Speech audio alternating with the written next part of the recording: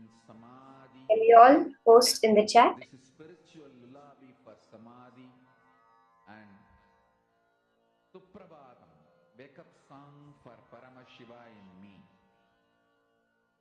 for Paramashiva to manifest. With this one spiritual powerful cognition, We'll now be soon verifying the answers, so let's all quickly post in the chat whatever Paramashiva has shown through the third eye.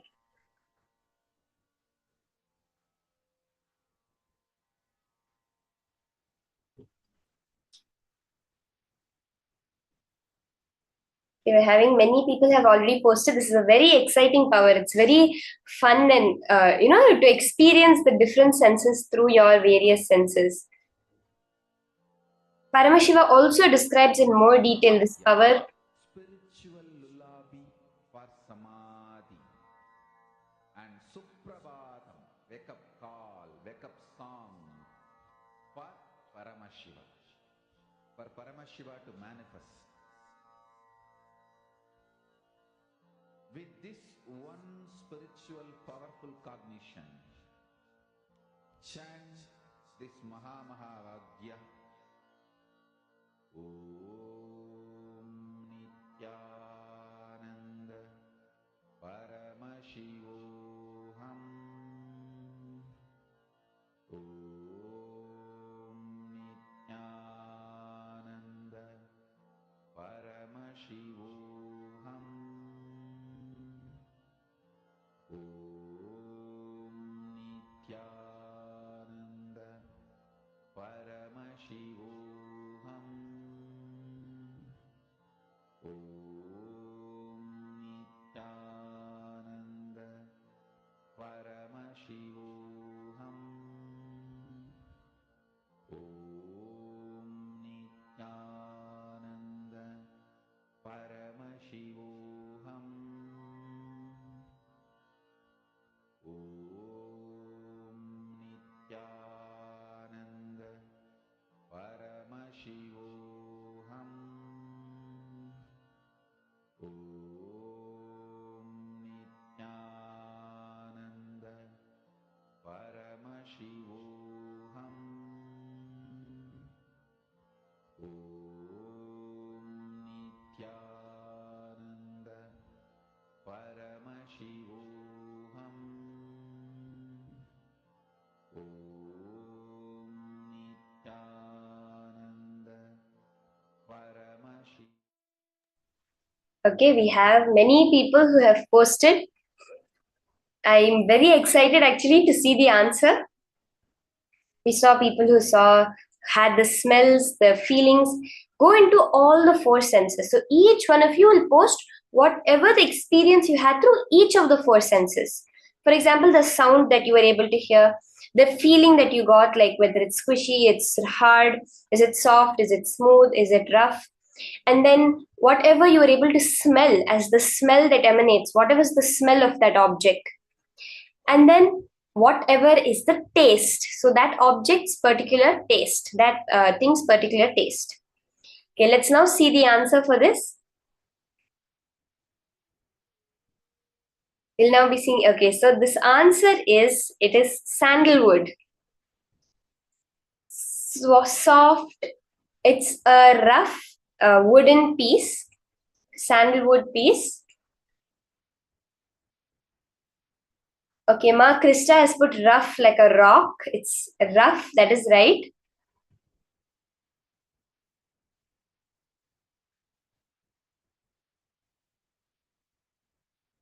Ma Agama Priya, you have put soft, grainy, smells good, a little bit only, a little bit oily, you have said, Ma. Actually, sandalwood actually has that property of being oily, which is so correct. It smells really good.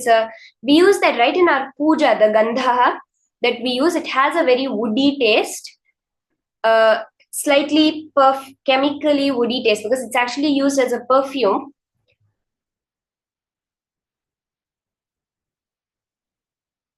Orange color, Ma Mohilata, soft powder. That is so accurate because we use gandha as a very soft powder. We use the sandalwood as a very soft powder. Ma Indira. Ma Indira, do you understand? You said it is sandalwood. Smells like sandalwood. That's exactly you've manifested, Ma. Ma, you've manifested so perfectly that it is sandalwood that was kept over there. That's so awesome, Ma. So awesome. Just celebrate, Ma. You have really, really manifested. All of us, when we celebrate the manifestation, when one manifestation happens, as we are sitting as a group, it is all of our manifestation. So that's so beautiful.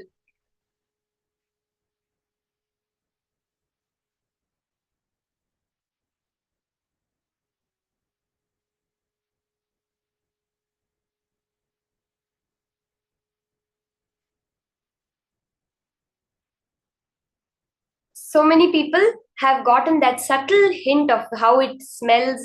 The smells, it's a very fragrant smelling object, the sandalwood. If all of those who do the puja, we use it as the gandaha, the offering of the sweet smelling paste, which we usually offer to Paramashiva. It has very cooling properties. The sandalwood has very cooling properties and a very fragrant smell. It's actually a wood from a tree. It's the wood part of a tree.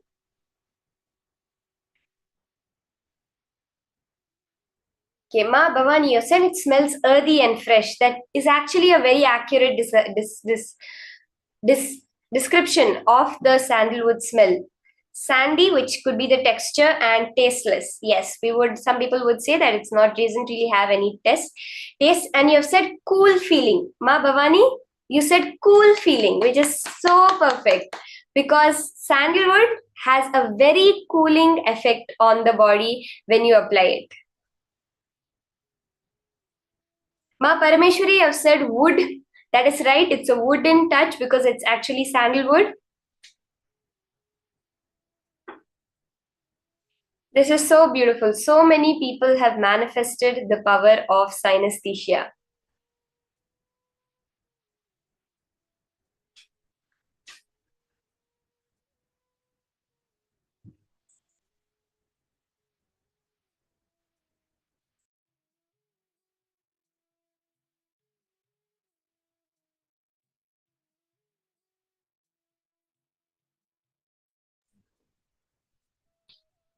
Further, today we'll be moving into very much advanced powers that are so beautiful. See, Swamiji always says that these powers, the power manifestation you're spending these 21 minutes doing, it's not some magic trick you're doing. It's actually practically you can apply it in your life. It's like, take the example of a kid who you're teaching, you're trying to teach them about gravity. You're in your science class and your teacher's teaching you about gravity. So gravity is an attractive force and it's what holds everything to the earth. And as a demonstration, as an example, you'll take a ball and throw, and you'll show that, see, you throw the ball and it automatically falls to the earth. You're not teaching gravity for them to learn to play ball, right? You're teaching gravity as a much higher science, as a practical, how much it applies in the various aspects of our life, how we can use it to, when we navigate our life, when we do different things like high jumping, when we find the center of gravity and all these things. But the example we are giving, just to show it, we give the throwing the ball, right? These powers are exactly that, just a demo, just a example to understand the science of power manifestation. But actually, these powers reflect at every day-to-day life area. Like, for example, when we're doing this power of synesthesia, how much more we can perceive. Like, let's say in any situation, sometimes you feel that you need more information. You need to have that focus, that awareness. We all say, right, work, we need the focus, we need the concentration. But you're not no longer going to be just perceiving it through one sense of your eyes, but you're going to be able to understand, experience that through all your five senses, and have that amount of concentration, of awareness of what is going on.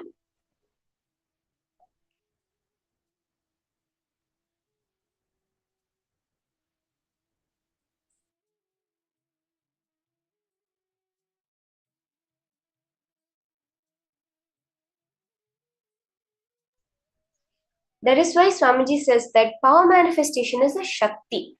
It is not Siddhi. See, Siddhi we see is like what Patanjali describes, where it comes on the way to enlightenment. You're working towards enlightenment, you're awakening the various possibilities and powers that are there present within your muscle memory itself. There are a certain set of possibilities which are available in your muscle memory. Like, Swamiji gives the example of a person on the platform, on the railway station platform. Because of lack of food, he would have mastered the ability to be with only one meal every day. Or we have these breatharians, we see, right? People who are able to be without food for years, 5 years, 12 years. But that is just the possibility level. We see the circuses, we see people in the circus doing all kinds of play. We have contortionists that are pushing the body to its limits. But Swamiji is not giving any yoga, whether it's the Nirahara Samyama, whether it's the puja, whether it's anything, even this power manifestation science. Swamiji is not giving it as a psychic possibility, but Swamiji is giving it as an established science by which you manifest the super consciousness through you.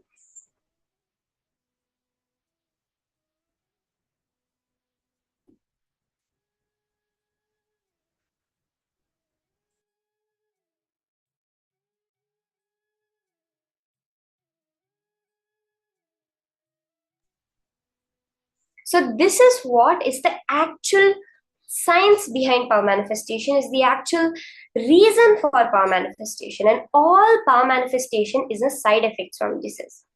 The actual purpose is powerful cognitions.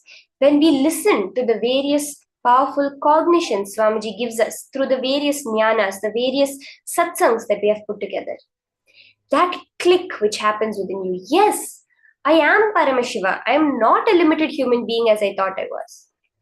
That is what results as power manifestation. In the next session now, we are going to be moving into the session on the genesis of identity. What are those key factors that created that individual identity in us, that separated us from Paramashiva, that we see as a separation between us and our cosmic identity as Paramashiva? Let's now understand this genesis of identity from Swamiji himself.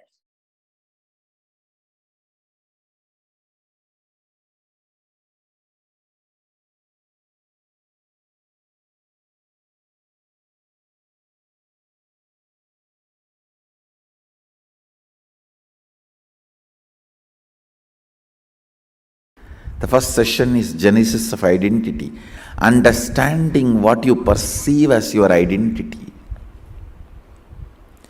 What do you feel as you is too important, because only from what you feel as you start developing second person and third person of your life. Aligning, understanding, aligning and understanding your first person, second person and third person, and experiencing completion. And experiencing completion. Understand, wherever you are not aligning, you are only maligning the reality.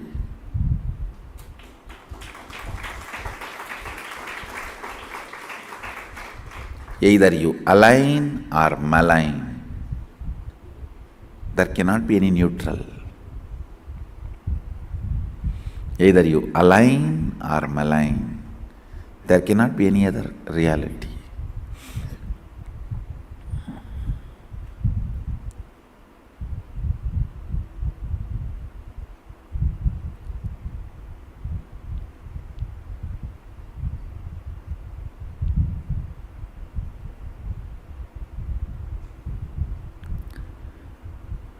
Aligning.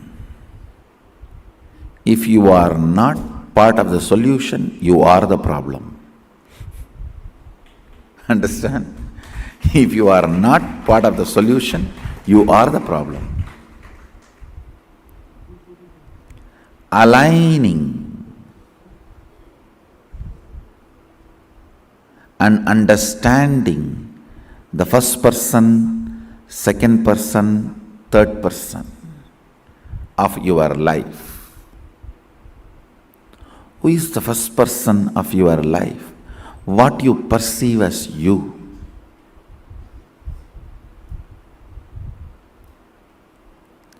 Who is the second person of your life?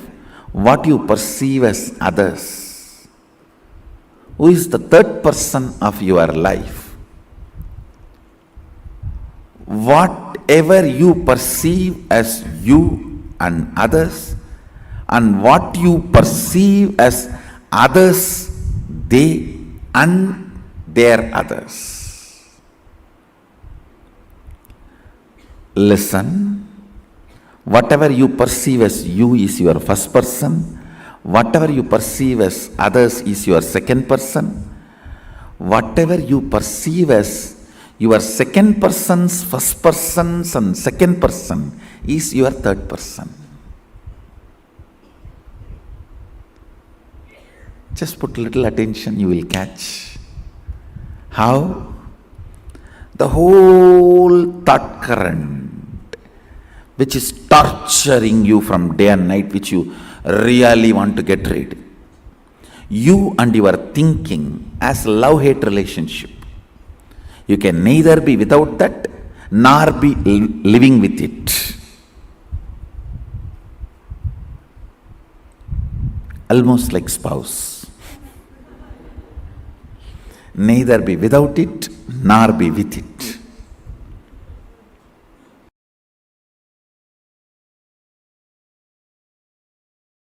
Listen. When I look inside me, my inner image, I see a vast, powerful space of Purnatva, complete completion, or Sunyatva, emptiness, living emptiness. You can call that as a soul, God, energy, Mahadeva, whatever. A complete space. That's the exact inner image I am carrying. Outer image. Listen. Outer image. How I project myself. I am projecting myself as a being to transmit that experience to all of you. You can call us an enlightened master or a teacher or an incarnation, whatever way you want. You can give any title. I am a being to transmit that experience. That's my outer image. Declared outer image. Others' image. Listen, others' image. I may declare that I am here to transmit this enlightenment experience to you, but people expect that I should heal their physical pain, mental pain. I should bless them for wealth. I should bless them for a healing relationship.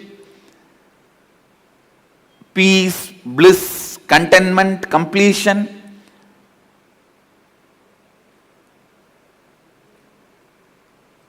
See, the other's image, what people perceive from me and expect from me, maybe it is different than what I declare, but even then I am responsible.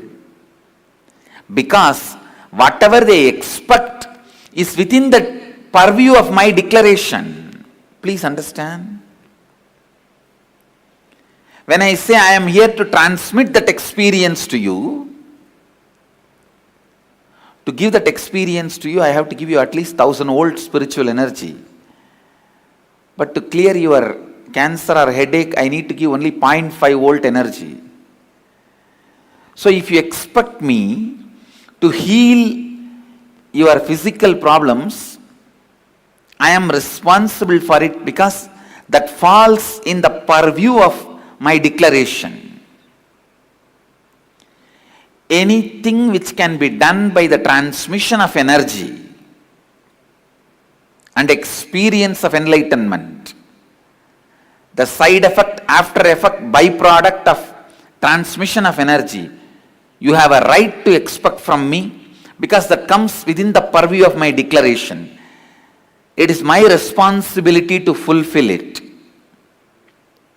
Only if you expect that I should win the World Cup playing the football match, I am not responsible for it, because that doesn't come under my declaration, the purview of my declaration.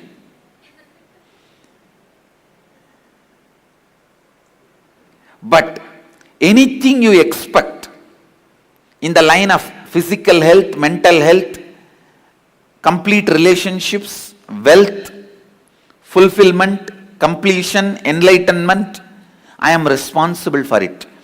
Either I have to give you that. If you are not ready to receive, I have to prepare you and give you that. But till you achieve it, I am responsible. This is what is taking responsibility for others' image. And the life image, the image I have about life and others, the whole world is here to celebrate this joy with me, to celebrate this bliss with me, to celebrate this completion with me. That's all.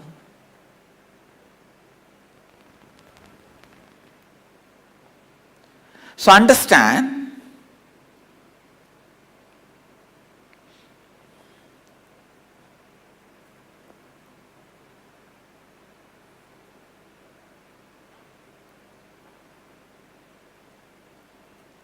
now you also look in and find out the inner image you have,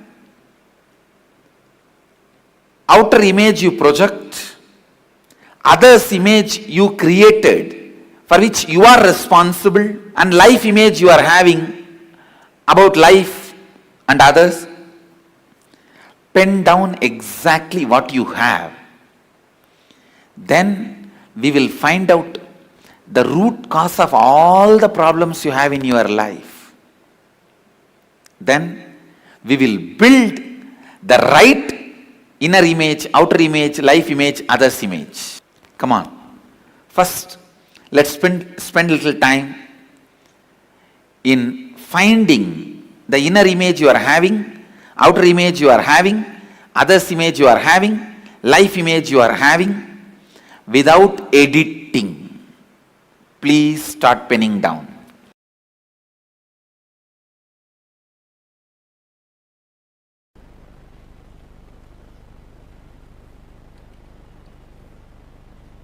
So understand,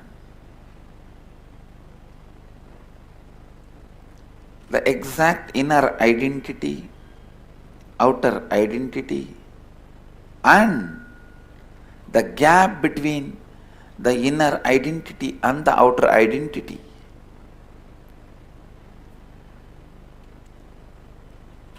And what you want others to experience, feel about you, and what you feel about others. There is always a big gap between these two. You want everyone to feel about you as a loving, caring, trusting, blissful, joyful person. But you believe, you think about everybody as crooked, cunning, cheats, bunch of thieves. Now you need to know the gap between your inner identity and outer identity. That gap is neither good nor bad. Same way, the gap between what you want others to feel about you and what you feel about others. This gap also is neither good nor bad. If both these gaps makes you powerless, both of them are bad. If they does not make you powerless and you know how to play with that, then it is not bad. Sometimes it is good. Some of the very powerful, the most powerful strategies which Krishna did to protect Dharma are done from that space where other person can't even understand with what kind of a logic you are functioning. Other person can't even understand, you can never understand with what kind of a dharma Krishna is functioning. You can never understand.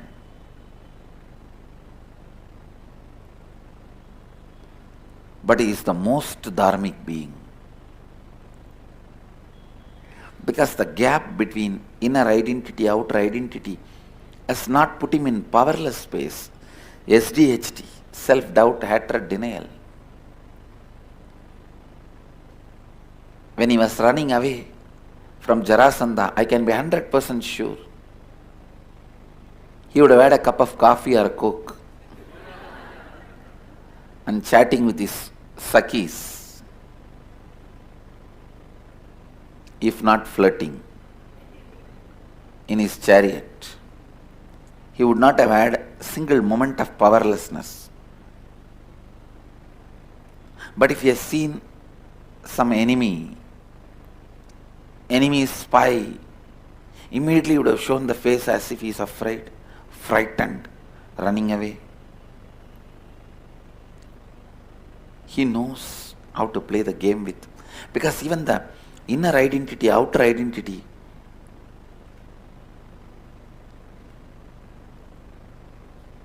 the life image and others' image, even that has become like a nail and hair for him with which he can do makeup, whatever he wants and play with it.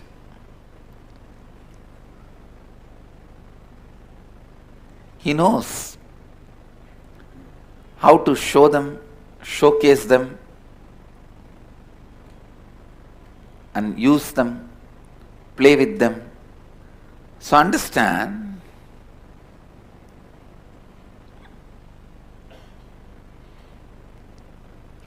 not to fall into any powerlessness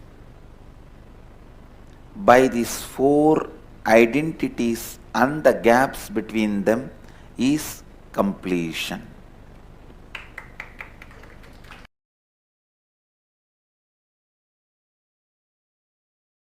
Sit. I am giving you the precise instruction from Mahadeva's definitions. Sit and decide that you are going to complete with some of this past incompletion, and let your attention be on the whole incompletion being relived with the clear understanding of unclutching. Identify why that happened, because it has happened. With that understanding, why that happened, because that happened. Why you reacted the way you reacted, because you reacted the way you reacted. Why the action, because the action. Why the reaction, because the reaction. Any past incident has no valid, adequate reason to the present conscious cognition. Any past reason cannot be adequate for the present cognition. Any past incident has no reason or cause for why it happened the way it happened. It just happened the way it happened and it did not happen the way it did not happen. That's all. with this clarity, relive, relive, relive, you will see the form you are able to remember in which the incompletion happened will melt down, will lose its power over you. That is the definition that completion has happened. The incompletions have melted down. Go on, go on, go on. Other than the form you are having this moment, you should not be able to remember any form of the past. Then you become formless. People come and ask me, oh Swamiji, I have this big low self-esteem, low inner image. How can I drop this? I have so much of SDHD. All of them have power over you because still you believe your future is going to be with them. I'll show you your future is going to be with Sadashiva.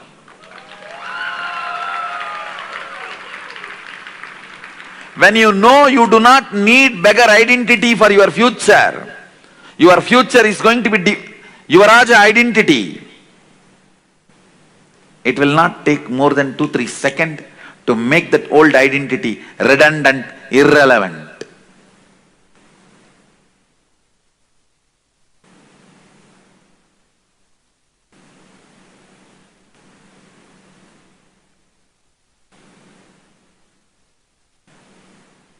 I'll show you.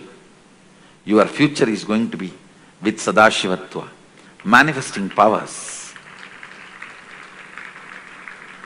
Being the Yuvaraja of Nityananda.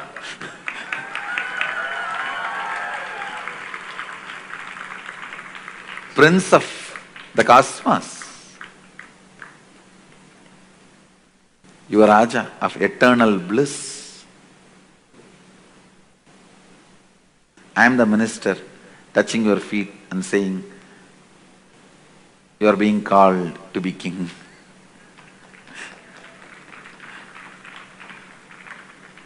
Understand. You need to understand only one thing. Your future is going to be with a higher identity. All this old identity, powerlessness, SDHD, GDHD, SSDHD means, SDHD means self-doubt, self-hatred, self-denial. GDHD means guru doubt, guru hatred, guru denial. Now when you have SDHD, you will have GDHD. When you can't trust you, you won't trust me. SDHD, self-doubt, self-hatred, self-denial. SDHD leads to GDHD. Means guru doubt, guru hatred, guru denial. Which naturally makes you do SSDHD. Means Sadashiva doubt, Sadashiva hatred and Sadashiva denial. SDHD leads to GDHD, leads to SSDHD. Understand?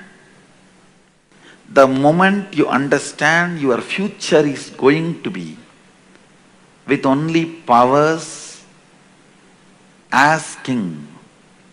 As king, not as king. As king. Not all the time as king. Now, the prince, it only took 2-3 seconds for him to shift from as king to as king. From as king to as king. It took only 2-3 seconds. If you know your future is going to be manifesting Sadashivatva, suddenly you will see all your old SDHD, GDHD, SSDHD, all of that will become redundant. All of that becomes redundant. All of that does not have any more power over you. Does not have any more say over you. Does not have any more hold over you.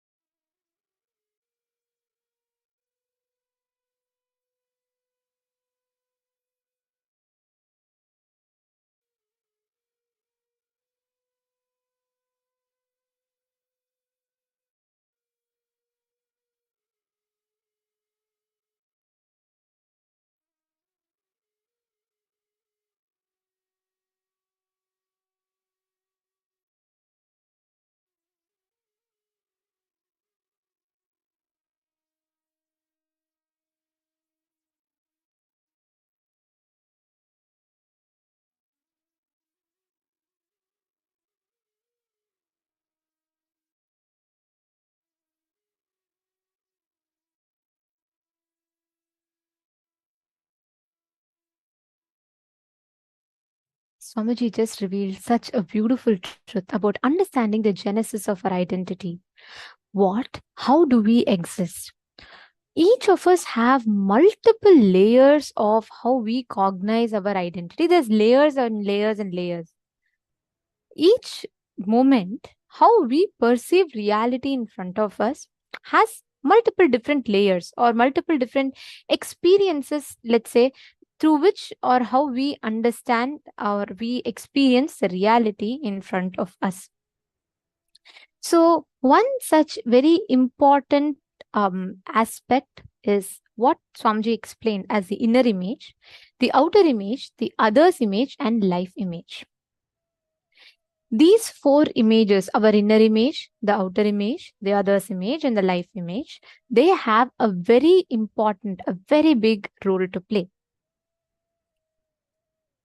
How we experience the reality in front of us, understand the way you perceive about you is the way you perceive about world, the way you perceive about how life happens to you, all of that matters.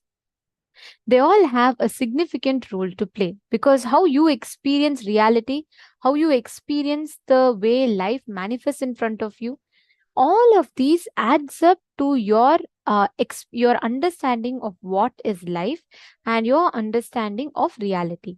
So these four components, mamakara, ahankara, anyakara, and the swa anyakara, all these four components put together makes up our existence, makes up you, me, our identity, how we perceive ourselves. So can I request every one of you to please explain what is inner image, what is outer image, what is other's image, and what is life image? Come on. Can I request every one of you to please post? Take a few minutes. Can I request each of you to post? What do you understand as inner image, outer image, other's image, and life image? Come on. Ma Vignanayaki, Ma Ananda Shakti, Ma Chingho, Ma Chungiliyu. Come on, everyone. Let's post. What do you understand as inner image? What do you understand as outer image? What do you understand as other's image? And what is life image?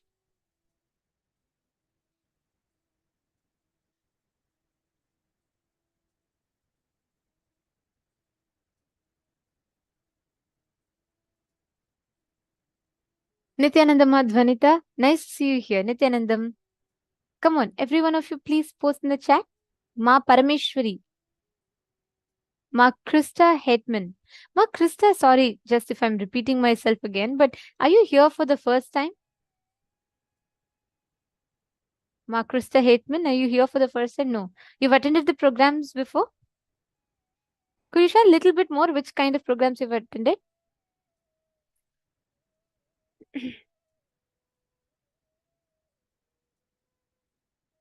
Okay. I see. Okay, Ma. Very nice. Which program have you attended before? Or is this like your first program? Meaning, is Paramashivoham 3? Is this season that you're attending your first program or? Level 2 you've attended. Okay, very nice. Which place are you from?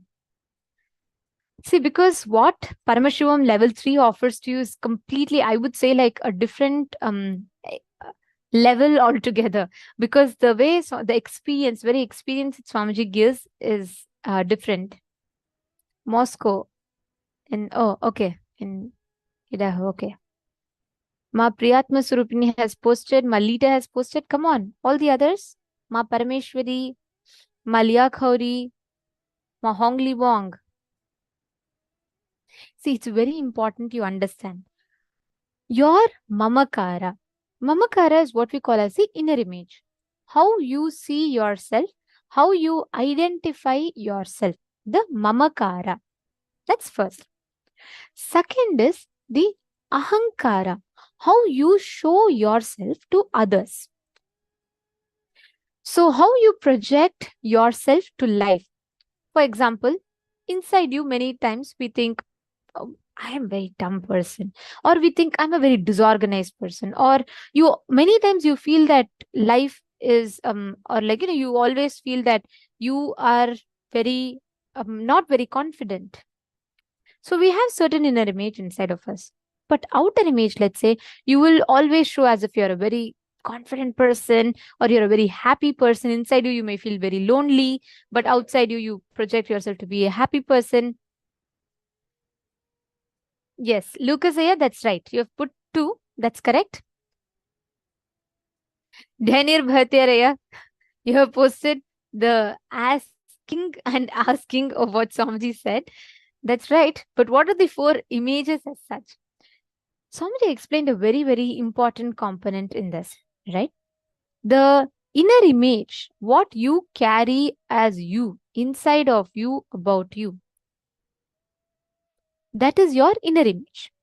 How you show yourself to others is the outer image. Like how you show as you, what your feelings, everything to life. And the next one is life image. Life image is how do you perceive world and life. And next is how do you think that others perceive about you. These 4 components makes up you, your existence and your life. Your inner image might be, I'm a very underconfident person, or I'm a very weak person, I'm a very lonely person. But outside, you always project yourself as a very outgoing person.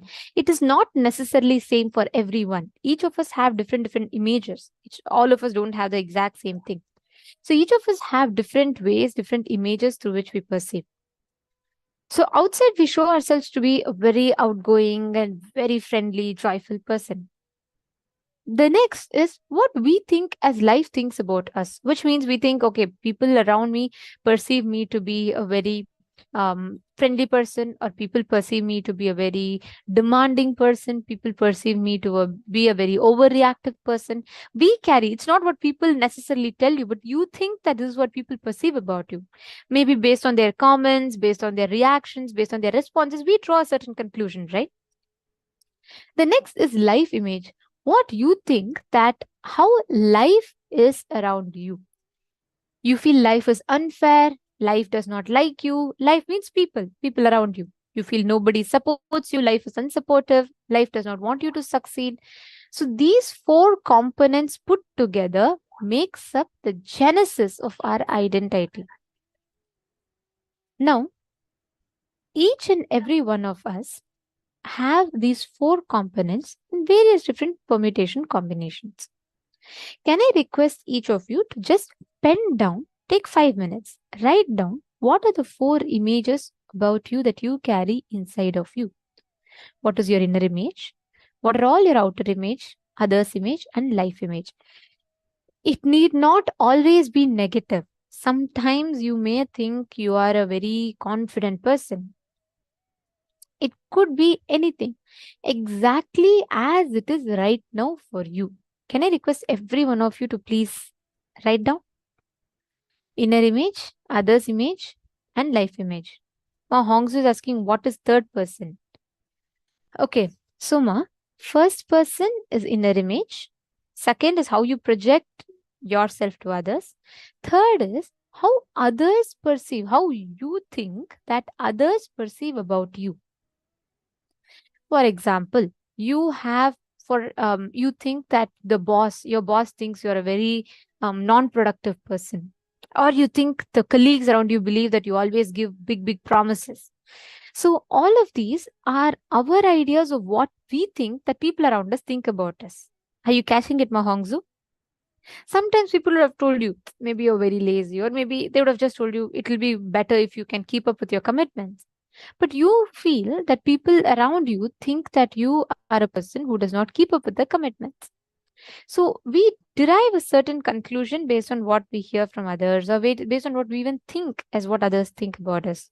So all of that is the life image or others image, sorry. And Malita Seg is saying, is it possible that we have several outer images? Yes, it is. We all have different outer images. Sometimes we show that we are very weak. Sometimes we show we are very strong. It depends. So yes, we do have different outer images. Life image depends on the situations about life. Yes. But you first write down, only that will help you analyze, Ma Margarita. You first write down, only that will help you analyze.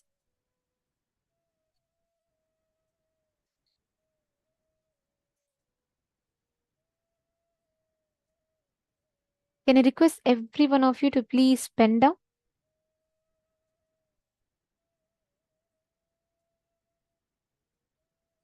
Let's all take 5 to 7 minutes. Please pen down.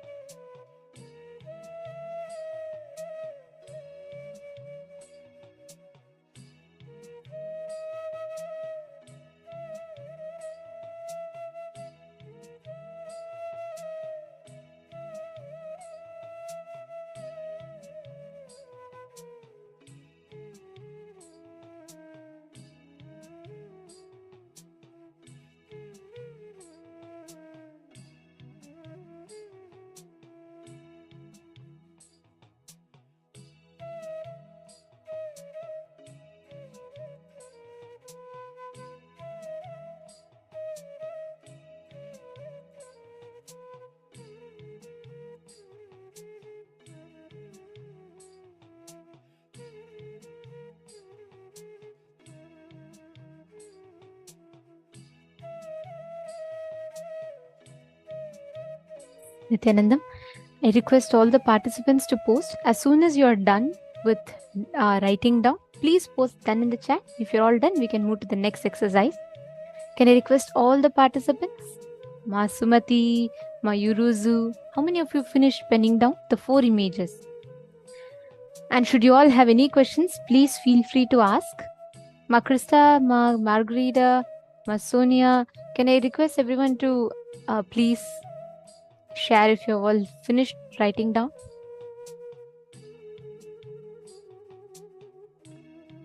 Ma Sonia NG, have you finished writing down? Ma Shiva Shankari.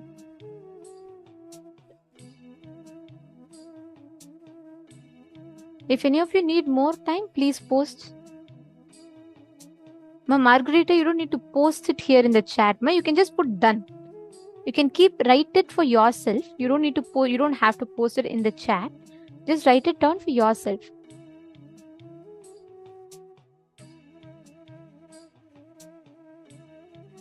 Okay. I still think some of you are writing. I'll give you all about 5 minutes more so you all can finish it because we have a very important step next. So for those of you that have finished writing down, now the next step of this process. See, what you have written down so far right now is your current images, correct? You have a current inner image, you have a current outer image, you have a current others image and a current life image. Right now you may feel a mixed set of emotions, all the different feelings that you have inside of you. You feel that you're good, bad, right, wrong, etc. This is your current inner image. Next step. In the next step, I request every one of you to write down what is the best inner image you want to have. Listen very carefully. Right now, you may feel you're a very weak person. You may feel you're a very unloved person. You may project yourself to be a very, let's say, you may project yourself to be a very afraid person. But what do you want to really be? Pen down. Let's say you want to be a very confident, outspoken person. Your inner image should be, I am complete, I am blissful, I am loved. Whatever you want to feel about you, the best image you want to feel about you. The next one, right? What is the best image you want to show about you, project about you? Listen very carefully. What you want to be, it will always be only, you will always see all 4 images will come to alignment. The authentic identity about you, all of them come to alignment. You're understanding? So now write down what is the best image you want to have about you as you. The mamakara, I want to be a loved person. The ahankara, how you project yourself to others, a very caring, loving, fun to be around with type of a person. See, do not write Paramashiva, I want to be Paramashiva, I want to be Paramashiva, I want to be Paramashiva and all 4. No. What do you understand as Paramashiva? What are the qualities of Paramashiva? Even if you say Paramashiva, what do you mean by that? Write down all of them.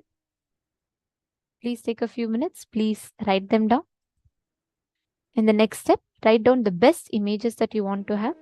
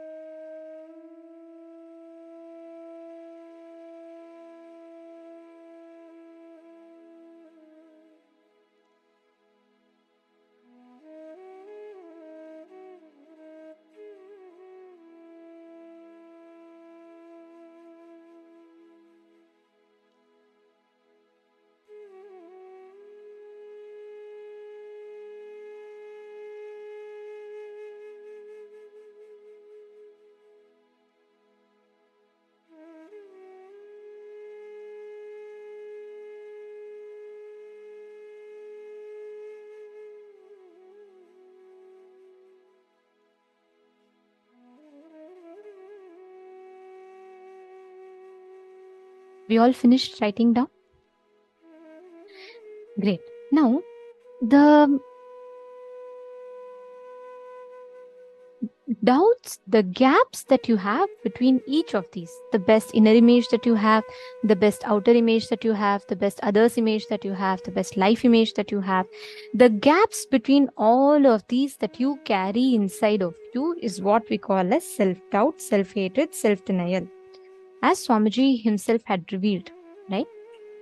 So now, each of these gaps you carry inside of you, in your inner space, the doubts that you carry, the self-doubt, self-hatred, self-denials that you carry in your inner space, in each of these situations, they impact what you manifest as reality. That is self-doubt. The gap between your inner image and your outer image is self-doubt. You believe yourself to be one thing, you project yourself to be another thing. The gap between that is self-doubt. And the next is self-hatred. Self-hatred means the way you project you and the way other person believes you. This gap is self-hatred. You want to project yourself in some way, outer image. But the other person is not ready to accept you with that declaration that you want to project. That is hatred. Listen very carefully. You want to project yourself to be a very friendly person, but still people around you, the outer image, the life around you, people tell that you are not as you project. You are not as you seem to be. You are very, let's say people tell you are very unfriendly. That gap between the image that you project versus what they perceive is what we call as self-hatred. The hatred that you build towards yourself. The next is self-denial.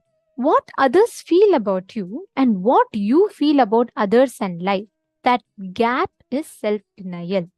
For example, you always wanted others to feel great about you. Means you always, all of us, I mean, not just when I say you, all of us, we want others to believe we are very trusting, loving, compassionate, caring. But inside of you, you think, all these fellows are cheating. And you're afraid tomorrow they may cheat you. So you keep yourself close. But you constantly expect others should be open to you. That gap is self-denial. You want others to experience you're a very trusted person. You want others to trust you. You want others to share information with you. But you yourself believe that life is not trusted. People all cheat. So you yourself don't share with others. So without you sharing, you expecting the other person to see, accept you as you are, that gap is self-denial. How many of you are exactly catching this? How many of you are understanding this? Wave your hands. If you're all understanding and clear, can you all wave your hands? It's a very important exercise. I know it's a little long exercise, but it's a very important one. So I request every one of you to please, if you have understood, please wave your hands.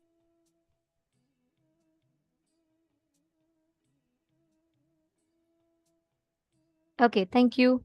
Yes, I see it. Thank you. You can drop your hands. Okay, now listen very carefully. You're going to write down, you're going to be penning down what exactly is the incidents inside you that you had in life which caused this self-doubt, self-hatred, self-denial in you. Please pen them down.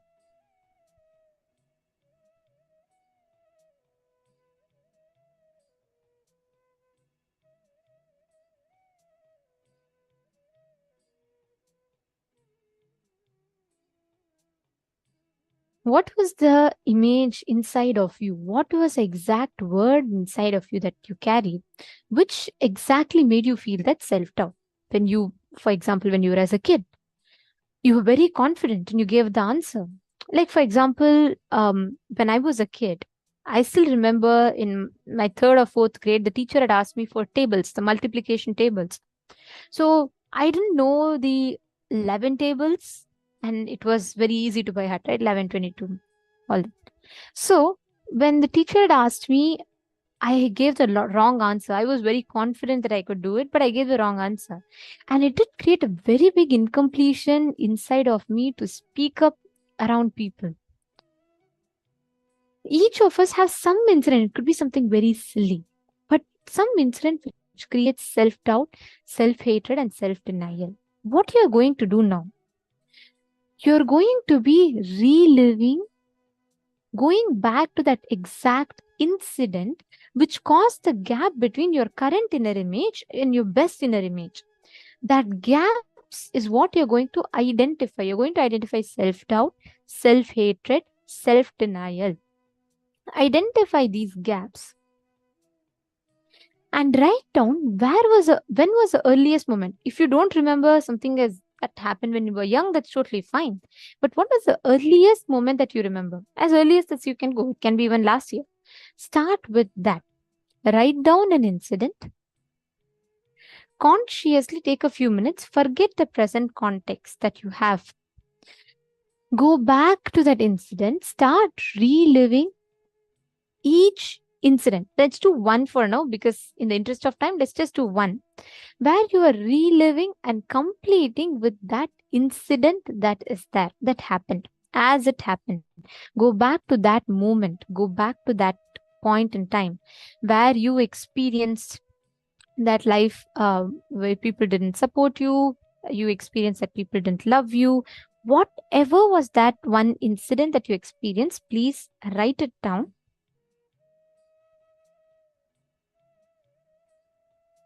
And relive and relieve, complete that whole incident.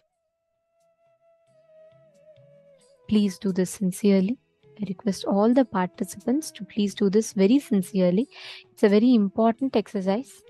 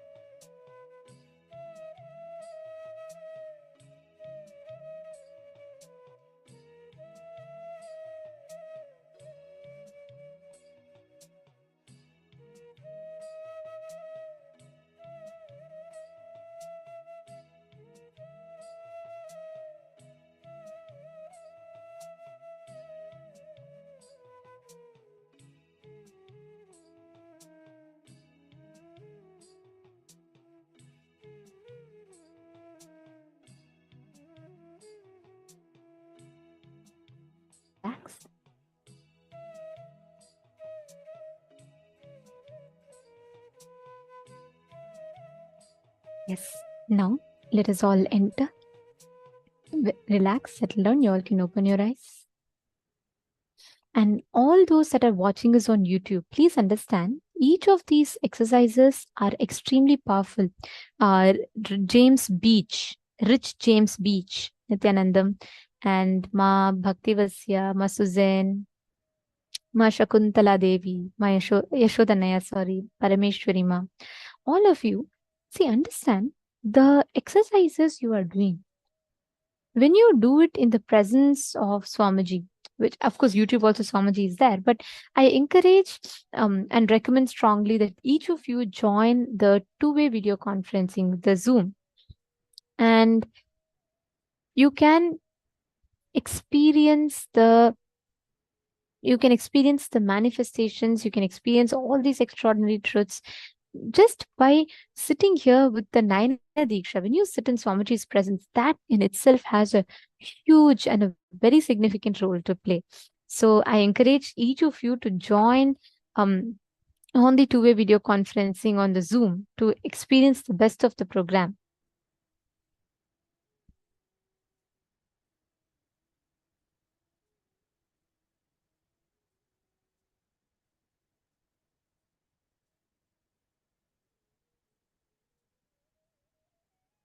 Yes.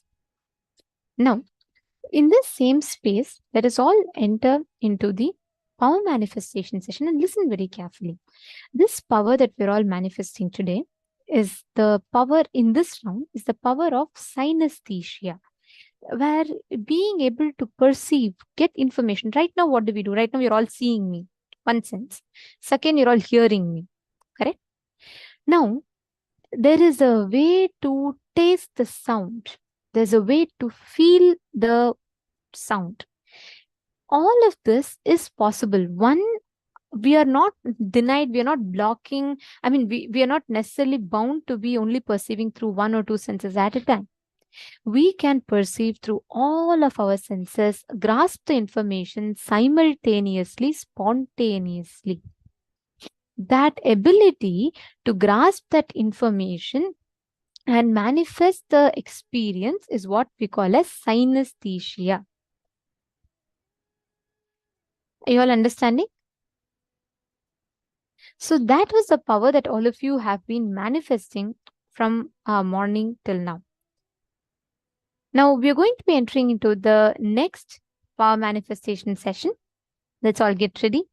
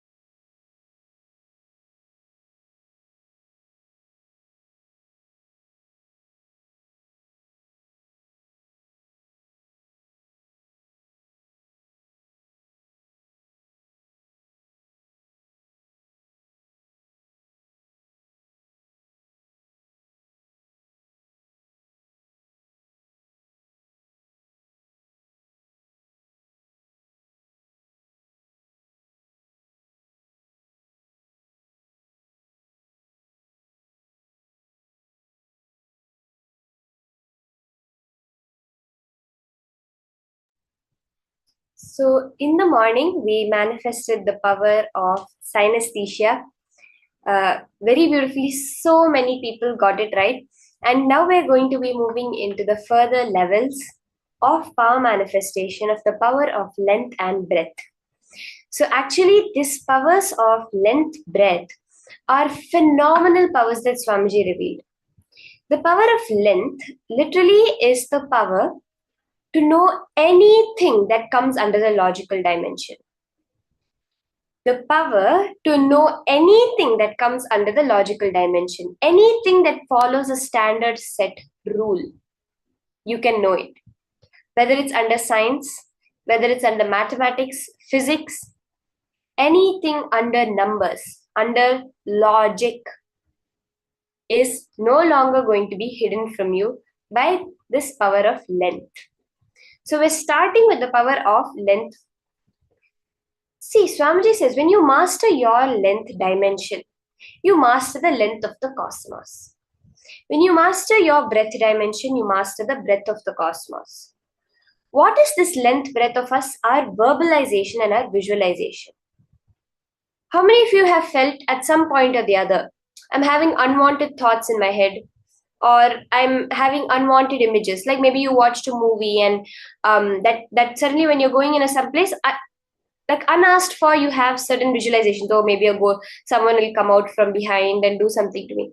Or anyway, we have these unwanted, unasked for visualizations and verbalizations that come up. How many of you have had this experience? Or else even the thing that, oh, when I say something, it's not happening. Or when I visualize something, it's not happening the same way. Even this. Can you all post a yes in the chat if you have all experienced this? At some point or the other. Correct? So at some point or the other, in some incident or the other, we would have experienced this. That is because we have not mastered the length dimension of us. That logical thought process, that logic part of us, our verbalizations, are not completely yet our manifestation. When we decide that I am Paramashiva, my ultimate identity is actually Paramashiva, Swamiji, the divine, the cosmic ultimate, then all the lower dimensions, the length, breadth, depth, time, come completely under your control. You just know it like you know your name. That is what we are manifesting as this power of length now. So when we start, let's see a few pramanas for this power of length. We saw the Shastra pramana in the morning where Paramashiva had revealed the power of Jitabhuta Gana, the power over the elements, the various length, breadth and depth of nature. Let's see the Apta pramana, and Swamiji's own experience of this power.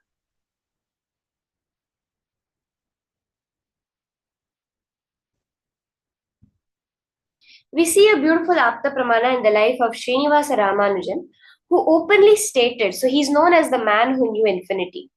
He openly stated that he received the mathematical inspiration and sometimes whole formulas through contacting the Hindu goddess Namagiri Tayar while dreaming, his Kuladevata. Ramanujan was an observant Hindu adept at dream interpretation and astrology. Growing up, he learned to worship Namagiri Tayar, the Hindu goddess of creativity, Lakshmi. He often understood mathematics and spirituality as one. For example, he felt that zero represented absolute reality and infinite representations, that infinity represented the many manifestations of that reality. He is famously known to have said that an equation for me has no meaning unless it represents a thought of God.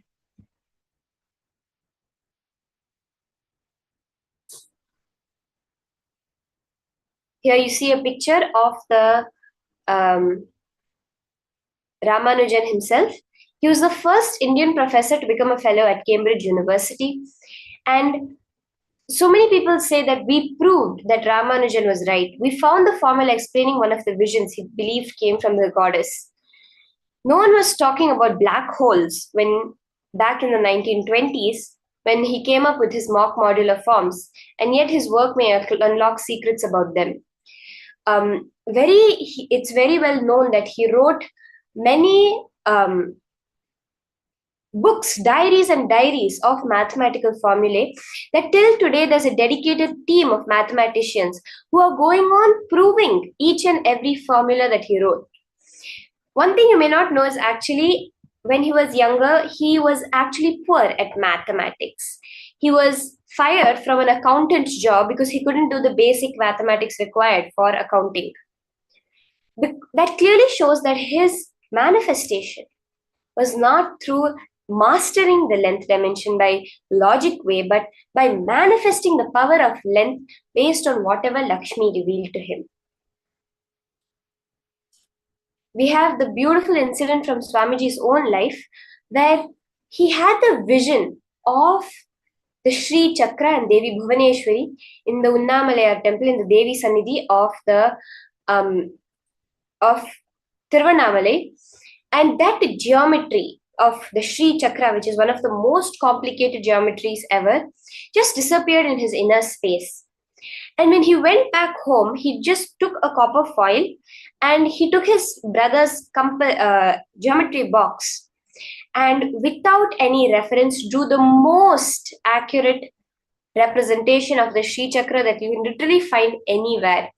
And when he went and showed this to his guru, Mata Vibhudanandapuri, his guru was shocked because she says, I've been worshipping this image my whole life, this sacred geometry my whole life, but I've never ever seen it drawn so accurately that at first shot, even the greatest temple stapatis will need a reference to draw a Sri Chakra so accurately. And there's actually one time where for one of the programs, devotee, a person had come for the program, the Inner Awakening in Cambodia, where he was actually running a puja shop. So he had a shop and he saw this Sri Chakra drawing, and he actually asked that I've been really looking for a long time for an accurate Sri Chakra drawing. I've not been able to find one so accurate as this. Swamiji, can I use this to mass produce, to print, and actually when I was selling the puja items? And Swamiji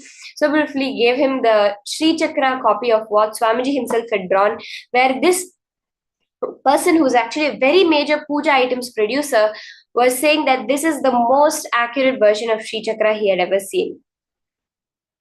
Now we are all going to be manifesting this power in one way. So we are going to start with having an image projected to all of you. It's going to be the image of a particular building. Through your third eye, you're going to scan and see what the height of that building is. Okay? For the first, we'll do it very quickly. We'll have 3 minutes per round. So right now we have the image projected to all of you. Scan what the height of this building is and immediately start posting. So your 3 minutes has started now. Connect to Swamiji. Chant the Mahavakya. Just know that you are Paramashiva, beyond the length, breadth and depth.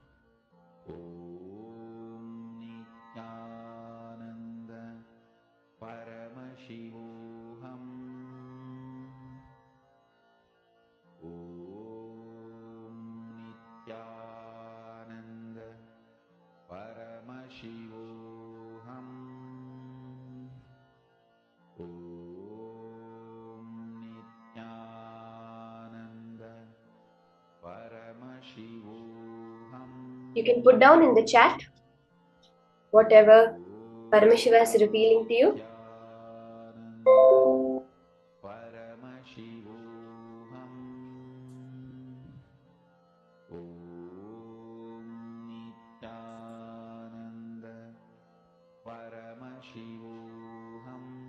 Immediately, you can start posting in the chat the details of what Paramashiva has revealed before we move into the verification.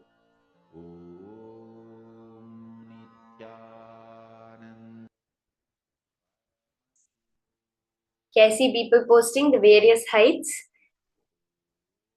I'll give a few more seconds for anyone else who's left to finish posting. See, if you're seeing multiple things, if you're having multiple numbers coming up in your third eye in different, what do you call it? Units of measure, anything that Paramashiva reveals to you, you can just post it exactly like that.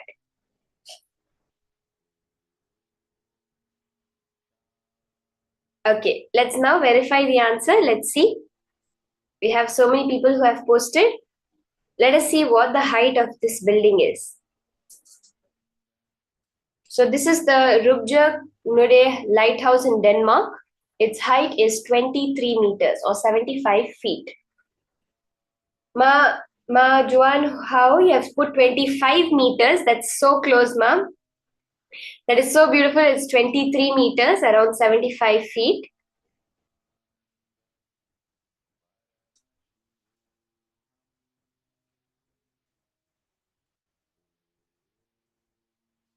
Okay, we have 20 meters.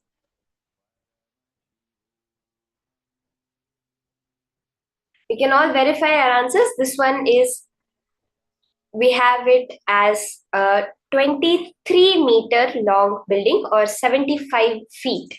So if you saw the numbers 75, 23, 25, anything that comes within that manifestation, you can verify it. See, if this is just the first round, so now we're going to move into the second round.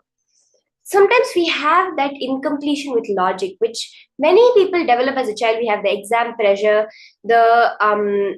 you have to know all these things, the pressure to excel. So because of that, we associate these incompletions with the idea that I have to, when it comes to logic, right? When it comes to numbers, especially.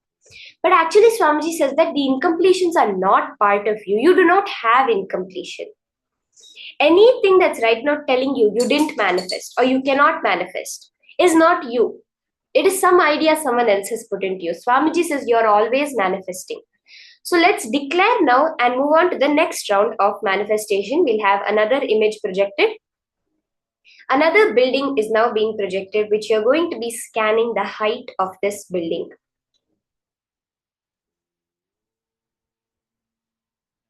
Three minutes starts now. Connect to Swamiji, chant the Mahavakya and scan the height of this building.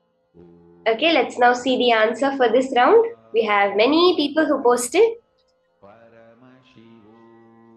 This answer is 27 meters. We have many people who saw the number 7, I think. 89 feet and 27 meters is what so many people have typed down. The number 7.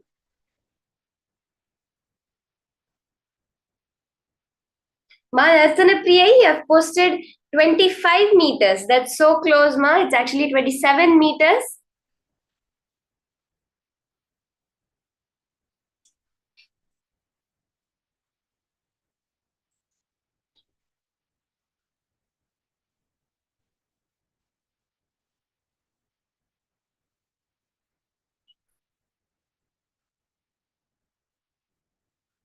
This is the Chindia Tower in Romania, actually.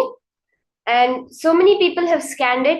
And I think this time a lot of people caught on to the number 7, that was the 27 meters, 89 feet. Going through the day, more and more, we are going to be moving into much more advanced levels of the power, going into breath. And the next power, one of the further powers we'll be doing is actually a very, very exciting power, which a lot of people enjoy, which is the power of GPS.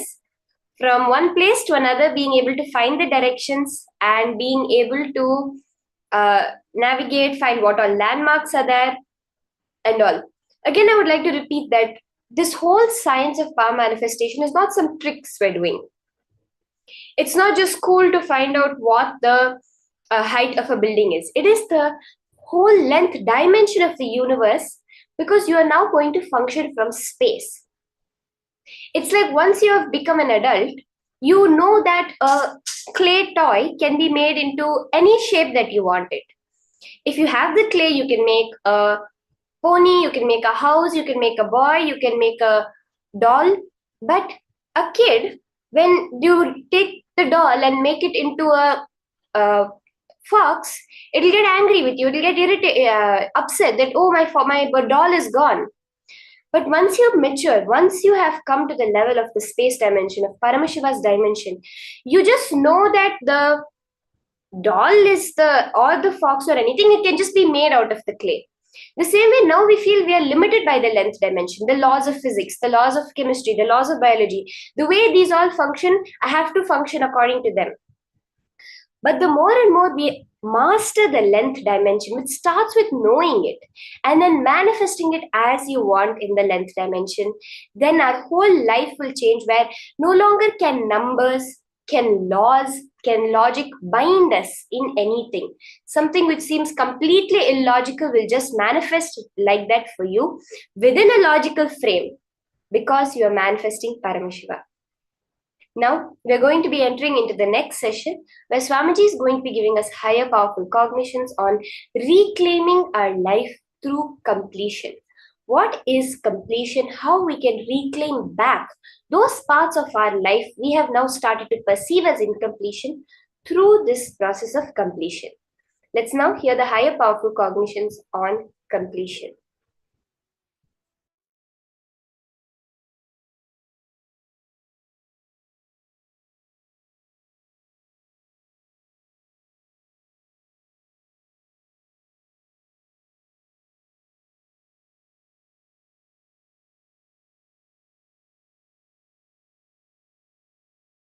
One, try to remember the earliest, as far as your memory goes, the earliest first time you felt powerless, either by fear or guilt or weakness. First time when you felt powerless. It can be as simple as your mother made you sit on the dining table, or you were playing in the rain and your mother slapped you and dragged you inside the room, or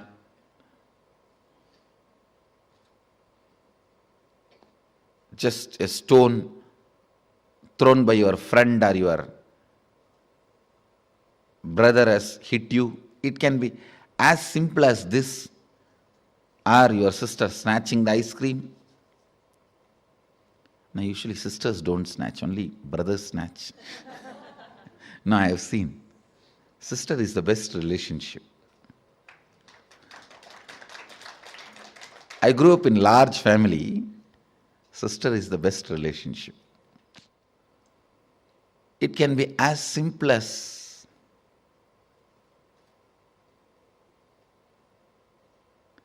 your mom gave one sweet extra to your younger brother. Your dad gave one cloth or jewel extra to your younger sister. It can be anything. First time when you felt powerless, what was your inner image? Means, what did you tell about you to you? What was your outer image? How you showed you to others? How you reacted to that situation? And what was your life image? Means, how did you judge others or life at that moment? Listen, what was your inner image? What was your outer image? What was your life image at that moment?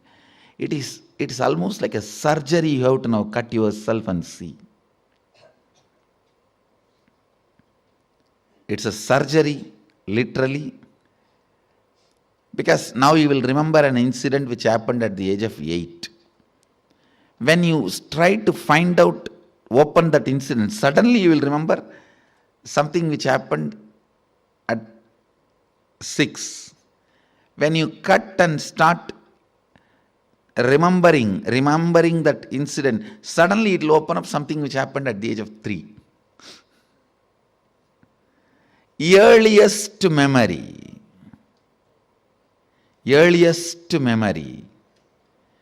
First time, as far as you can remember, when you became powerless. Actually, you will be surprised, because I'm going to blow prana into you. Means awaken your pranic energy. You will remember the memories you never thought, you never imagined you will be able to remember. Actually, only now you will see directly what I can do to your mind. You will suddenly remember the deepest layers of your memory. You may even remember what happened during your birth, and even those scenes you may start seeing. Actually, I am going to blow prana into your navel center. You will be there only, I will be here only. I will be awakening you. See, the navel center means your umbilical cord connection with your mother. That is the zone stores earliest memories. And if that awakens, means Kundalini enters into that navel zone, suddenly you will see from your birth, when they cut that umbilical cord, from that you will start remembering the memories. How many of you understood this example? When the child is dragged, there are 3-4 rules. Always root pattern will be formed before the age of 7. So the first incident you find will be before the age of 7. If it is after 7, you will have to dig out and you will find it. Always the incident will be before the age of 7. That's one. Second, all major sufferings, whether it is physical or mental, you go through in the life will be connected to that root pattern.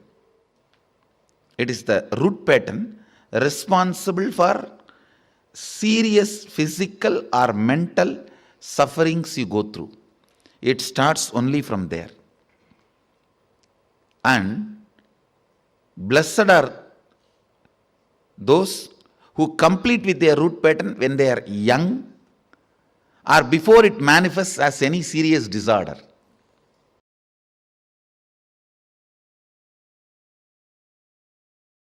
When you complete with your root pattern, the collective, your family's root pattern will stand in front of you. Complete that. Then collective, your society's root pattern will stand in front of you. Complete that. Then collective, your country's root pattern will stand in front of you. Complete that. Then collective, the global root pattern will stand in front of you. Complete that. Then collective, whole beings, not just human, all beings' root pattern will stand in front of you. Complete that. Then the whole universal, the cosmic root pattern will stand in front of you. Complete that. Then you are Sadashiva. So every completion is not completing with one thought pattern, but completing with the whole thought current. With the whole thought current.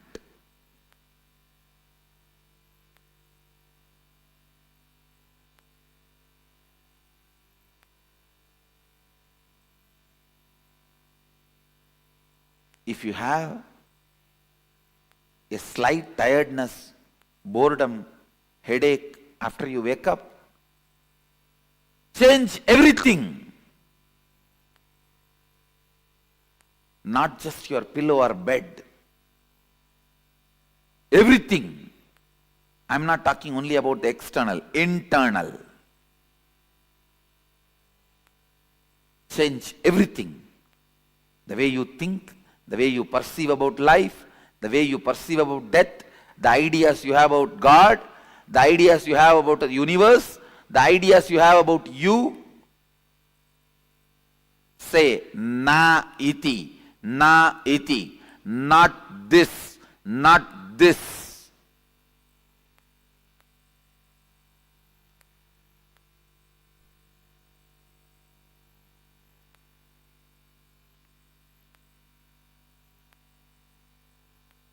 The time period you are stuck with one thought pattern is a year, season in your life.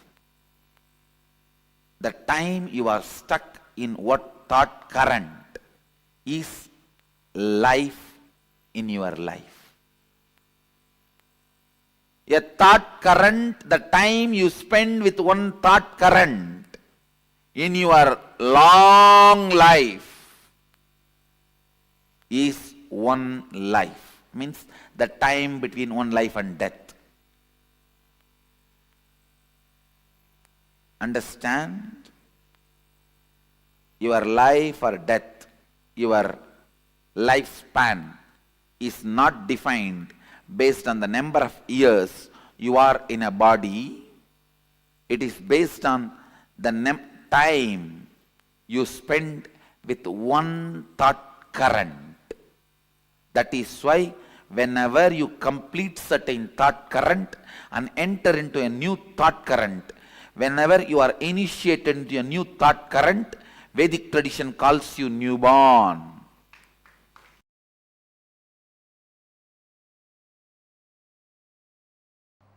Please recite the first verse along with me. Keneshitam patati preshitam manakena pranaha pratama praiti yuktaha.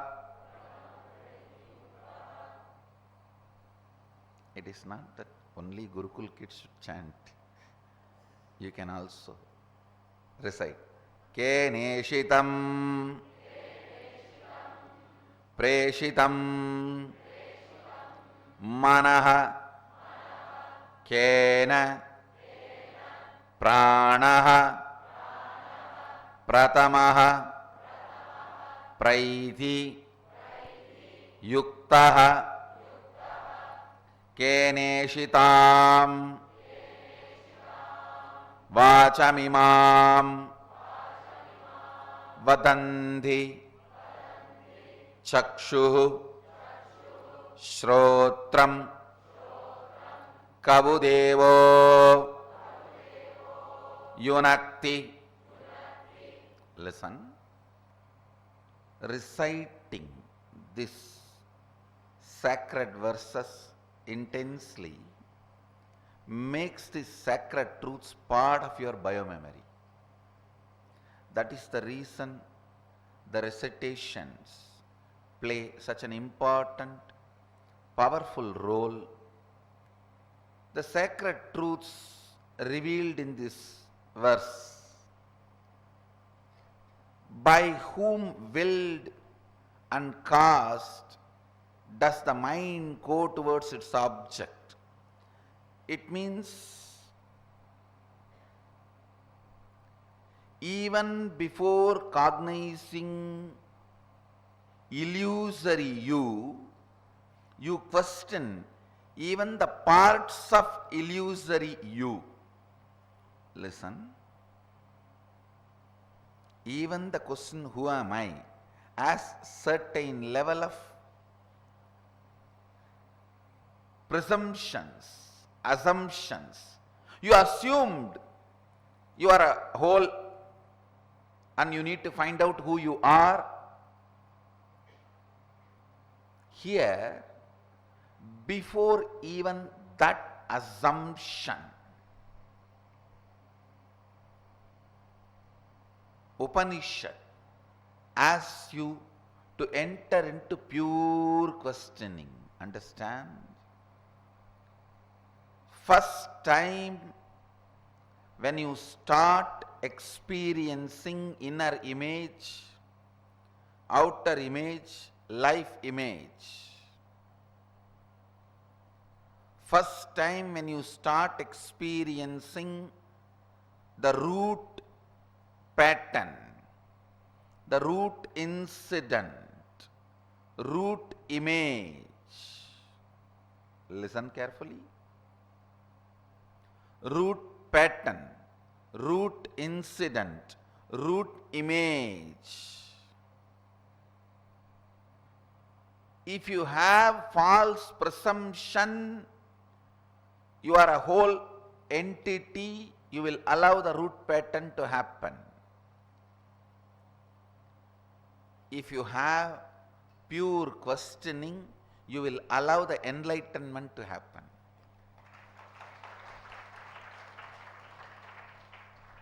I know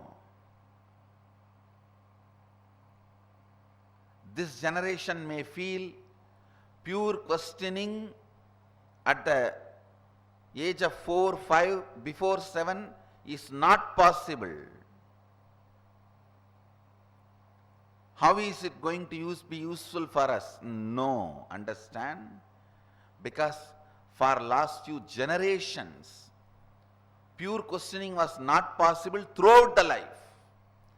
They lost pure questioning throughout the life. That is why now it feels pure questioning before 7 is very difficult. Now, this generation, when you guys start pure questioning, even during some time of your life, your next generation, your DNA, your extension will feel pure questioning before 7. Pure questioning is all about the level of Kundalini Shakti, the level of mitochondria, cell energy, which comes to baby from father and mother. If the father and mother are seekers, that DNA gets into the baby. Baby will never have, child will never have root pattern. Even the first time he is put into powerlessness, he will not assume he exists, he will not create.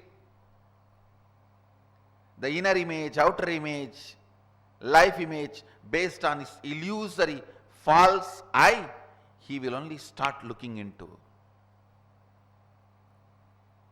By whom willed and caused does the mind go towards its object? Means, who is creating inner image in me? By whom directed and united with which does the first vital life energy and chief cause comes forth towards its activities? Means, who is creating my outer image? Understand? Each line, the first line is the action of creating inner image. If you don't ask the first line, your inner image will be created. If you ask the first line, you know what is the action creating the inner image. Listen carefully. Inner image is willed and caused by something which empowers the mind to go towards its object. Listen carefully. First time in your body, when mind moves towards some object, that movement is called inner image. It will create an inner image in you. If you allow that movement without being awareness, without being aware of it, you will create inner image. In that very root, if you question, Keneshitam patati preshitam manakkena pranaha pratama praiti yuktaha.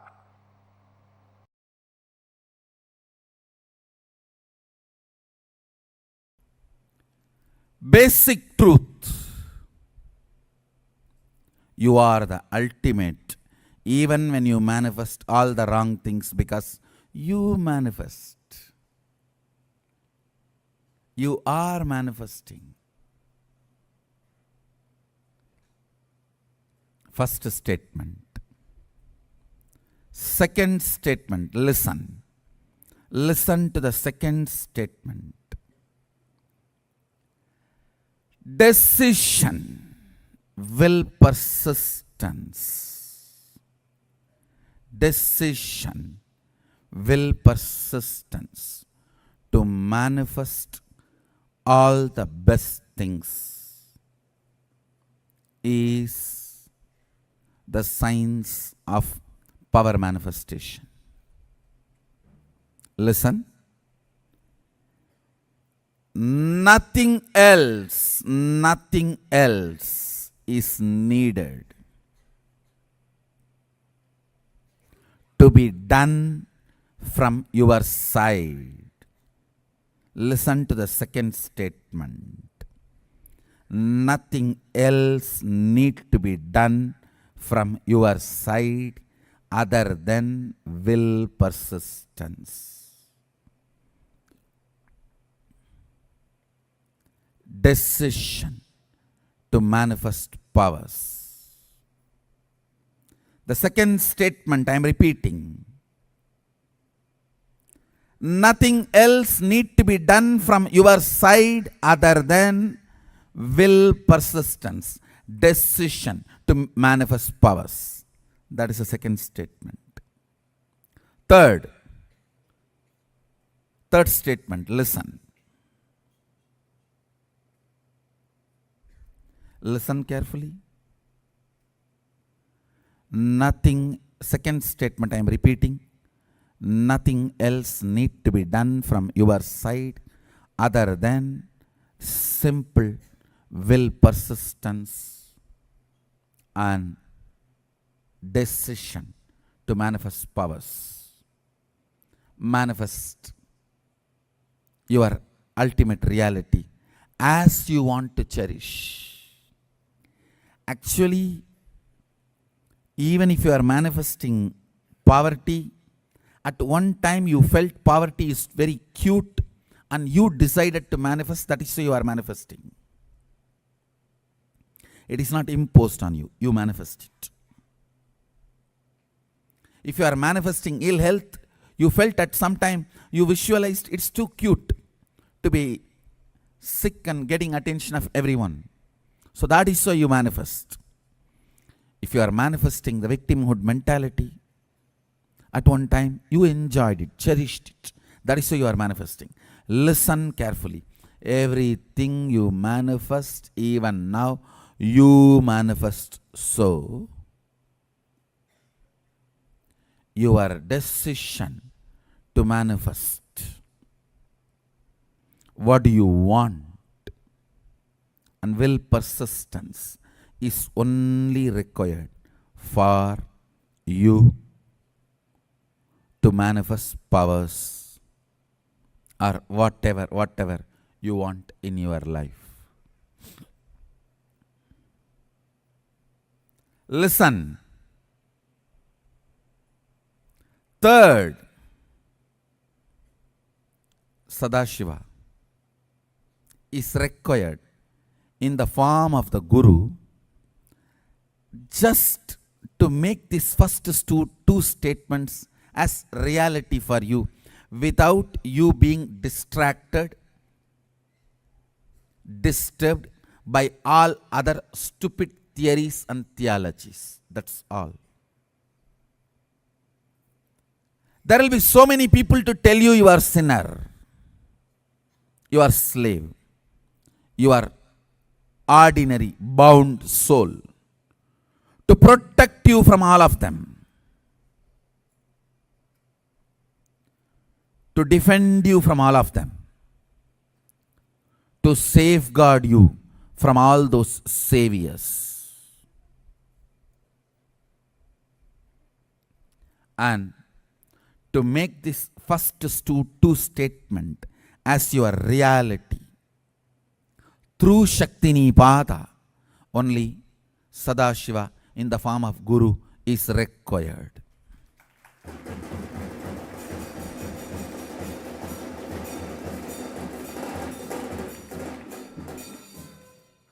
These three statements I am repeating. I wanted to repeat again and again. Maybe even if you guys repeat it 108 times, it will be good. First statement, you are the ultimate, even when you think you are manifesting wrong things in your life. Even if you think you are bound, you are suffering, you are being tortured, you are not in right way, even if you think you are suffering, even if you think you are bound,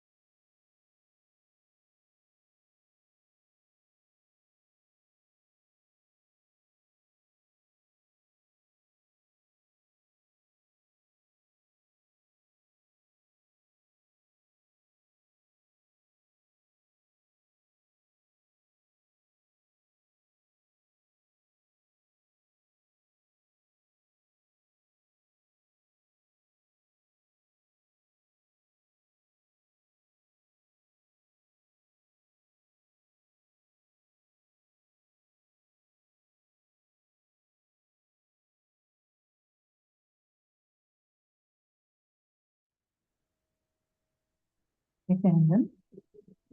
You're listening to all of us on what completion is and how to reclaim your life through completion, how to do the completion process.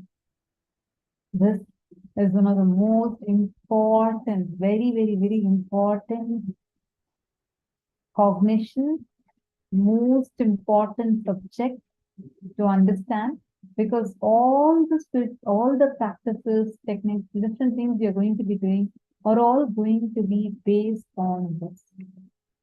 So it's too important for all of us to listen, internalize, and understand what this completion process is and why the process of completion. And Swamiji has a very beautiful, Swamiji revealed a very beautiful, important truth. The hangover of the past, sitting in the present, affecting your future, is incompletion. All of us carry so many different cognitions and incompletions in our inner space, which constantly impacts our future. Your past, the hangover of the past, sitting in your present, affecting your future, is incompletion. All these different patterns sit inside of you as an incompletion, and they affect the way your future life manifests.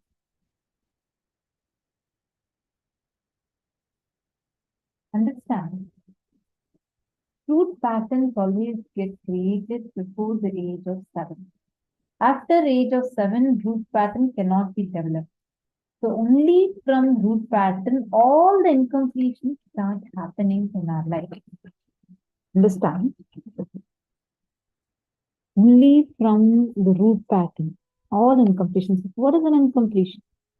Past thoughts, emotional patterns, hangovers, residues, sitting in the present and suffocating you, not letting you live the future.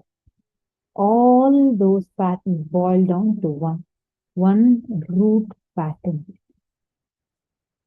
So now all of us are going to take a few minutes to identify our root pattern.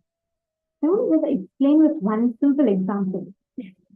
Have you all seen these circus elephants and elephants in Indian temples? All these elephants, right? If you see, they're all huge elephants, and they'll be held back with just a normal rope. Just the normal rope that we all tie in our houses.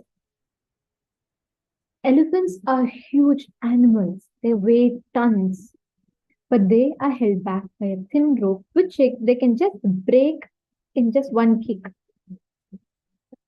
It's a very interesting thing of how the Mahouts train the elephant. When they catch the elephant and bring them, the elephants are just about 1 or 2 years old, very young baby elephants. So for those elephants, it is very difficult for them to break free from the rope. So when the elephants are young itself, they are tied with the rope strongly. So what will a young elephant do? It'll try to kick, it'll try to escape. When it tries, and it is not able to, it starts coming to the conclusion that the rope is not breakable and it cannot get free from it. That same elephant, after years, 10, 15 years, when it grows, it's huge. It can just break not just that rope, it can even break the pole it is tied to. It will not even try attempting to break free from it.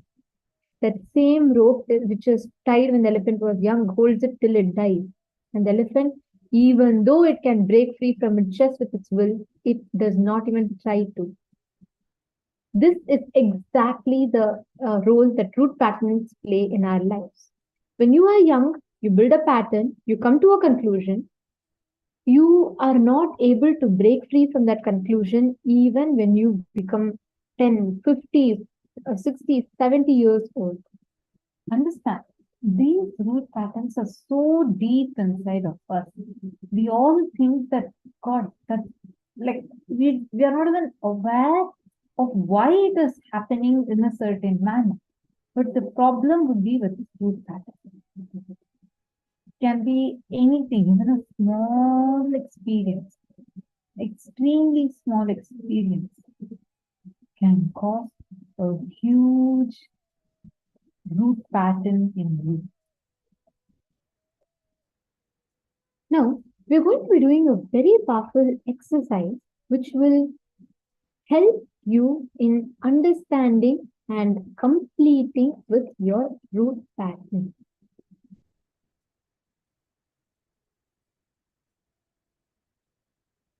Every time, whenever you have these small patterns sitting inside of you, they will continue to affect your life no matter how much ever you grow. Now, one simple thing, like let's take an example of a young girl, about 6 or 7 years old. She's in a first grade. Teacher asks, okay, come on, tell me who's the current president of India. The kid, with all her excitement, she puts her hands up and then she tells, she just gives some random example and she tells that person is the president of India, which is wrong. And the teacher, and not just the teacher, all the children burst out laughing. And that girl feels embarrassed. She feels so bad that she gave a wrong answer. And she decides never to speak up again. Probably when she grows 15 years old, 20 years old, she might even forget that incident. But that cognition that life will ridicule, life will not encourage me, support me, will be there even if she becomes 40 years old, heading her own company, even in her own board meeting to pitch her idea, she will have someone else do it. This is how all of us have some patterns that we pick up at some point earlier on in our lives. And we get stuck with it. We do not experience how the completion of that pattern. Now, can each of you take a few minutes and pen down the earliest incident which made you powerless? It can be anything. It can be your brother grabbed a chocolate from you or something. Swamiji is saying, right? Your brother grabbed an ice cream from you. Any incident which happened, pen that down. And pen down the 4 images.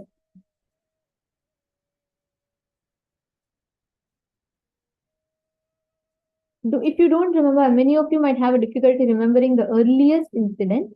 That is totally fine. If you don't remember the earliest incident, remember whichever is the one that you remember which happened. Then you will notice as you write down, some other earlier incident will open up. Then start writing that down.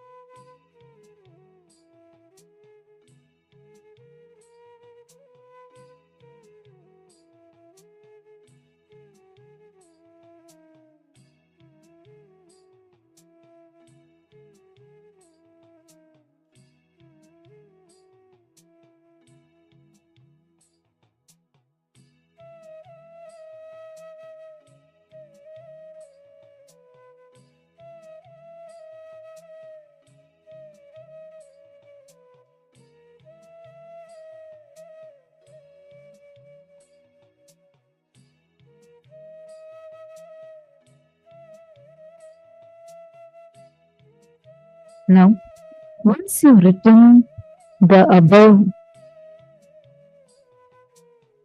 mechanisms, now hope all of you have finished writing. What was your inner image? What was your outer image? What was your life image? I hope all of you have written it. When you try to find out, open that incident. Suddenly you'll remember something which happened at the age of 6. When you cut and start remembering that particular incident at the age of 6, suddenly it will open up something which happened at the age of 3.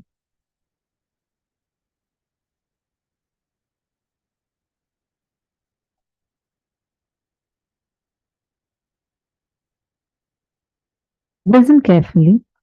Here's another example. Let's say a child is playing in the rain. Mother just slaps and brings the child and puts him in the house. The first inner image the child will develop. Oh, I'm so powerless. I'm weak. I'm orphan. I'm victim. And the first outer image, even if the child is powerless, it will try to hit the wall, hit the door, cry.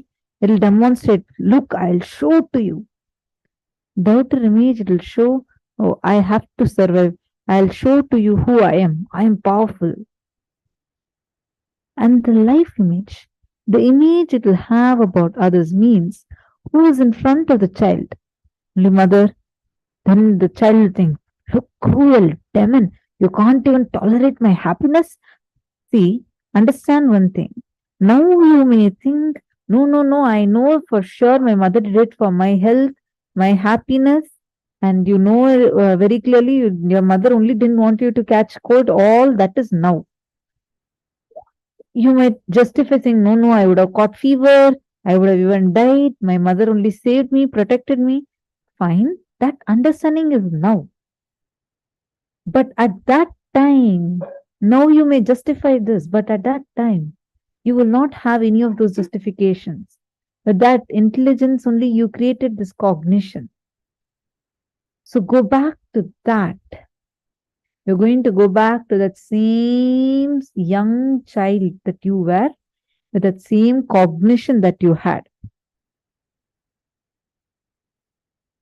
You're going to write that situation elaborately, write the root incident that you identified, and start doing self completion using a mirror.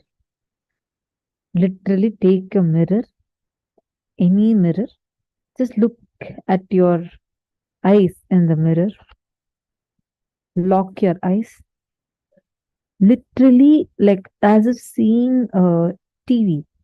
See the whole incident happening on the mirror. Go through all the situation and incidents from your earliest memory till now. Look at all the identities you have cognized in each of these situations. Identify the dominant pattern that repeats again and again in many of these situations. Please start.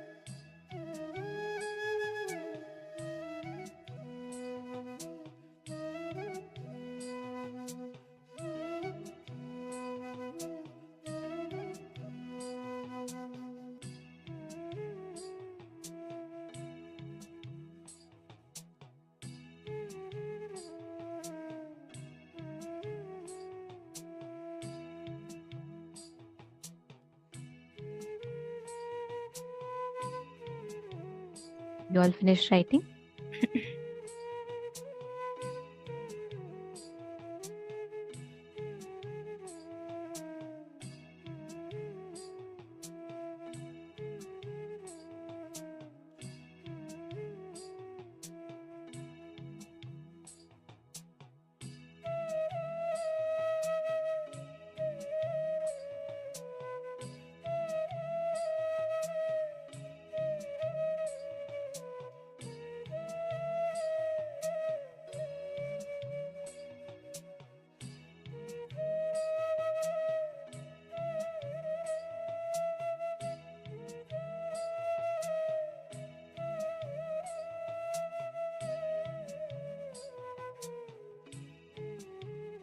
Now, please relax.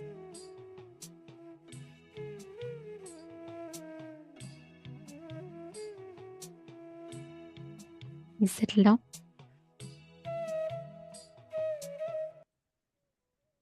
Understand, when you are reliving, be completely focused and fix your eyes on the mirror and relive as if you are exactly in that very same incident. Like you are actually in that, you're living that, you're living through it, and you're having an experience. Or just go back to that exact same incident and relive that completely, fully.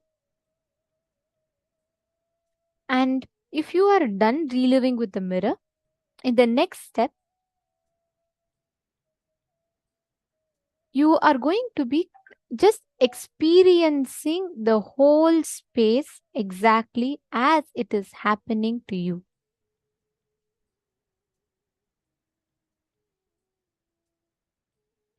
Now, please continue reliving. How many of you have finished? How many of you did that process, or how many of you need some more time? You all can ask. Based on that, we will be able to continue or give you more time. How many of you have finished reliving? See, all the exercises, everything is going to be based on this science of completion. So all of you that are sitting here today, this is a very, very important exercise because this forms the base, the foundation of the program. So if you are very new and if you have not yet learned this science, it's okay. You can spend that time now and understand the science of how you can relive and relieve. Okay, Ma Jayanti's asked for more time. Olga's asked for more time. Okay, okay. I see many of you have asked for more time. Ma Karen is asking, what if we have been very badly hidden when we were in the womb of a mother? Okay, Ma, understand. If you are able to remember that, that is prenatal incompletions. If you're able to remember that, Ma, then we need to do completion with it. Completion will help. But if you're not able to remember that, the past life regression session will help. See, now do all the incidents which has had an impact in you. There would have been a moment where maybe your mom would have told you about this incident, or someone would have told you about that incident, correct? That would have had, like, for example, I myself never knew. But once after I was born and much later, I just heard that, something bad happened. And when I was in the womb, and that became an incompletion inside of me. I never witnessed that moment, nor do I have a memory of it. But I have a memory of someone telling me that and what emotions I went through at that point in time of listening to it. Then I need to do the completion of that incident. Since many of you have asked for some more time, I'll give you all more time, but listen very carefully. You're going to hold the mirror close to you and you're going to relive the whole incident and experience in the mirror. Do not distract, do not get distracted. Do not scroll on the phone.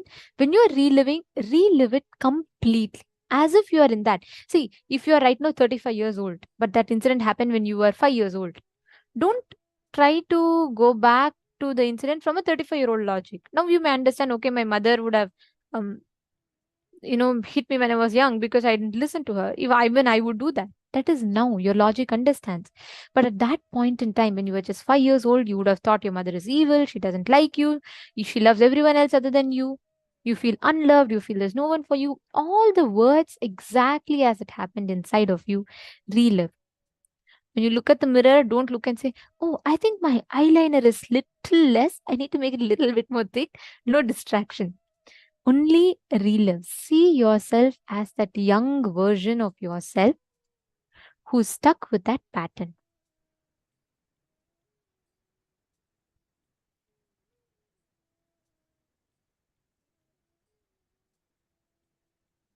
Come on, every one of you relive.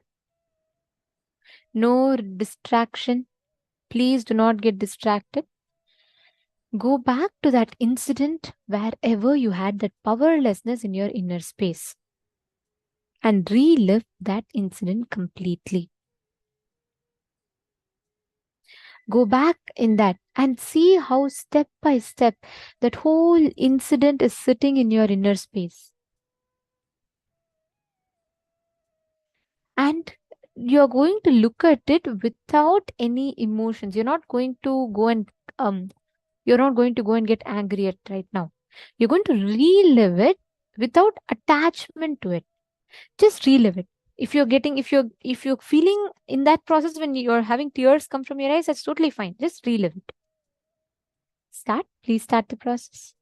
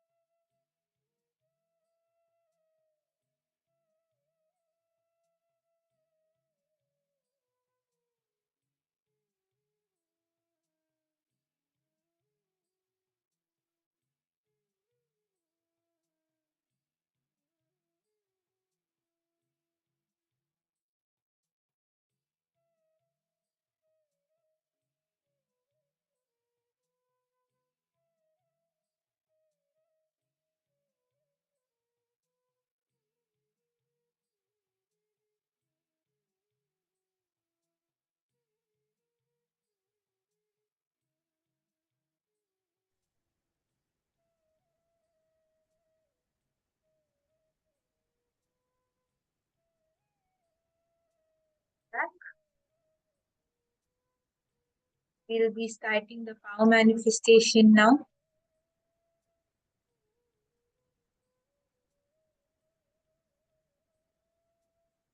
Yes. So all of you can relax, and now we'll be starting the power manifestation. So now we are going to be manifesting the power of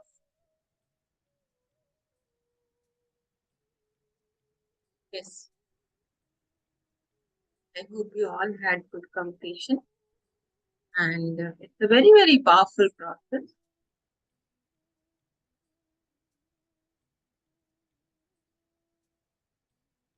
So now we are all going to be manifesting the power of length, and we are going to be manifesting in length. We are going to be manifesting the power of. So I request everyone to come back, be seated, and we'll be ready. Let's get ready to manifest.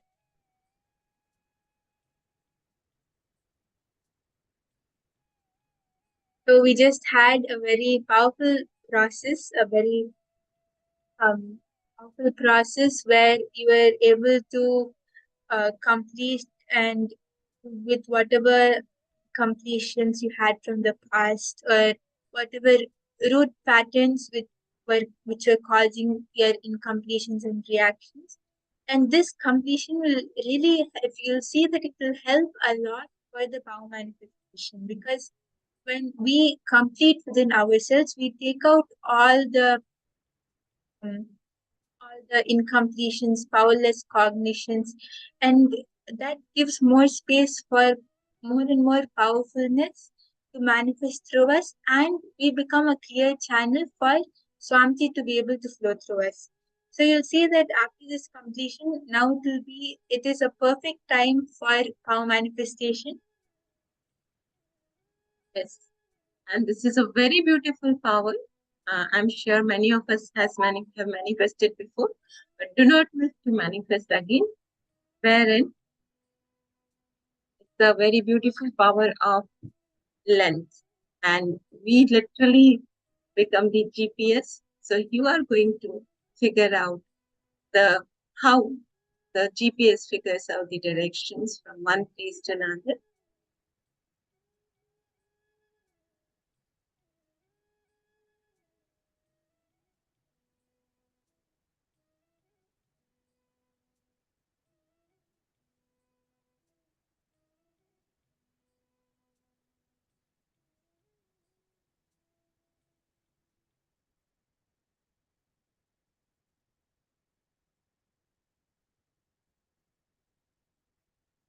So in this level, we are going to be manifesting where you will precisely be able to draw the map or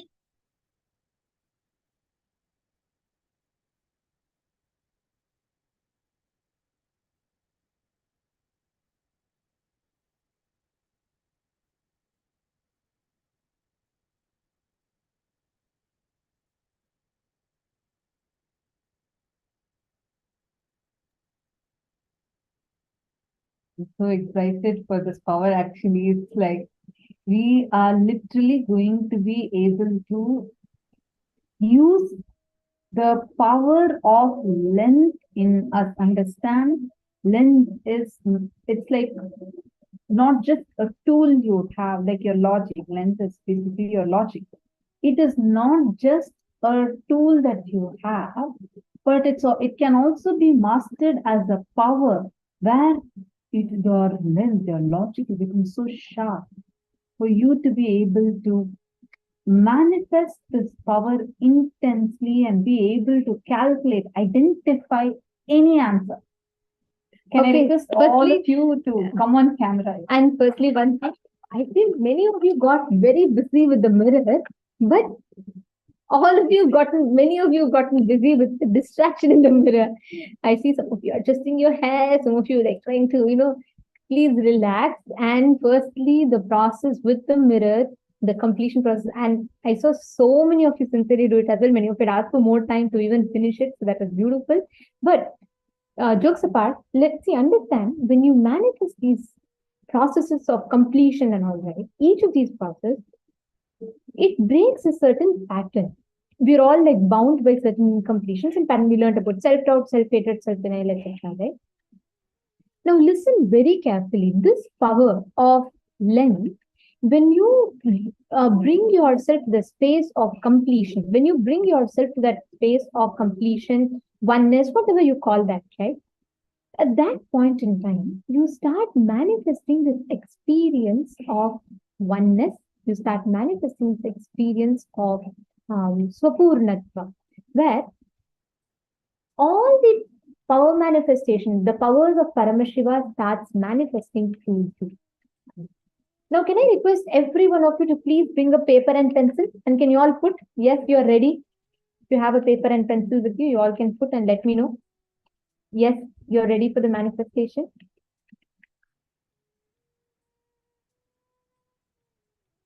A paper, pen, pencil, anything should be fine. This is going to be a super cool power, and this is personally one of my most favorite power. I always, whenever I get some time in between, and if I'm like little free, then I always play with this power. This is my first go-to power. Actually, it's a very this is such an exciting power. Like first time, I still remember when Swamiji had initiated us into this power of GPS, right? Like I got a question like with my partner. The first thing, first question I got was something in Singapore, and I had never been to Singapore or known about Singapore. And the person had asked me the way how it is from the airport to their house. And I saw at that time we started manifesting this power with the Kritya, the granite slab. It's if you have been attending the programs, you know it's an alchemy product. More on this a little later. But like I was seeing that all of a sudden, like clearly, I could very clearly see the road, and then I was able to see the pathway. A shape came first, like exactly like how it is in the Google Maps. Then I drew that in my paper, and I started writing down whatever was coming. Then I started getting clear images. It was like some random images just coming inside. It started appearing inside. So I started writing, describing everything. Then when I finished writing, I gave it to my partner. I was so shocked. Like everything was precise. I even got the name of their road or something. I was able to get even that. See, that is the power of GPS. Like literally, you would be able to see anything, any information that you want. You would be able to see it along with like a live location. How you send a live location to your friend, something like that. You can see through your third eye. Swamiji explains very beautifully the science behind it, and all of you should listen very carefully. I know you're all excited to manifest power, but it's important you understand the science as well. Have you all noticed if an architect, he's very professional and he's very, like he's done it for a very long period of time. How many of you have noticed certain architects will be able to tell the distance or height, or, you know, they'll be able to exactly tell, okay, this building should be about these many feet high. How many of you have noticed such things? How many of you have noticed that? An engineer or an architect, he'll be able to just see and tell precisely the height, correct? He's not manifesting any power as such at that point in time, because of his logic is very sharp with that, due to prolonged time of period of experience and expertise in that field. Now, the same way, if you ask a chemist, right? If you just look at a particular chemical or a number of chemicals in front, they'll be able to precisely tell this is the proportion of something. They will know it. Now, why we manifest GPS? Your logic, when you master the length dimension, which is the logic dimension of the cosmos, just any 2 points, if I show you and if I tell, okay, from let's say from Bangalore airport to Biddi Adinam, you might have never ever been to that place, but just like a Google map, You will be able to precisely identify what is the directions to go, what is the duration that it will take, left turn, right turn, and what are the landmarks you will see. All of that you will be able to identify, which is exactly the power you're all going to be manifesting now. Shall we all start? Okay, I see yes from all the chat. That's very nice. Perfect. So time to have some fun. You don't need to tie your eyes. Ma Shuangzhu, I saw that in the previous round you were tying your eyes. Ma Jianying Zhao. You don't need to tie your eyes. You just need to see the location that we are showing. And when you close your eyes, you will actually see the entire path, like from the starting point. You will see straight, take a right, take a left. It will come to you as precise as a Google map. You just need to go on writing it or drawing it. If you feel by tying your eyes, you would be able to do the power better. Sometimes some people feel that when they tie their eyes, they'll be able to see things clearer. Then you can tie your eyes. But this power by itself does not require to tie your eyes, and you don't need to. Just connect with Swamiji. Again, any impossibility coming in you, complete it. Complete it. You're going to use the completion technique that you just did, that as the cognition in you, the technique, cognition process, and you're going to be manifesting this power. Ready? Okay. So first round, let's start. 3 minutes per round. So the first round, I'm going to be projecting to you all this place. Okay. So it's like 2 different locations. Please connect to Swamiji. Chant the Mahavakya. Just pick a piece of paper and write down. Draw the map as Swamiji is revealing to you. Come on. I request every one of you to do it sincerely.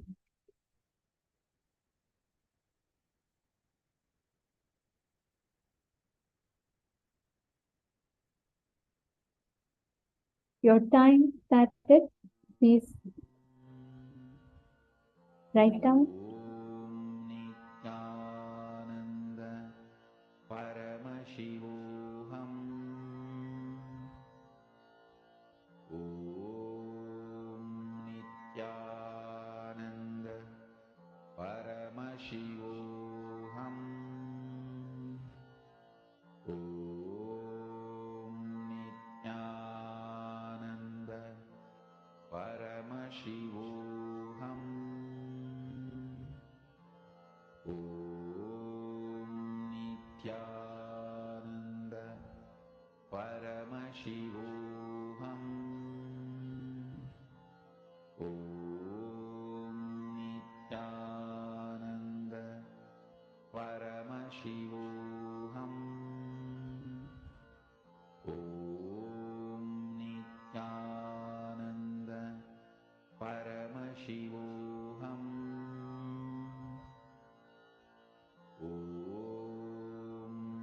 Nityananda Paramashivoham. Om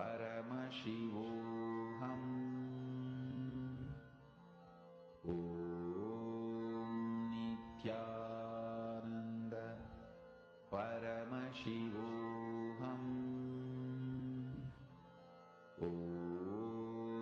Nityananda Paramashivoham. Om Nityananda Paramashivoham. Om Nityananda Paramashivoham. Om Nityananda Paramashivoham. Om Nityananda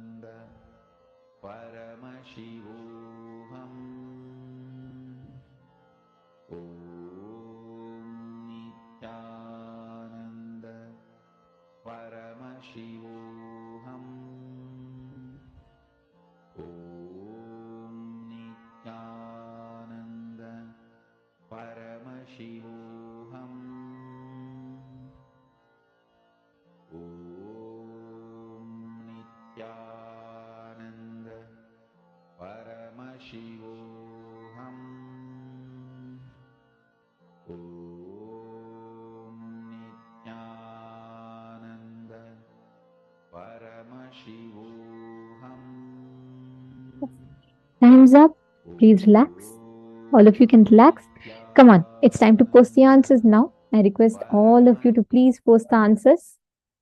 So from point A to point B, what are the directions that you saw? Come on, type it out. And you all can post. If you have drawn it, you can click a picture of the drawing and you can post it on the Paramashivoham Facebook group.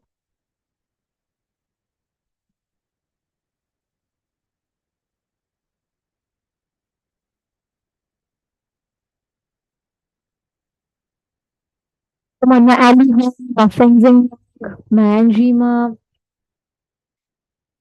Each of you describe. So you can put what is the place number 1, and from there, do you take a right turn or a left turn? What is the duration? Like it'll take half an hour to reach point B, or it'll take 10 minutes, or it'll take 2 minutes by car, by train, whichever things that you're seeing. Okay, my Sonia Rao has posted. Come on, every one of you post all the different things that you saw.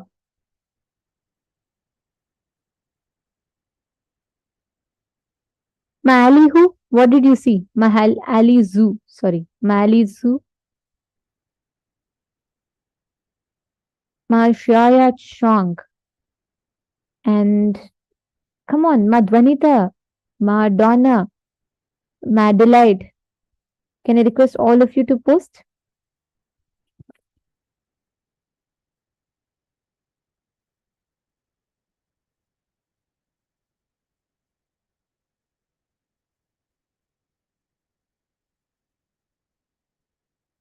Please post whatever you are seeing as the answer. Please type it out. I request every one of you to type it out. My Harilyn has posted, my Parameshri, okay, my Jennifer, great, my Krista, great. And okay, very nice. I'm a little excited for these answers.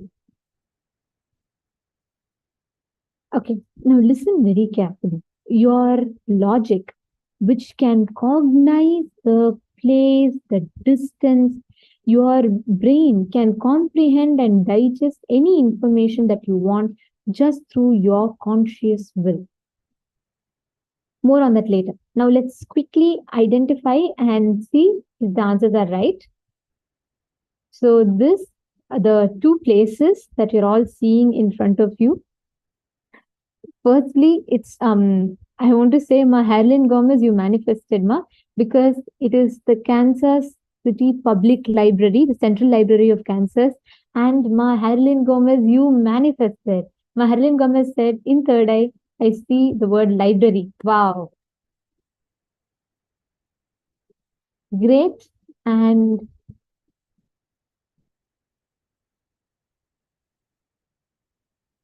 white building, okay. I'm just saying, but Jennifer Poirier also saw a library. Wow. Okay, great. Ma Indra also has seen library. That's wonderful. Wow. Okay, great. Wonderful. So now we will start from what it is. So first, it's from the Kansas City Public Library to the Kansas City, Missouri Temple. So then we will see the directions as well. So it is 15 minutes by one route, the fastest route, which is 12.5 miles or 14 miles.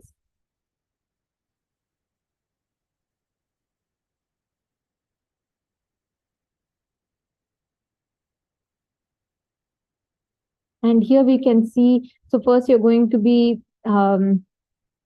starting straight from the library, and then you will be taking an exit in the main township road, and then from the township, and then you will be continuing to the next on the Shoal Creek Parkway to your destination, which is just about 1 minute.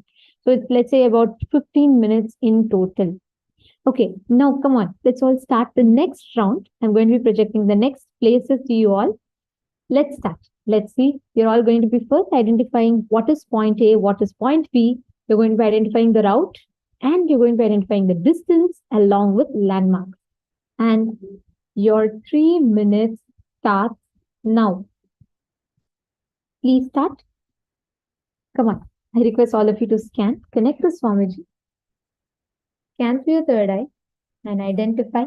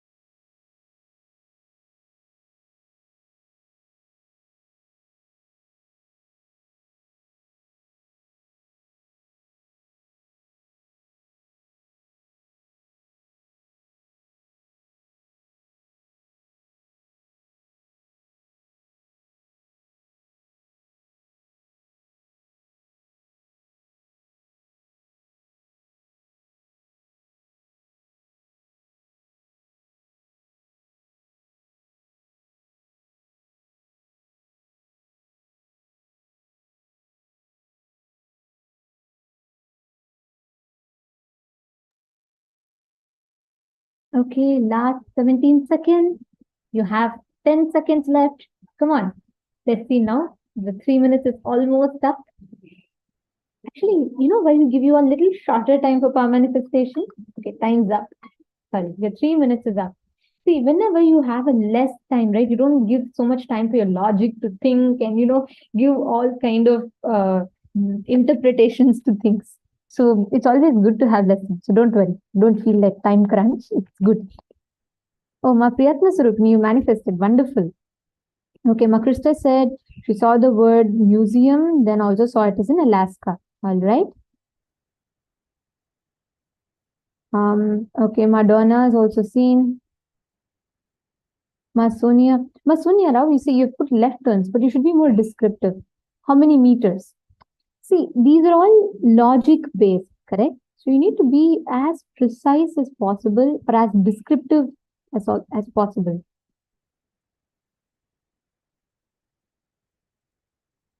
Masonia NG, very nice.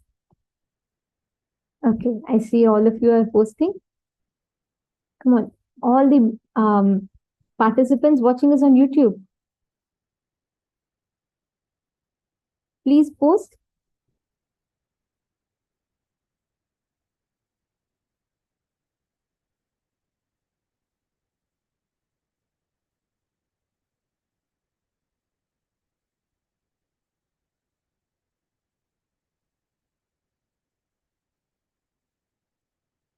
Okay, there's a channel called Science Behind Sanatana Hindu Dharma, Nityanandam. Very nice to have you here.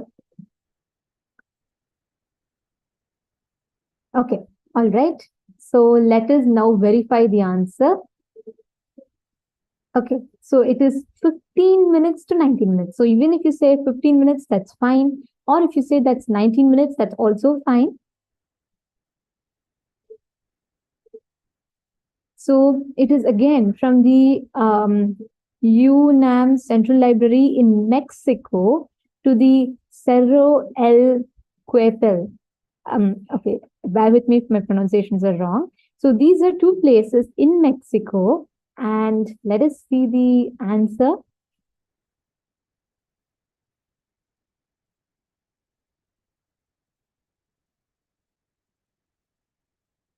Okay, wow.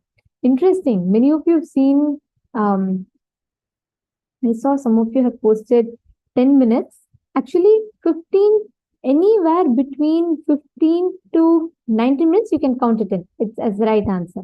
So anywhere between 15 to 19 minutes. You can see this is the central library. And then here you can see the Cerro El Cuepel.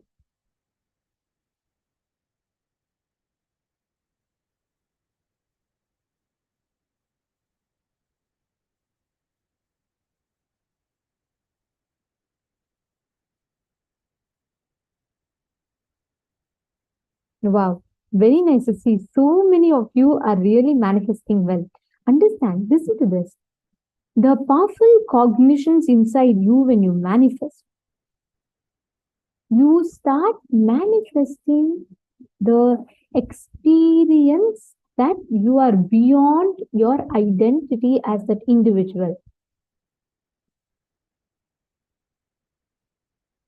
Wow, Ma Olga, precise, excellent. Ma Olga manifested. She said what came was, it is Mexico. That's right. And also Ratna Prabhama, you got the 15 minutes parts correct. That was right. And Ma Indra has put 15 miles. Just a minute. It's 12 miles or 14.7 miles to the 19-minute route. Wow, that's pretty close, Ma. That's so close, actually. It's 14.7 and you got 15 miles. That's also a manifestation. That's excellent. Ma, the point about Mexico is precise.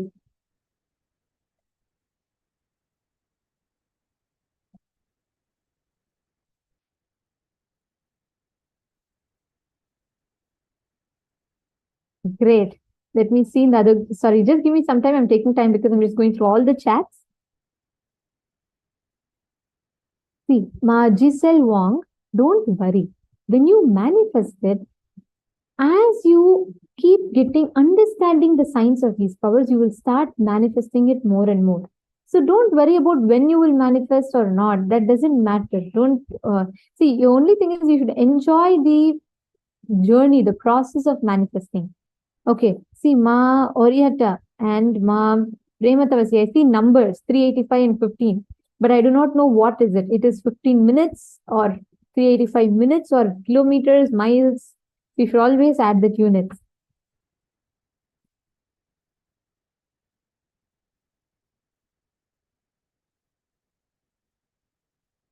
Bhupendra Goderavaya has put 72.9 meters. Okay, 19 minutes. Oh, wow. Gettys, that's correct. Gettys is manifested. That's right. It's 19 minutes is perfect.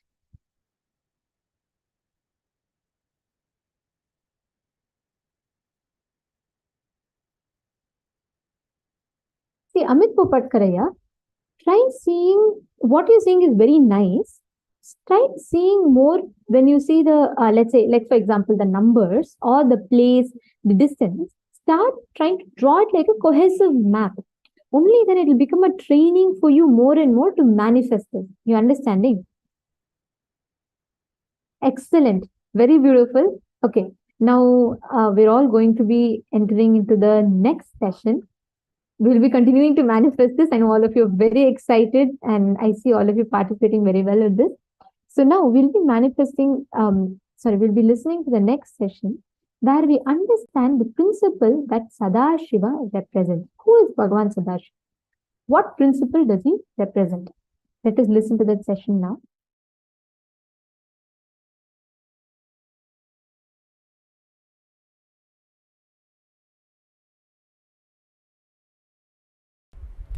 Without realizing your astitva, perception is incomplete expression of the experience. More you start seeing beyond perception, more of the existential physics is understood by you. Understand? The physics of perceived is energy cannot be created or destroyed. Physics of the physics is energy can be created, manifested, transformed, interchanged, maintained, destroyed, withdrawn. Creation is different, generation is different. For generation, you need some raw material. For creation, you don't need. Srishti, Icha Matra Srishti. Without even having Sangalpa or Icha as the source material. Manifestation. With or without or no reason. It can be generated, created, manifested in any quantity and quality. Maintained, sustained, interchanged, transformed, transferred, played with, hidden, stored, covered, withdrawn, destroyed, can be made to disappear without even the trace that it existed.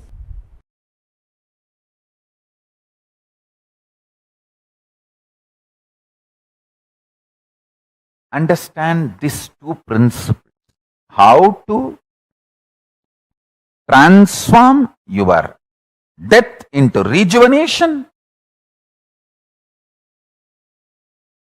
and how to transform your delusion into liberation, pulling out of the delusion.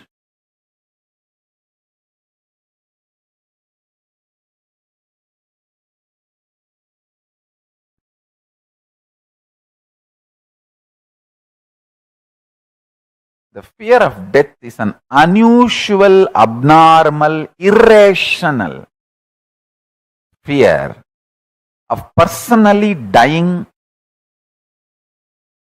or somebody who is part of you, they dying.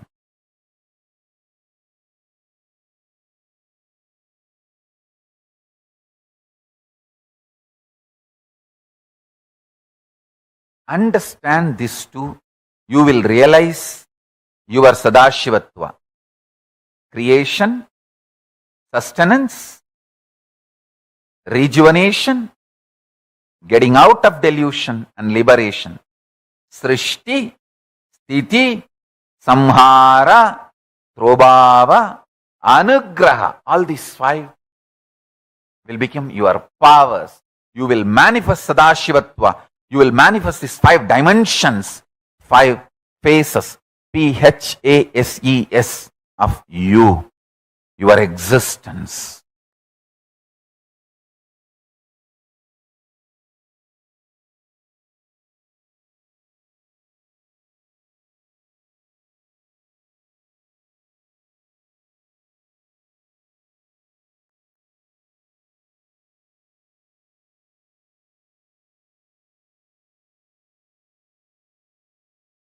I tell you,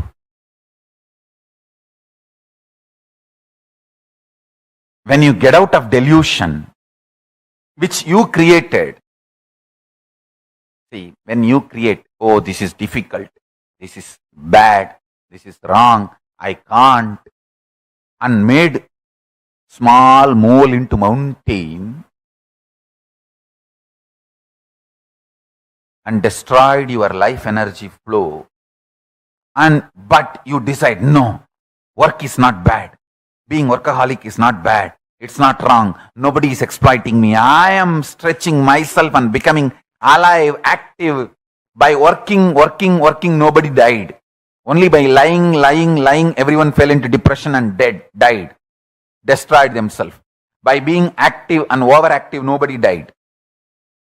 Only by overlying, people fell into depression and destroyed their life. When you realize and go on declaring, hey, I am working, it is good, it is life positive, and get out of that laziness even once, you will gain so much confidence to declare the highest realities of you and stand up to it.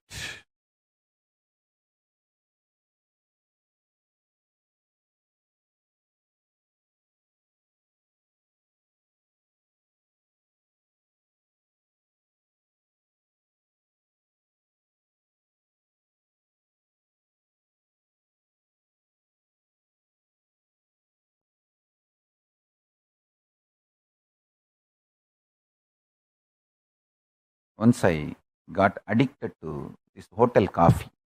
In Tiruvannamalai, there is a hotel, Udupi Hotel. My guru, Raghupati Yogi, used to take me every day, morning, and give me that coffee and take me for the yoga. I got addicted. And morning when I get up and come with my guru, first thing I'll say, get me coffee, I'll tell. After a few days, I myself understood I am becoming addicted. Then I asked him that how to get out of this. He said, just go and tell 3 people that I hate coffee, I don't want to drink coffee anymore. To my mother, to his wife, my guru's Raghupati Yogi's wife, and Udupi Hotel owner. All 3. Only these 3 will give coffee for me. He told me, go and tell all these 3 people that you hate coffee and you don't like coffee, you don't want coffee, it's bad. I did it. I saw all 3 stopped giving me.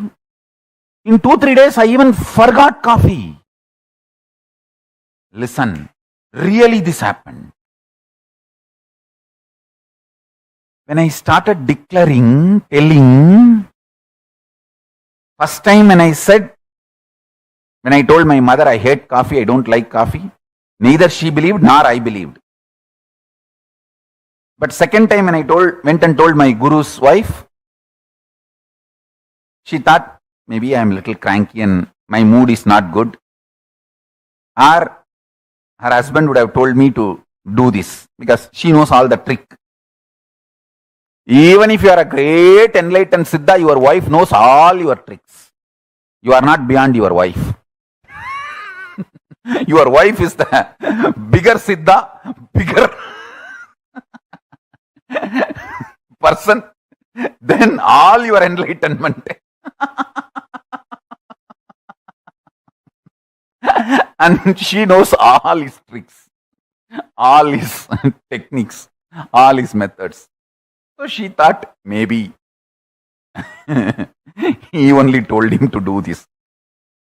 Third time when I went and declared to that hotel owner, Udupi Hotel owner, I also started believing and he also started believing.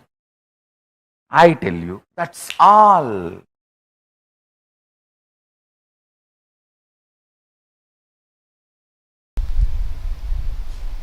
Creation, operation,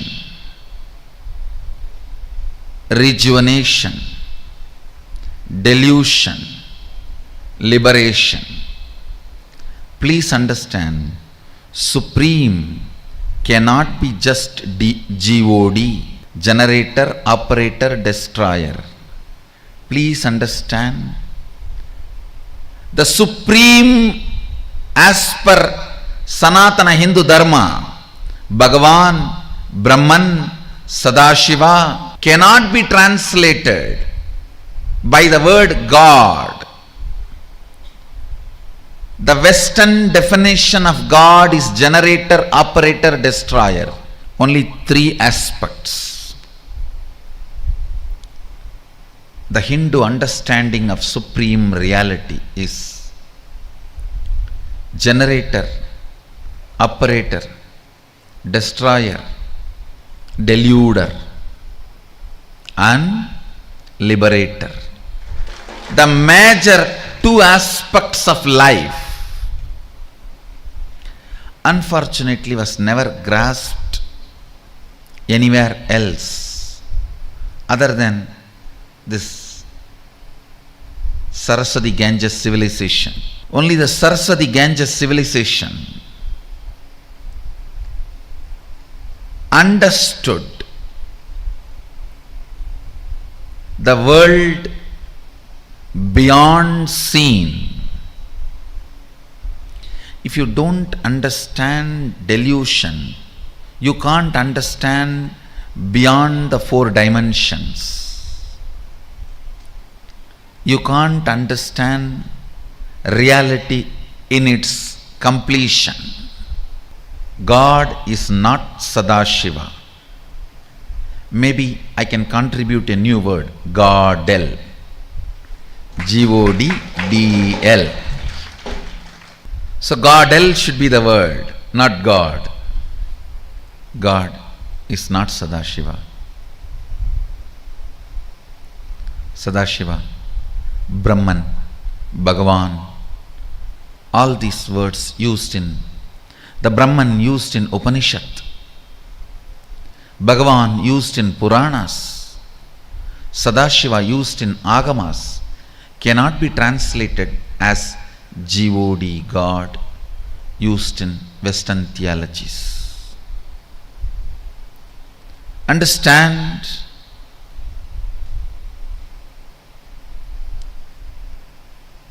these 5 aspects of Sadashiva in the manifest form is called Ishvara, unmanifest form is Avyakta. Even this 5 is only the manifest form of Godel, Sadashiva.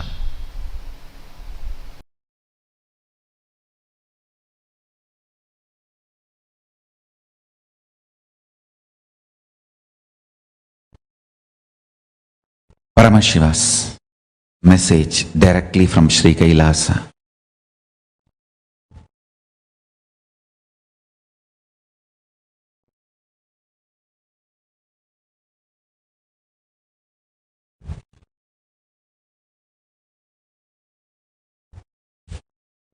Existence of Ishwaratva is nothing but the decision to own up the principle of creation, principle of sustenance, principle of rejuvenation, principle of delusion, principle of liberation in your existence. Understand? If you own up what you created, you sustained, you destroyed or rejuvenated, or you put yourself in delusion or freed from delusion, or from which you are liberated or liberating, want liberation. If you own up these 5 principles of your life, you become Ishvara for you. If you own up these 5 principles for a group of people, you become Kulapati to them, Ishvara to them. If you own up for a large number of people, you become Mandaleshwara. If you own up the same 5 principles for a Mahamandala, you become Mahamandaleshwara. If you own up these 5 principles for the whole universe, you become Ishvara of Brahmanda. That's all. Principle of existence of Ishvara.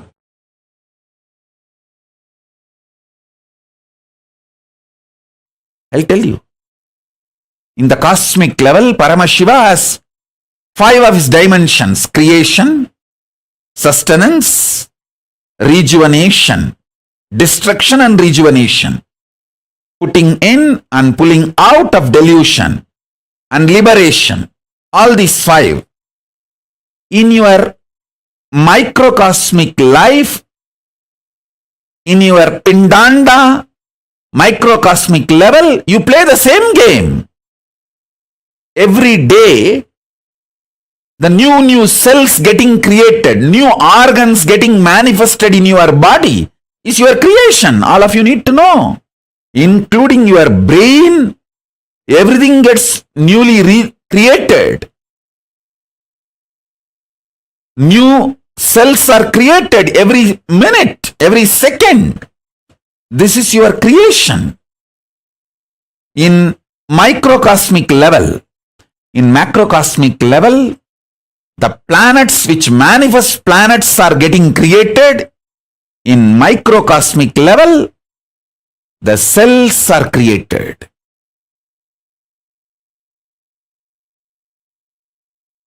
In the macrocosmic level, whatever is created is continuously getting sustained. In microcosmic level, the body you create is getting sustained. The life you manifest is getting sustained by you. You continuously breathing, inhaling and exhaling, keeping you alive is sustenance, maintenance in microcosmic level. In the macrocosmic level, destruction, rejuvenation, samhara is black holes swallowing big bangs. In the microcosmic level, the old cells getting killed and new cells getting formed is rejuvenation, samhara. In your body, in your microcosmic level, pindanda level. Same way, in the Brahmanda level, the delusion is cosmos creating deluges, pralayas to rejuvenate itself, clean itself. I told you, this year, not just corona, there are so many other natural calamities.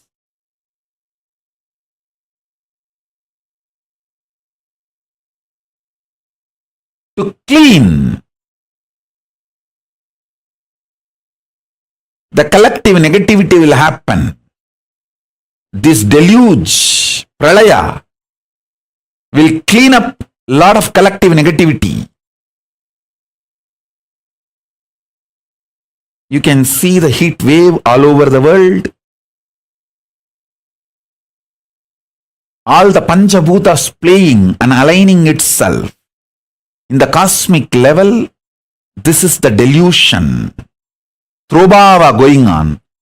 In the macrocosm, pindanda level, you forgetting your existence as Paramashiva, higher reality, falling into the nightmares and going through, is the small scale throbhava.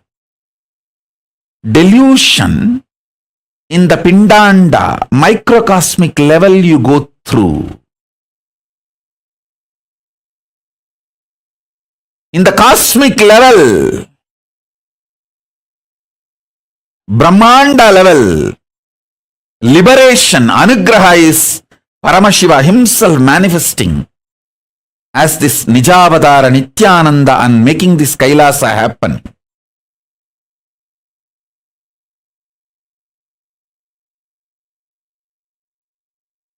And guiding all the beings in microcosmic level, pindanda level, you receiving these powerful cognitions and liberating yourself from all this deluge by holding on to the Guru's feet is the liberation happening in you. Understand?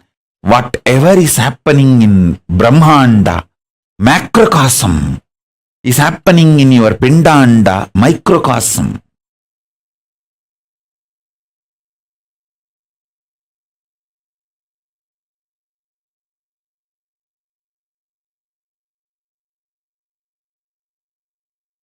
So don't worry about your delusions. Don't be powerless about it.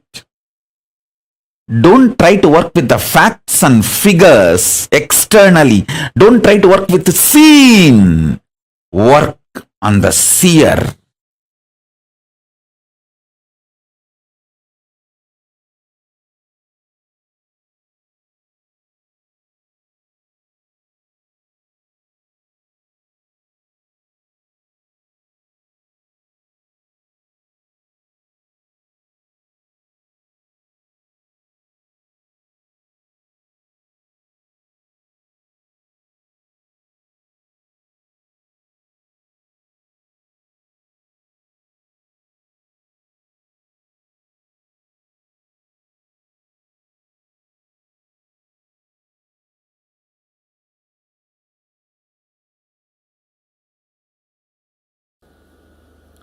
You have two levels of existing.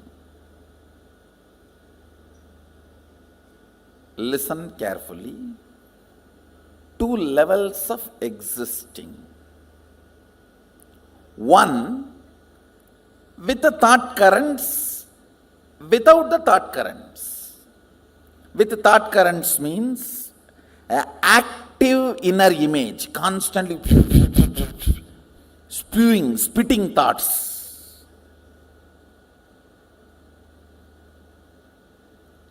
Without thoughts, in deep sleep, where I think some of you are in that state now.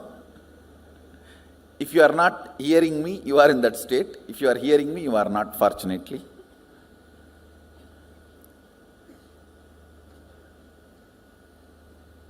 I'll repeat, listen. With thoughts, without thoughts. With thoughts, all of you know, constantly picking fight with everyone, everything. Actually, with thoughts is nothing but constantly picking fight with everything. When you stop picking fight with everything, there will be no thought.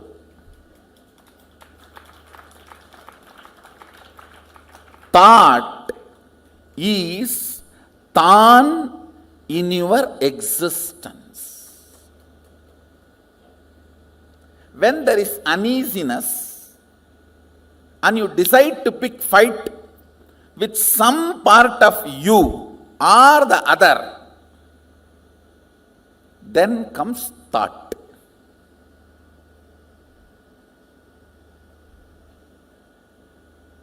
Without thought, you know, deep sleep in the night time or sometimes in the daytime. Whenever you are in the deep sleep, no thought. So these two, same way, listen. With thought, without thought. Same way, with your existence, remembrance of your existence, without the remembrance of your existence.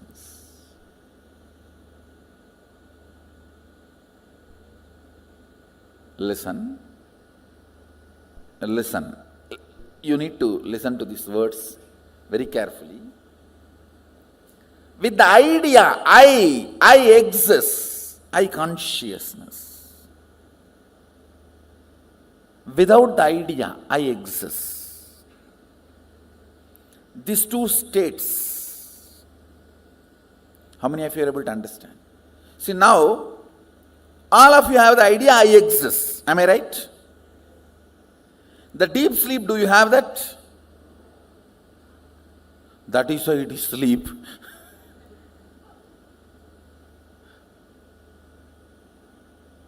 So, there are two ways and two states.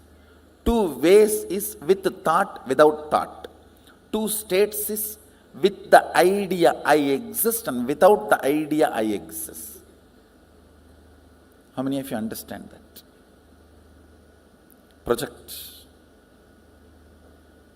Project. Listen.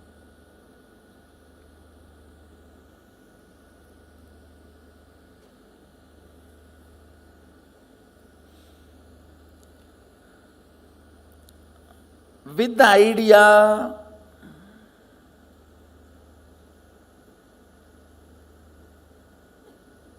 I exist, and with thoughts. Listen carefully, because you need to understand this unit. This is the fundamental unit. How the states of consciousness is formed in you. Why you go through what you go through in your life. Understand, ignorance is not cute.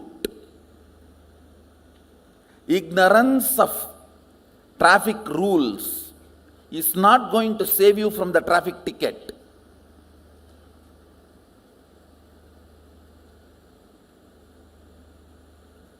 Ignorance of traffic rules is not going to save you from ticket. Ignorance cannot be a reason for not following. Same way in the cosmos, ignorance is not cute. Yes, you can be victim, singing song, oh, I am ignorant, innocent devotee. Who is going to care? No. A devotee cannot be ignorant. Jnana varishta bhakti, devotion established on knowledge and understanding. That is devotion. Understand, I am talking about the fundamental units of life. So let me go to the next word. I am introducing these 4 words. With thoughts, without the idea that I exist. That's called swapna. You may say, no. In dream also I remember I exist. No, listen carefully. In the dream, you will be writing your college examination sitting with your son. How can that be? College exam you wrote much before the marriage. How many of you had this kind of a completely overlapping dream?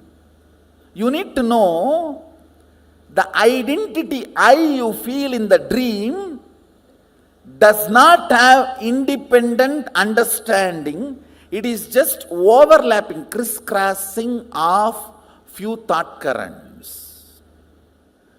See, like laser beam, if 4 or 5 beams cross, that point looks like a independently shining, which is not. Same way, in the dream, few thought currents crossing, you feel as if your identity exists, but it is not. It does not have consistency. In one dream itself, that will change 20 times. How many of you have observed? In the waking state itself it changes. Why do dream state? How many of you say that? But in the waking state at least little decent. In the waking state it's more like an unstable spouse. Every half an hour divorce. And every 1 hour patch up. But in the dream state, it doesn't even behave like an unstable spouse. It behaves like a 10 minutes son, 10 minutes boss, 5 minutes brother, 5 minutes enemy. You just don't know how it behaves. Listen carefully. The number of thoughts gives idea that you exist for a spark. That's what happens in the dream state. How many of you are able to understand what I am saying? That is why the idea of I in the dream state is so illusory.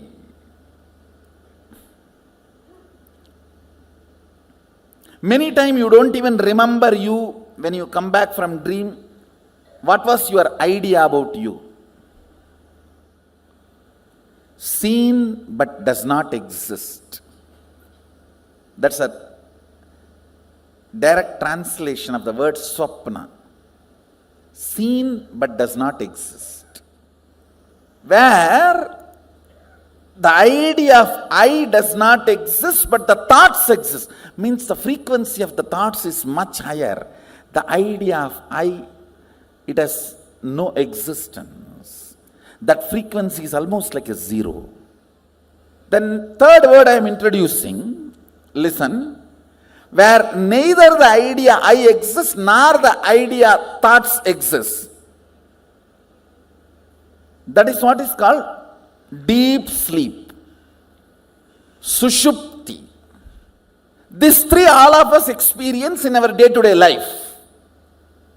The fourth word I am going to introduce, it has no word. That is why it is called turiya. Turiya means fourth in Sanskrit. In Sanskrit, the word turiya means fourth. That's all. Because there is no word for it. Where the idea that I exist is there. I am there, but there is no thoughts. That is called the fourth state, turiya. With the idea I exist, but without thoughts, is turiya. With I plus with thoughts is waking state. Without I but thoughts is dream state. Neither I nor thoughts is deep sleep state. Only I, no thoughts is turiya. Now I want you to remember these four words. Let me repeat. Jakrat means waking state. Swapna means dream state. Sushupti means deep sleep state. Turiya means fourth state, awakened state. There is a fifth word Mahadeva introduces in Agama called Turyatita, means not only you are awake, you are alive, you can move anything you want. See, if you have manifested the powers of moving a matter, how many of you are successfully able to move a matter? You have seen the glimpse of Turyatita. Turyatita is the state where awakening becomes power manifestation.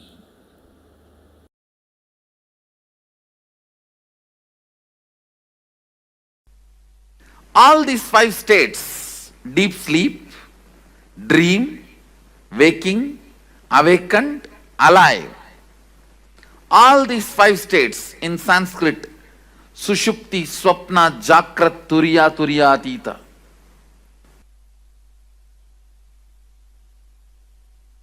All these five states cross each other. You may ask, how? Because you are no more a single integrated being. All the time, one part of you is planning, strategizing about your future and possibilities. The other part of you is just interested in denying you, which is strategizing.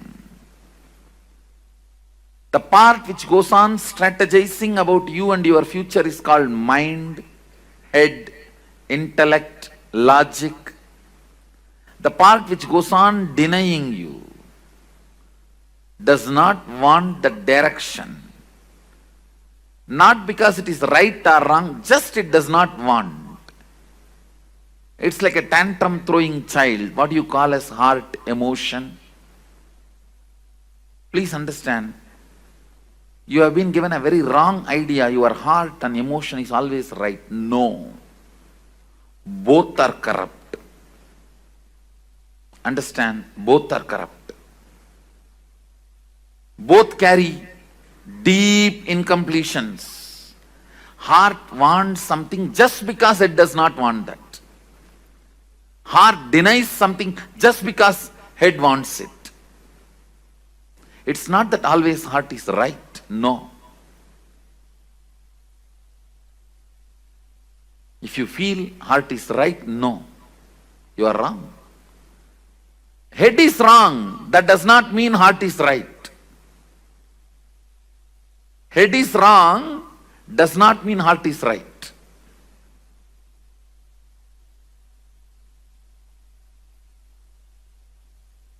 Sometimes head is right. That does not mean heart is wrong. Sometimes head is wrong. That does not mean heart is right. Both have their incompletions, both have their problems. Because you are no more a single being. See, invariably when the whole humanity has started experiencing this dual being, two-part, that is when our masters declare the Kali started. So two parts of you experiences two different states at a time always. Please understand. If your head, which is strategizing about your future, is now awake, your heart is in dream state, sitting somewhere and doing something else. If you have to put your head and heart together, keep yourself in the waking state, you feel stressed, tensed. Oh, I can't be like that for a long time. Maybe few minutes, okay. Not more than that. How many of you understand what I am saying? How many of you experientially feel, yes, I go through this?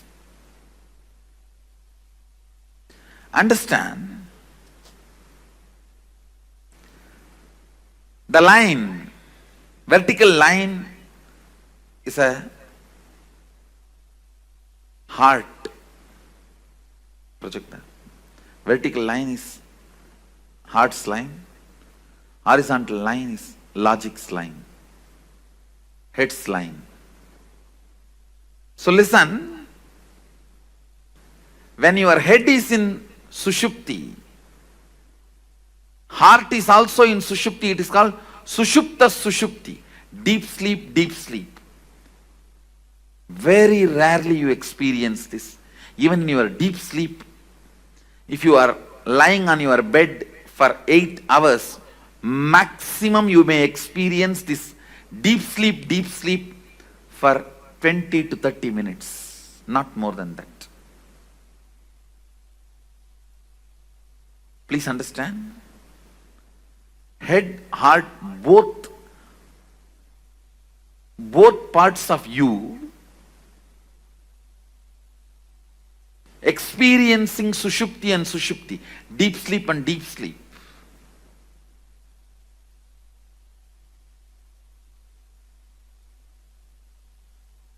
It may happen just for a few minutes. In the whole 6 hours or 8 hours, you are lying on your bed.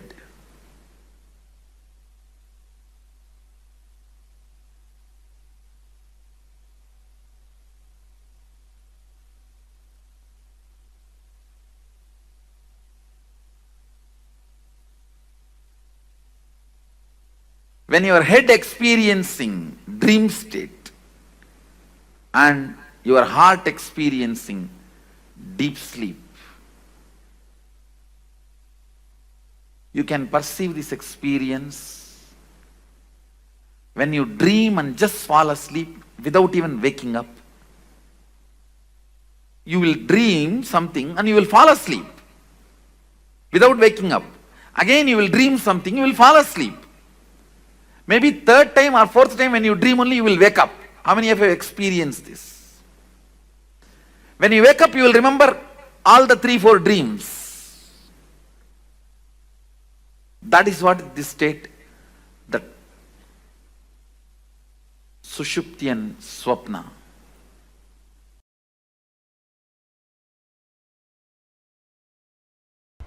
How many of you are understanding?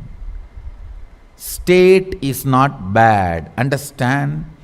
All these 25 states of consciousness is 25 dimensions of you. You are 25 faces. You are 25 dimensions. In the waking state, how you are able to control larger part of you. You can control your hands, you can control your legs. Many things you can control in your waking state. When you want, you can get up and go and pick up a cup of tea.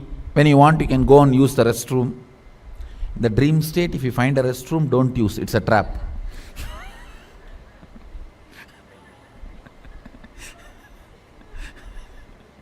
Once more, I am repeating, if you missed it. In the dream state, if you find a restroom, don't use, it is a trap.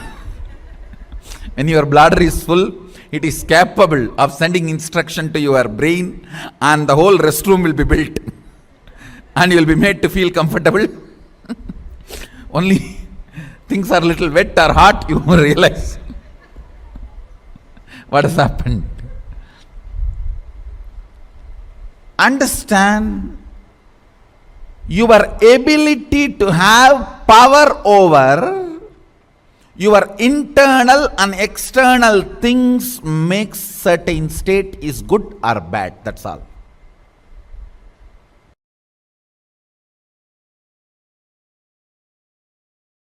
If you are in delusion, don't be afraid.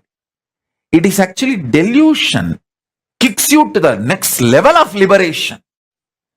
See, 3 seconds of nightmare not only gets you out of nightmare, it pushes you to the next level of state of consciousness called waking state. From dream, you are just kicked to the waking state. High. From dream, moving to waking state is like an enlightenment in dream state. So, if you had a very sweet dream, normal dream in your dream state, you would have just gone again back to dream state or deep sleep state. But if you had a nightmare, you can neither go back to dream state or deep sleep state. You have to be kicked to waking state. So, delusion in the delusion in the dream state is nightmare. But ultimately that nightmare does a great good thing, that you are enlightened, pushed out of the dream state to the waking state. From waking state, if you are pushed to the Turiya, that is enlightenment. Same way, from dream, if you are pushed to waking, that is enlightenment in this level. Understand? Enlightenment means getting pushed to the next higher state of consciousness. From deep sleep, if you are pushed to the dream state, that's one level enlightenment. From dream state, if you are pushed to the waking state, that is one level of enlightenment. From waking state, if you are pushed to the Turiya, that is next level of enlightenment. From Turiya, if you are pushed to Turiyatita, that's the next level of enlightenment. So understand, the nightmare in your dream state is not as bad as you always think, because just the 3-second nightmare, and you need to know, no nightmare can be longer than 3 seconds. It's a law of life. In the dream, it may look like a long time, but actually, In chronological waking state time, it is only 3 seconds. So,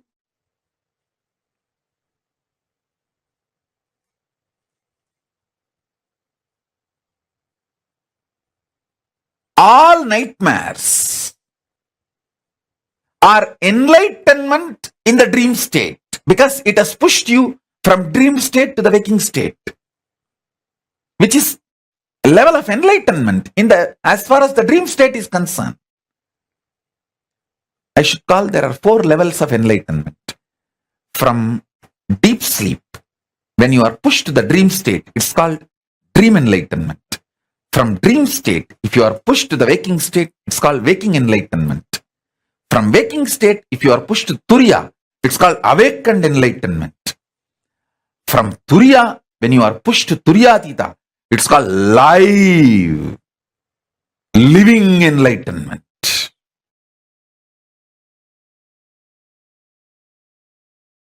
The body which is fueled only by Sushupti, Jakrat Swapna means deep sleep, dreaming and little waking state once in a while because of cup of coffee.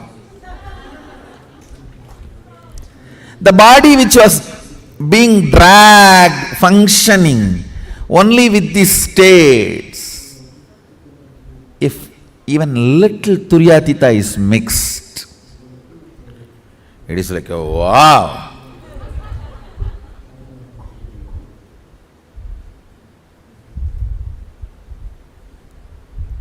Today I'll put little Turiyatita.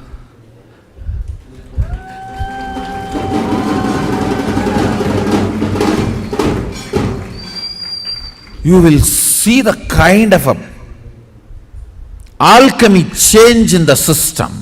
God, what is going on? What is he doing to my system?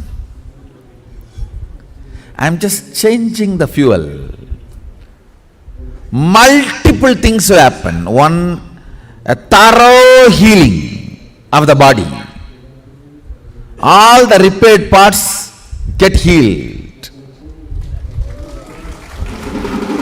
All the friction disappears. Ability of your mind to see, perceive, cognize Jiva, individual self, Jagat, universe, Ishvara, Sadashiva. Ability to cognize Jiva, Ishvara, Jagat. Ability to connect with the Jiva, Ishvara and Jagat becomes high when you are fueled with the Turiyatita space and state. That is why these 25 states of consciousness, knowledge about it and experience about it is very important. There's a beautiful verse by a great saint Tirumular. Ponnai maraitthadu ponnani bhushanam, ponnil maraindadu ponnani bhushanam. Tannai maraitthadu tankaranangale, tannil maraindadu tankaranangale. I'll give you the translation. If you see the jewel, you will not remember the gold. If you remember the gold, you will forget the jewel. Design. If your body is fueled by deep sleep, waking and dream state, Jakrat Swapna Sushupti, it will all be about Karana. Karana means eyes, ears, tongue,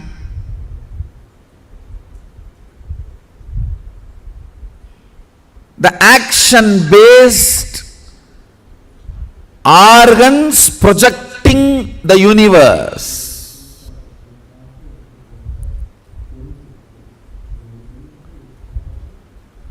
These organs projecting the universe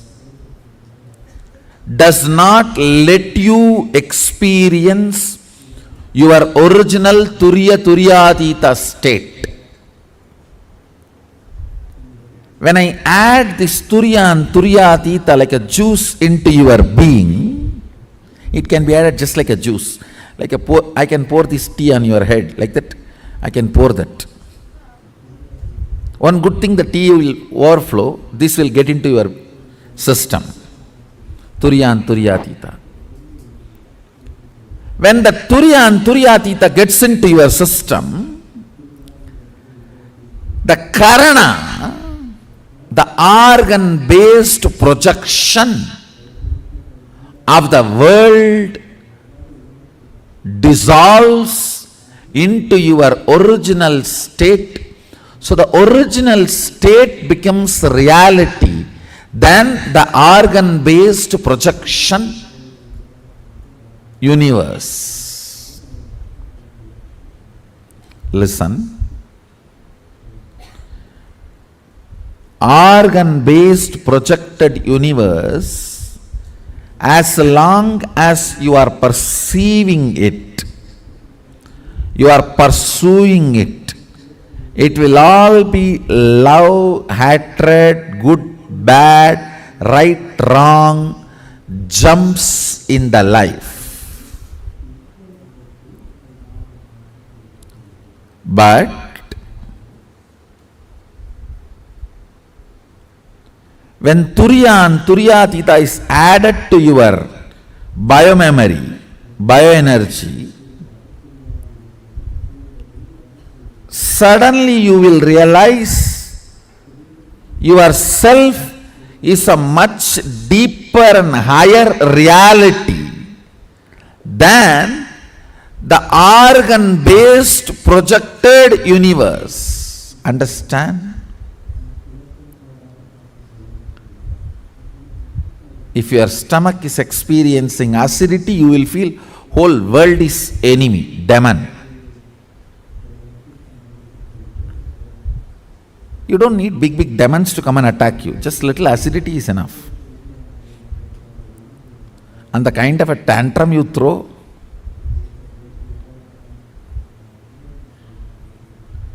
a simple hunger and food is not immediately available. How many go crazy? Raise your hand. True. It's true.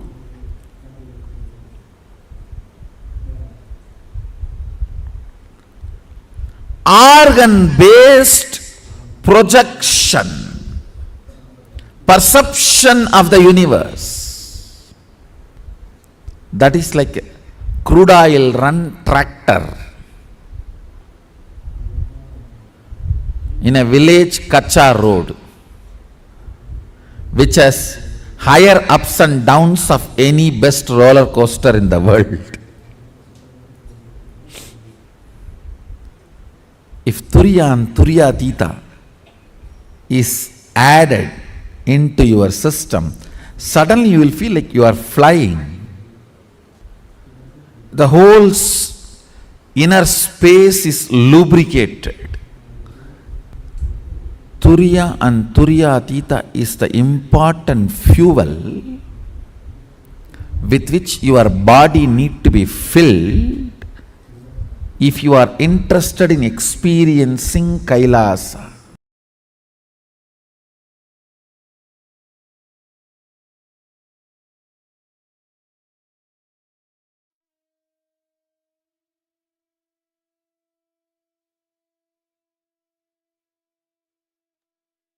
What Swamiji explained now about the 25 states of consciousness.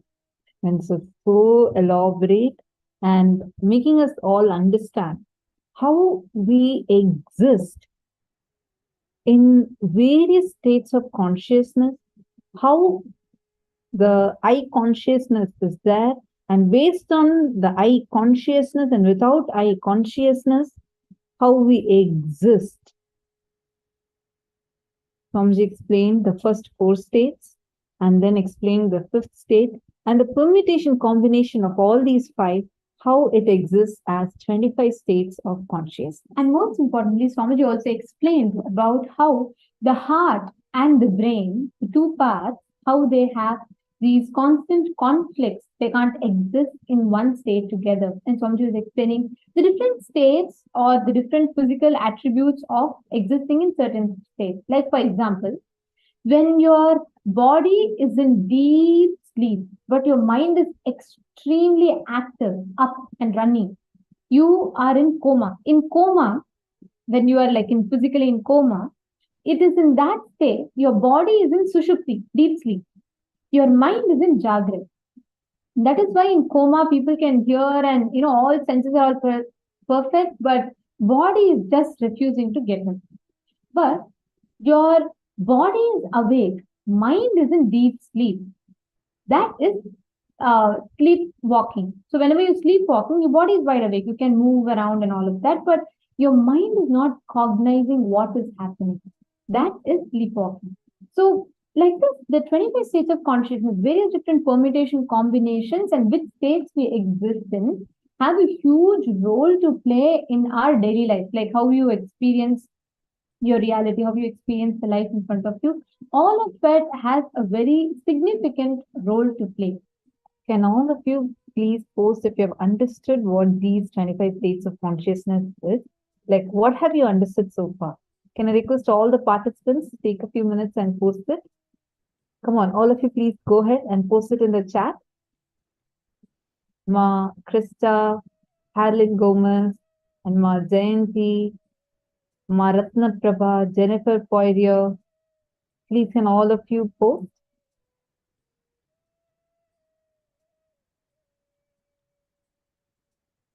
What did you all understand? Because the next session we are actually going to be entering into the next section right away.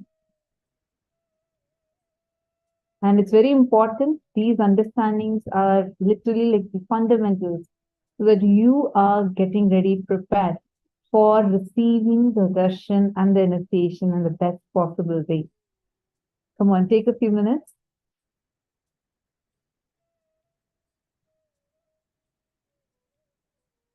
What did each of you understand? Come on, what was these 26 states of consciousness and how do they correspond to our reality, the state of reality, or how we exist in? Vidyarupanaya,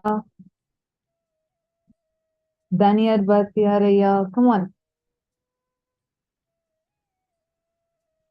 Actually, the space, each of these 25 states of consciousness, other than Turyatita, everything else is, Turyatita, unless you achieve Turyatita, everything else is reversible.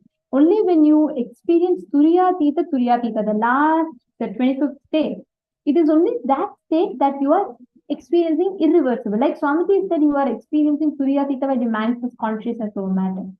But the Turyatita, see, when you are in Turiya and you experience Turyatita, you're manifesting powers. But Turyatita and Turyatita, when you experience, that state is where you manifest the powers, all the ultimate irreversible enlightenment inside of you. Catching it? So the Turyatita space happens in us, and you have the experience of irreversible enlightenment. Getting it? Okay. So now, today we're all having a very, very powerful initiation, and all of you are really looking forward for it, where we're going to be experiencing the space of astral travel, literally the experience of astral travel, where you're going to be traveling to the higher lokas, the parallel universes, and you will be experiencing the different worlds, how you exist in each of these worlds, and most importantly, how your ancestors are. You will be able to meet them. You will be able to see your ancestors and interact with them. That is the very special initiation that all of us are going to be receiving today. Okay, so now for that, in the next session that we're all entering into, we are going to be understanding about what are these 14 lokas and the 11 dimensions that make up these 14 lokas. We're all receiving the initiation into length, breadth, and depth dimensions today. Each of these dimensions of the universe, beyond what scientists have discovered, the total 11 dimensions of the universe, have a role to play in your life, in your daily life. You understand, we all know about length, breadth, depth, time, and space. These are the unit dimensions. Now, length. So take anything. So there's like you have length, and you have breadth, and you have depth. So these are the three dimensions with which you see and relate to things. And then we have a partial understanding of time dimension. And it is through these we perceive things. You perceive time, which is why you perceive a change. So beyond this, in the universe, there are totally 11 dimensions. Understanding the 11 dimensions, recent studies have proved how our brain is capable of perceiving 11 dimensions. Our Puranas, our Agamas, Vedas, Agamas, the scriptures have revealed this thousands of years ago. And much before the modern science even discovered, Swamiji had given elaborate revelations on the 11 dimensions of the universe. We have recorded sessions where Swamiji has in detail described about 11 dimensions of the universe. Now, we are going to be learning and understanding about that.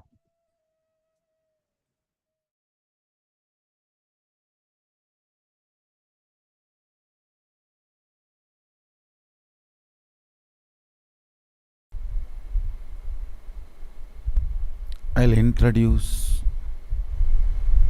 the different dimensions of the universe. Before introducing, I'll tell you the purpose why I am introducing. Understand?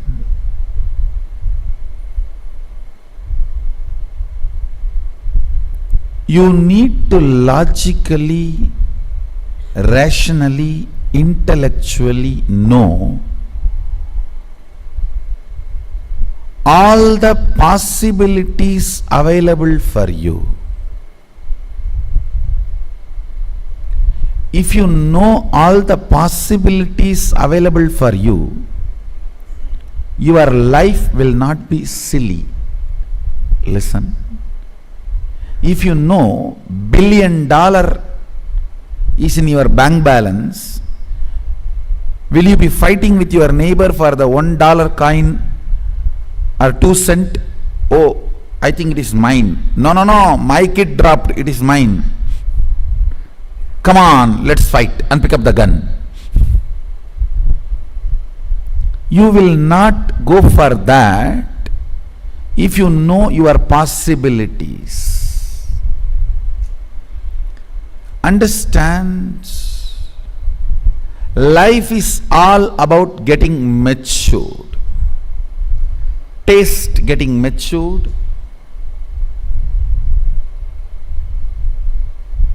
your greed getting matured, fears getting matured, needs getting matured. It is all about you getting matured. Please understand.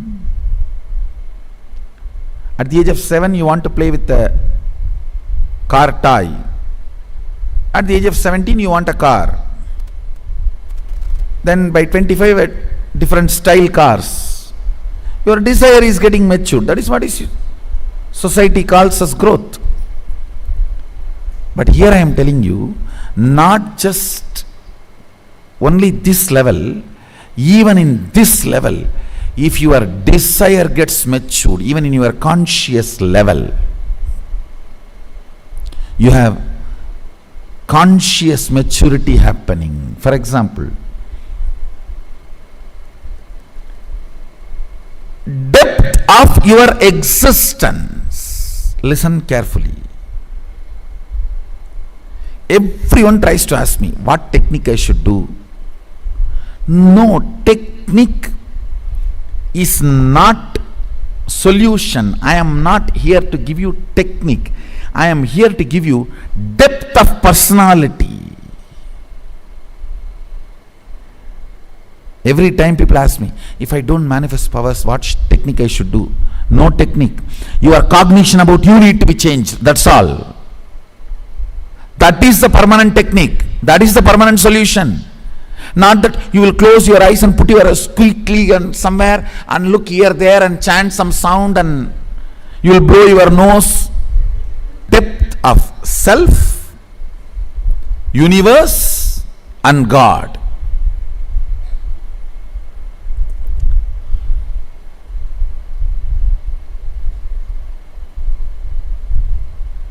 Your identity you are carrying is too silly. It may be, oh, I am a successful businessman. How can Swamiji say I am silly?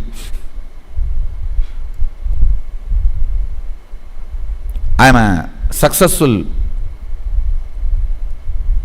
social leader. I am a successful political leader. I am a successful educationist. Understand, in that the I you carry is amazing, but not the titles you carry after that. If the I is carrying depth, if that frequency of that I is powerful enough, the adjectives, the afterwards the titles added will not be adding glory to you. Understanding about this 11 dimension will make your existence frequency intense. Understand, life should be like everything around you should be just vibrating with you. The moment thought comes, an idea comes, a cognition comes, the whole nature should cooperate and make it happen. Introduction to 11 dimension itself is to show you your multiple possibilities.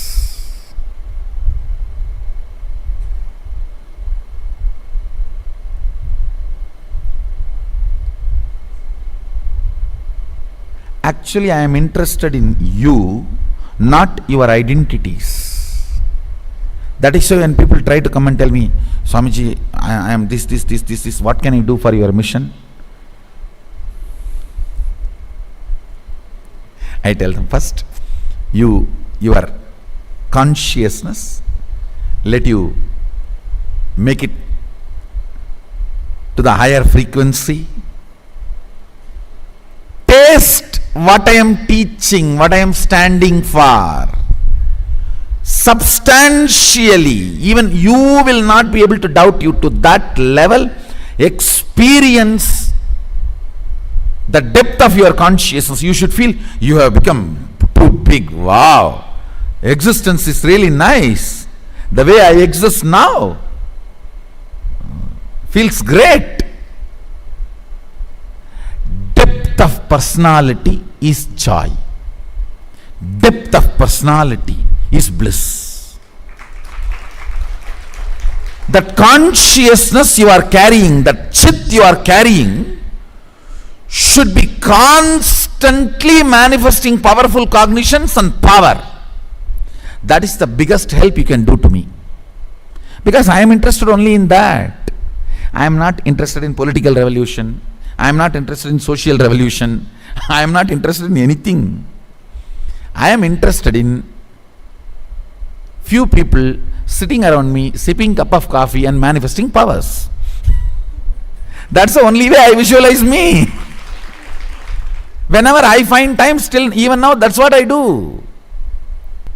I'll catch few of these devotees. Whenever I have time for myself, I'll catch them and make them sit. All right, I have a cup of coffee and I'll do some aushadha, like this old ladies cooking in the home. I'll tell you, get this ginger, get this pepper, get this salt. I'll be playing with it and do some process and take this aushadha and now manifest power.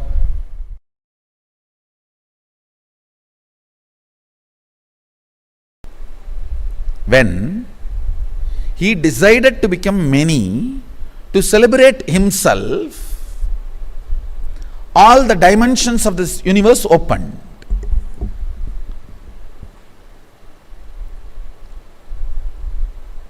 Understand, your whole life is nothing but you deciding. See, at one point in your mother's womb, you decide, Ekoham Bahushyamaha. Only then you open the womb where you were residing for 10 months and come out.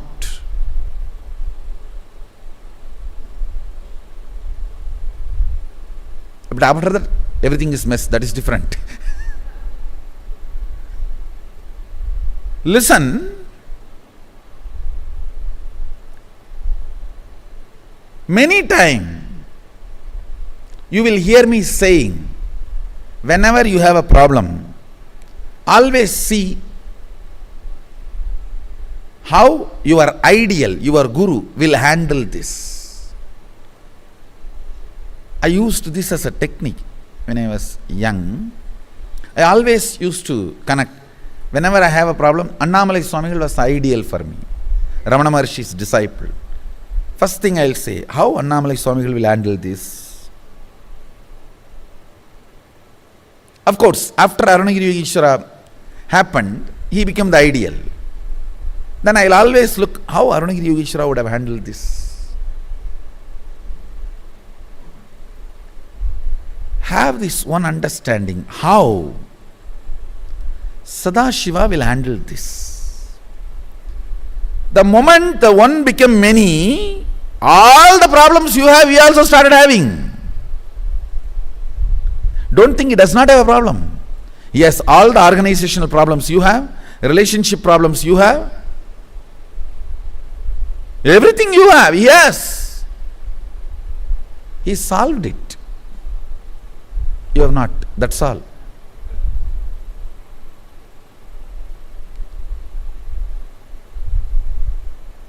If you understand this one principle, let me repeat once more. For example, this cup. Inside this cup there is a space. That is aham. The space inside the cup is connected to this cup. This whole thing can become multiple, but the space itself cannot become multiple.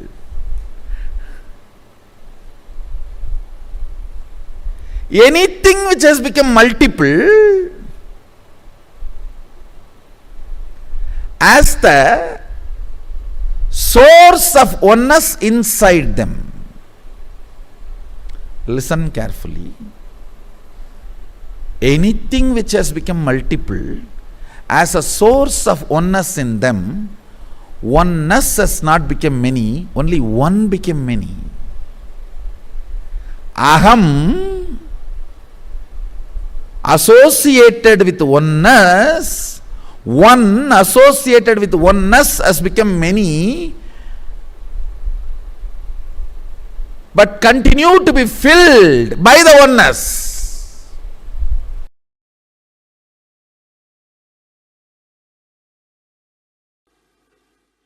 I'll introduce the whole 11 dimensions completely.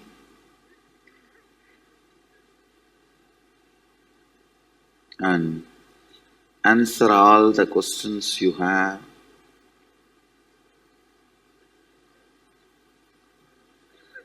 About the 11 dimensions. Please listen. Normally what you perceive in your day-to-day life, the length, breadth, depth, that is one dimension. then only breadth and depth exists in one dimension. Listen carefully.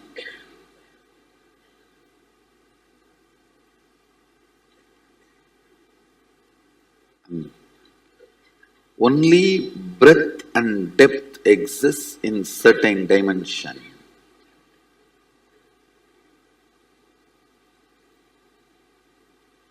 If you want me to give an example, there will only be visualization and cognition, no verbalization. Some dreams, sometimes in the dream you will be seeing only visualization, only cognition, no verbalization. How many of you have experienced that kind of dream? And even this object, its breadth and the depth can be left and length can be moved out. Then what will happen, you know? Really, length can be moved out. Then if you put your hand like this, you will see object. If you put your hand like this, you will not feel the object.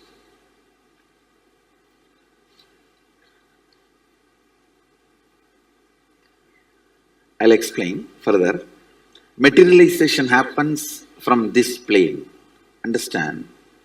Any object gets dismantled and goes into this plane, and in this plane only the movement is possible. Then again it gets assembled.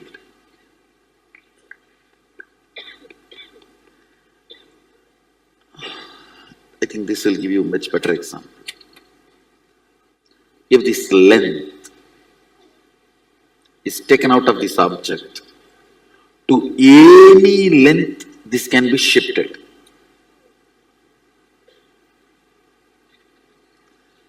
If your ego is taken out of you, you can just become Sadashiva. Ganga is flowing, one bamboo is floating on it. Because that bamboo is floating, you call this side Ganga, that side Ganga. If you lift the bamboo, it's Ganga. Same way, this length makes this object not to be moved in length. Defined length differentiates this object from the space of length. Your defined degree makes you dumb to all other subjects.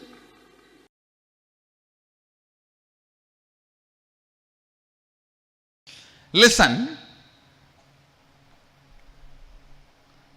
one end of the rope in the microcosm, Pindanda, is the verbalization dimension.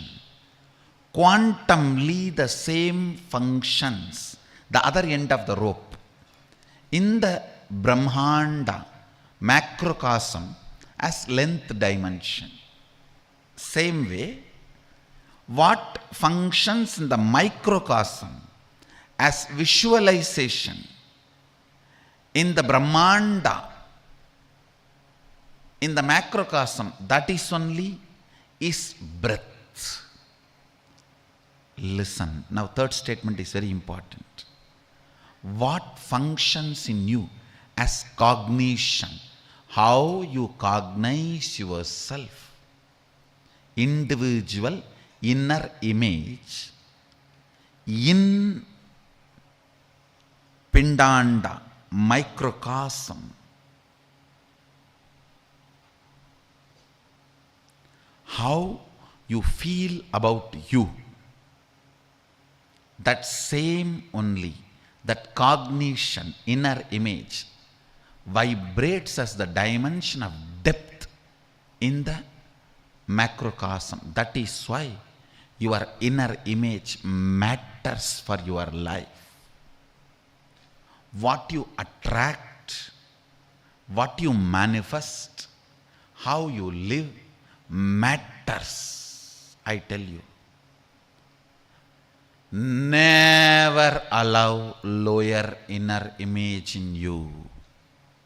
There is nobody nobody has a right to judge you.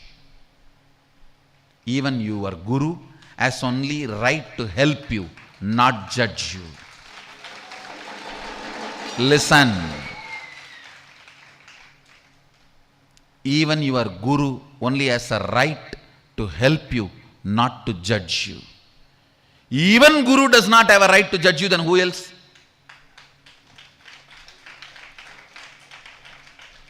Even he does not have a right to judge you.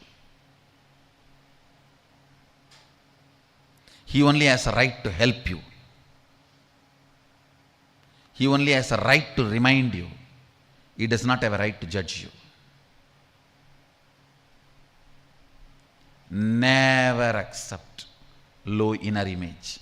That is your arrogance. Do not fall into the arrogance of accepting inner image. You always think, no. Inner image is very humble. No. Weak inner image is arrogance. Don't call it as humbleness or meekness or goodness. No. Don't ever give any good word for it. Having lower inner image is abusive arrogance. Ignorance coupled with arrogance. Understand? Alcohol coupled with sleep tablets. Alcohol coupled with antidepressants. After that you will never get depressed. Because you are depressed. You will be inside the earth. How will you get depressed? Lower inner image can be established only in arrogance. If you do not have arrogance, lower inner image cannot sustain itself in you. Understand? Only if there is a fertile sand, land, a seed can have a grip and grow. Same way, the arrogance is the fertile land for low inner image to get grounded and grow. Do not accept lower inner image. All arrogant people will be having lower inner image. These are all some of the ultimate laws of life. All womanizers will be frustrated people. All arrogant people will be having low self-inner image, low inner image. A romantic guy will never be womanizer. These are all the laws of life. Romance is such, gives so much of fulfillment, he will not even look for the second person. Even first person he will not look, because he will be in the first person. He will be in the first person.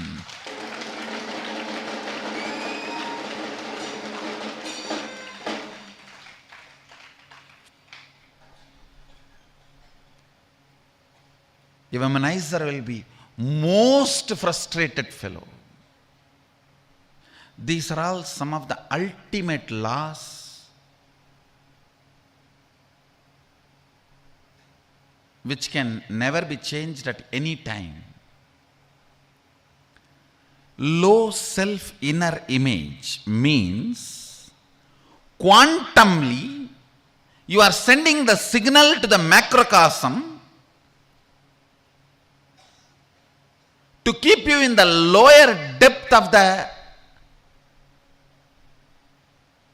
cosmic dimensions. Understand? The kind of a frequency you send from here, the way you are dealing the rope in one end, are you pulling or pushing or burning? One end of the rope is in your hand, the other end of the rope is with the cosmos. Listen, one end of the rope is in your hand, The other end of the rope is in the cosmos. The macrocosm quantumly operates into microcosm. Your verbalization directly affects the length dimension of the cosmos. Your visualization directly affects the breadth dimension of the cosmos. Your cognition about you directly affects the depth dimension of the cosmos. You quantumly function with the macrocosm. You quantumly function with the macrocosm. Whether you want to function, you don't want to function. Whether you want to drive or don't want to take control of the vehicle you are sitting in. Car is already moving in 120 kilometer speed. Listen, you do not have a choice now. No, I'll wake up after 2 years. I think I will attend to all this and then wake up. No, no choice. By the time you wake up, you may not be able to make up. By the time you wake up, you may not be able to make up.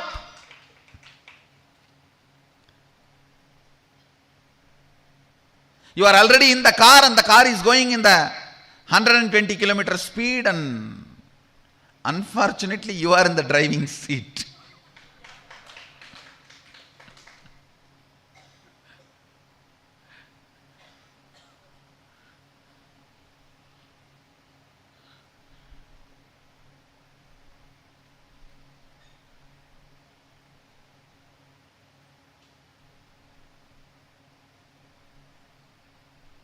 It's like one person is saying, my grandfather died peacefully, but people around him only died a horrible death. He asked why? Because he was on the wheel and sleeping.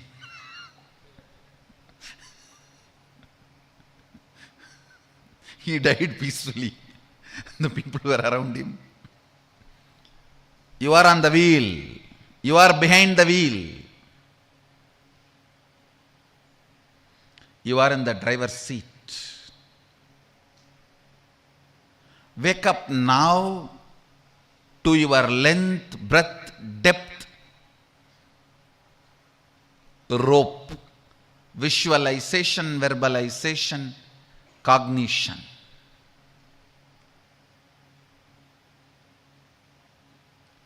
Even if you don't wake up, the earlier signals you sent is doing its job automatically. Understand?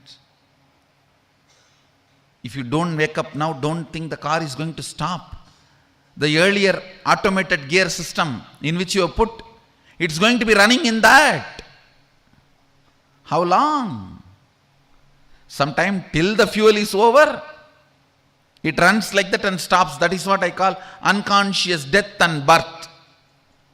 You take another one, Janma, without waking up. Appa.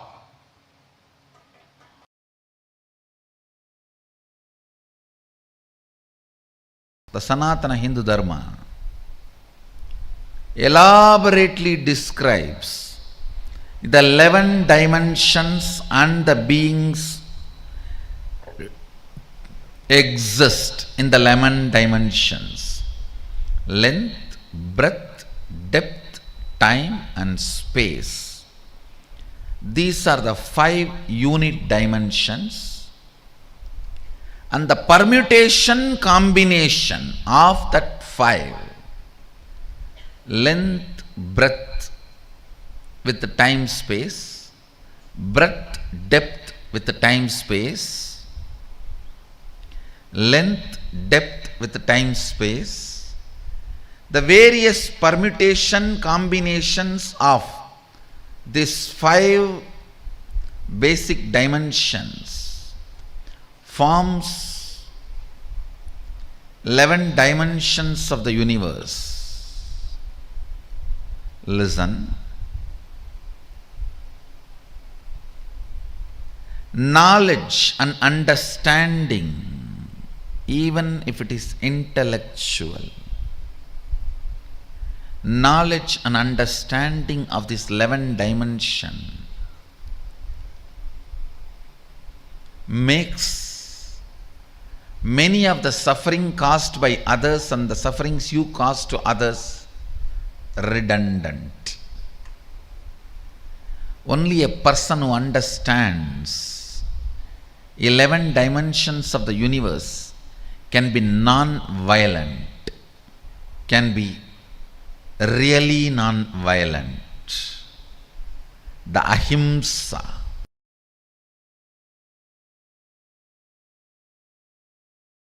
"25 states of the consciousness is what you perceive, you go through. 11 dimensions of universe is what universe perceives it is going through." If you change your state of consciousness, you'll automatically change the dimension you're in, Yes, and vice sure. versa. When somebody moves to Turyatita, he will never be in length. Naturally, he will be more and more in length, breadth, depth, time, space.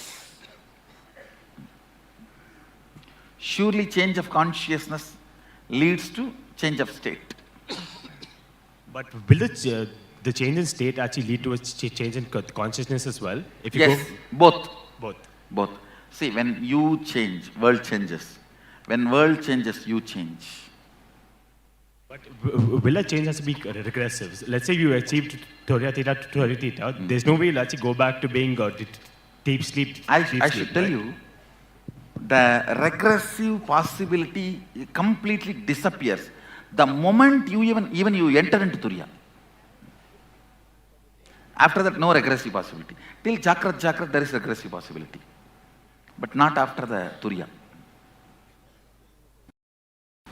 When I am in a relationship or I am having a meaningful conversation with somebody, is it just the state in which I am there that will define the quality of relationship or conversation I am having? Or is it that in that state, what is the extent of length, breadth and depth I have? That will decide. No. Actually, the state in which you exist, that decides. A length, breadth, depth is always liquid. It just gets altered the moment you shift that state. Just a simple remembrance of the Guru. The intimate touch, that experience, remembrance, your whole energy will be shifted. The length, breadth, depth will be different. That is why we have in Sanskrit, Smaranat Mukti, just by remembrance, liberation. So, you don't have to bother about length, breadth, depth of that dimension, that space. The space you are in matters. So, the 5 components of these 11 dimensions, are they anyway related to the Pancha Bhutas? Because they seem No. 5 elements are, all 5 elements are within the, see, that space is different, this space is different. The space in Pancha Bhuta is Vyoma. The space in this 11 dimensions is Akasha. Okay. Vyoma is different, Akasha is different.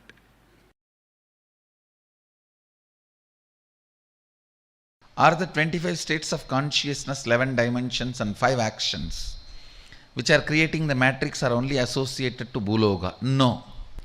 The whole spindle, the standila, Meru standila, on which all the 14 lokas are situated, are under this matrix. Other than the Kailasa, which is beyond this matrix, which is the space of Sadashiva, where the matrix is irrelevant. Everything else falls under the matrix. It is already inside these 25 states of consciousness and 11 dimensions and 5 actions. And the next question you are asking about the analogy we can do with the movie Matrix and our fictive reality in the so-called real world who is supposed to be Neo. See, actually this, you can't exactly match who is Neo and who is Agent and all that. Roughly we can match. Neo is a seeker, who is struggling and getting enlightened. Morpheus can be roughly matched as Guru, but it is not necessary Morpheus has to die, and only roughly can be matched. What is the artificial intelligence? Yesterday this was the question. What is that machine's artificial intelligence? The common understandings which are not real but accepted as a system by all of us, like a concept of currency. It's not real. It's a paper. But all of us agree to work with that. The realities made by us, but not existentially real. Currency, passport, citizenship, ownership, paper. All these are the artificial intelligence. All these are the machines which are sucking us. Understand? You are nothing more than 120-volt battery for this matrix. And don't think matrix is going to start. It is already started. The moment created reality is playing 51% of your life than the existential reality, you are under matrix. See your life, the decisions you take, the actions you perform, the life you live is 51% is based on the existential reality or based on these comparative realities. Non-existential but created realities which are almost made to believe by us as existential reality. Please understand. A disease is an existential reality. Medicine for it is an existential reality. But currency is not existential reality. Grain is existential reality. Hunger is existential reality. Currency is not existential reality. Separate these two. Land is existential reality. The passport you need to live there is a created reality.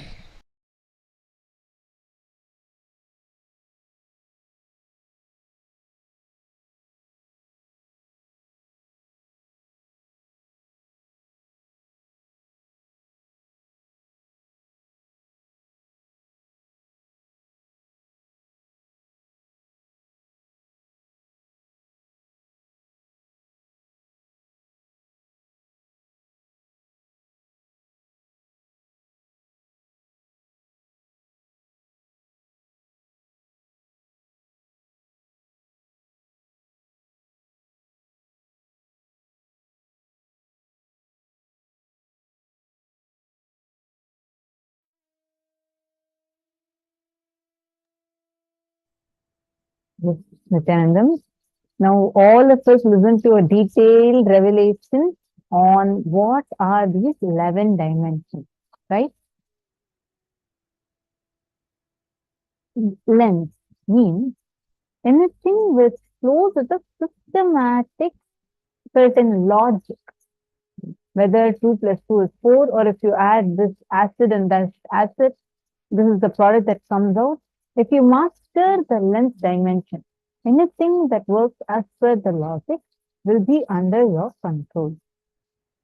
Next, everything which flows in the rhythmic logic is breath dimension. All the actions and activities of the heart and art goes into breath dimension, where the logic is there, but there is a flow. It's not just rigid logic. For example, the rhythmic flow of the body language. That is dance, which is a breath dimension again. So dancing is breath dimension of body language. Painting is the breath dimension of writing. How many of you are understanding? Next, depth. Depth is your conclusion. Depth is your conclusion, the cognition that you carry about your life, God, and people. Everything, all the cognitions that you carry comes under the depth dimension.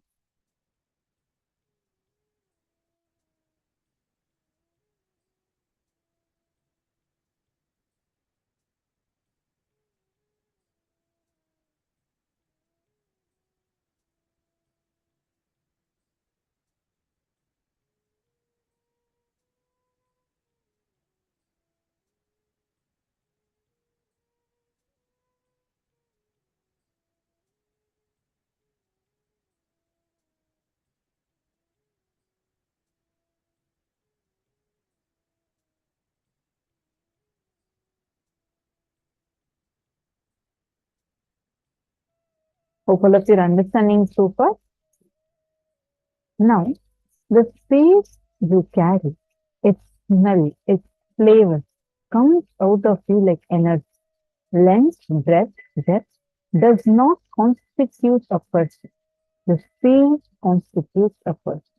The space in you, the space outside you, and the whole space is actually one and the same. All power manifestation has to start from space and not from depth. The length, breadth, depth is mass. Space is energy. When these two collide, the dust generated is time. Wow. Such amazing revelations, right? Do not cognize, celebrate, enjoy, entertain anything related to your capabilities of length, breadth, and depth. That your identity is established, cherished, played, enjoyed, celebrated the capabilities of your space. Now, what did each of you understand from this beautiful revelation that Swamiji gave to us about space? What did each of you understand? I request all of you to take a moment and share what are all the clicks you got. And Swamiji explained so elaborately on what is this dimension. Actually, science very clearly establishes how human beings like you and me, we can cognize up to 11 dimensions. And Swamiji had said that actually even this concept, science is arriving at thousands of years later, and they're still saying that we can create structures up to 11 dimensions, but they do not know it as a definitive possibility. But our ancestors had already clearly found out, and Swamiji has revealed this so precisely to such extent as to Swamiji has told in each which are the airports to access which dimensions. To that extent, Swamiji has explained, and length, breadth, and depth are the three main components, and time and space. So the permutation combinations of these five components, like length becoming breadth, breadth becoming depth, depth plus time, like this is like some various permutation combinations. All these put together makes it 11 dimensions of universe. Everything that you see. We all know the length, breadth, and depth. So the length, breadth, and depth that we see is alone not the 11, that alone is not the dimensions of the universe. There are much more. What we can understand or what we perceive. And that is what Swamiji had revealed very beautifully in this session as well.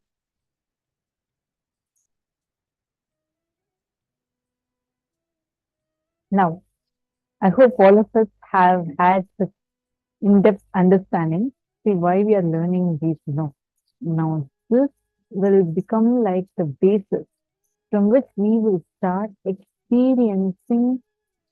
Now, whenever you are sitting in the darshan, your space dimension is being worked upon. Today, we are learning these basics, like we learned about 25 states of consciousness. Then now we're learning about 11 dimensions.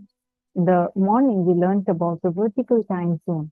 How not just we all know about EST, PST, IST, MST, like the Eastern Standard Time or the Pacific Standard Time, Indian Standard Time.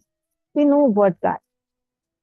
But Swamiji explained how these are all horizontal time zones. And there is something called as vertical time zone. Vertical time zone, the 14 lokas that exist, how they exist, how as you go up, the number of thoughts reduce. Swamiji explained all of these so beautifully.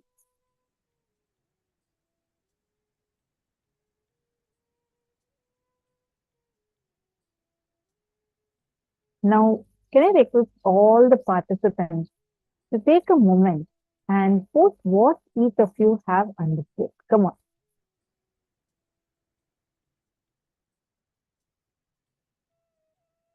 Amit Pupalkaraya, Sunil Yadav, all of you please post. What did you understand? Sumit Agrawalaya. I request all the participants to take a moment and share. What did you exactly understand from this section about 11 dimensions of the universe?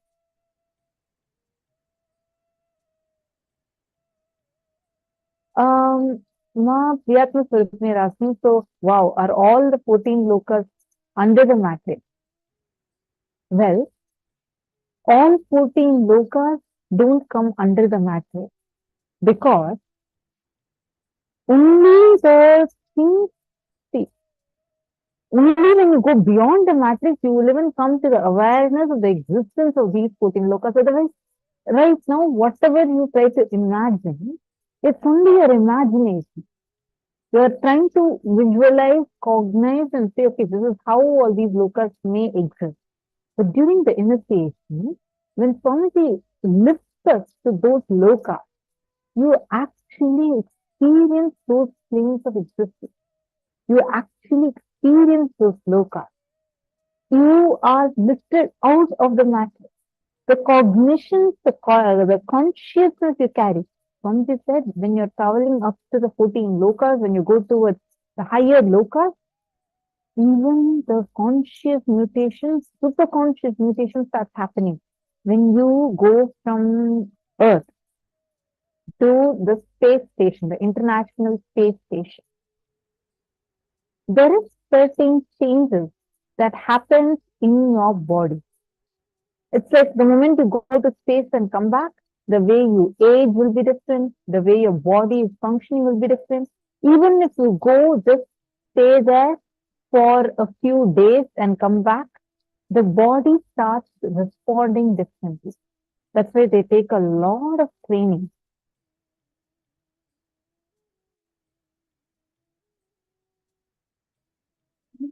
Even the most basic laws of physics that we see, it does not apply the same way as others.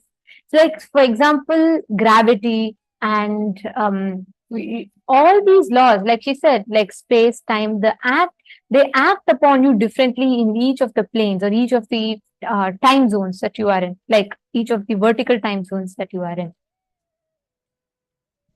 Sorry, I see a message saying I'm not audible. Ma Grazina Maria, are you able to hear me? Okay, thank you, Ma Gokula. Okay, wonderful. So, understand, whenever you are going from just the planet Earth just to the International Space Station, which is just above the planet Earth, slightly out of the gravitational field of planet Earth, even there when you reach, your body starts mutating. You start going through physical changes. Same way, when you are, like for example, your growth rate changes, you will start becoming much taller because gravity acts upon you very differently. Once you leave the gravitational zone of Earth and enter into the space. Same way, when you start traveling to the higher lokas, not just physical mutation or psychological mutation happens, conscious mutation and superconscious mutation happens. You understanding? So, Ma Priyatma Sarupini, if you have to, the 14 lokas, are not under the matrix. Actually, in when you go to Swargaloka, Swamiji tells physical manifestation happens. Like, for example, from the time you travel from Bhuvar Loka, and you go to Suvar Loka, by the time you reach Swargaloka, you get extra set of hands, extra set of legs. Because the mutation is experienced in different levels. By the time you go to Tapo Loka, you cannot have thoughts. You cannot have thoughts in Tapo Loka. It's just absolute unclench. That is the gravity of Tapo Loka. Which means for them to be in Tapoloka, they have to be unclenched. Without being unclenched, you cannot be in Tapoloka. The Swamiji tells the gravity, like how Bhuloka, thoughts is the gravity. Like the more you think, you are getting stuck more and more because thoughts are matter. Gravity attracts that matter. In Tapoloka, it's the opposite. Swamiji tells that they need to be, that's why it's called Tapoloka. There's constant tapa. The tapas keeps happening there. So the more they are in the space of tapas, the more they are in tapoloka. So each loka, the laws of nature, the laws of physics, everything is very different. Mazian Jing Zhou is asking, what are these 11 dimensions? I'm not understanding. See, length, breadth, depth, time, space. These 5 together form the basic units. The permutation combinations of these 5. Like there are some beings that exist just with length and breadth, without any depth. Like that, the permutation combinations of these 5 units together form the 11 dimensions. The 14th dimension, the 11th dimension is just space, where you can exist purely as space and you have the capability to play with the other dimensions. So, and the 11 dimensions are these 5 basic unit dimensions. Understand, like how Swamiji is explaining, the way we cognize space itself is completely different. Akasha is different, Vyoma is different. We understand space more from the context of Vyoma, where you understand about the Pancha Bhutas, the 5 elements. That is completely different, and understanding of the space is completely different. And the way you relate with each of these dimensions completely change. More and more you start cherishing your identity based on space. Like, for example, whenever you are experiencing power manifestation, it starts from the space dimension. Actually, you all can try during the darshan. Make sure you are having a Atma Murthy within the camera. Today, all of us are going to be experiencing. And I request all the participants to bring your forefathers' pictures and settle down, meaning anyone who has left their body and you want to meet with them. Any ancestors, they're not in the body. It can be like your grandfather or your parents, anyone who is not in the body. Today's initiation, actually, Swamiji is going to be raising us all to the Janaloka dimension. So it is Bhurloka, Bhuvarloka, Swargaloka, Janaloka. So it's, I should say, Bhuvar, Swarga, Jana. So it's the 3rd loka from Bhuloka. So you're going to be like traveling 3 parallel universes and going to the Janaloka. The 3rd one is the Janaloka, and that is that in the Janaloka universe, like how you have the Andromeda galaxy and then you have the Milky Way galaxy, like that, in this in the Janaloka, there are different worlds. One of the worlds within the Janaloka is Pitraloka. Like one of the worlds within the Vaikuntha is Goloka. Like that, each place, each universe has multiple galaxies, let's say. Let's call it that way. So each universe has multiple worlds in it, sub-worlds in it. So like that, like how we have planet Earth, there are different planets within each of these parallel universes. Ma Karen is asking, can we be on the picture as a baby?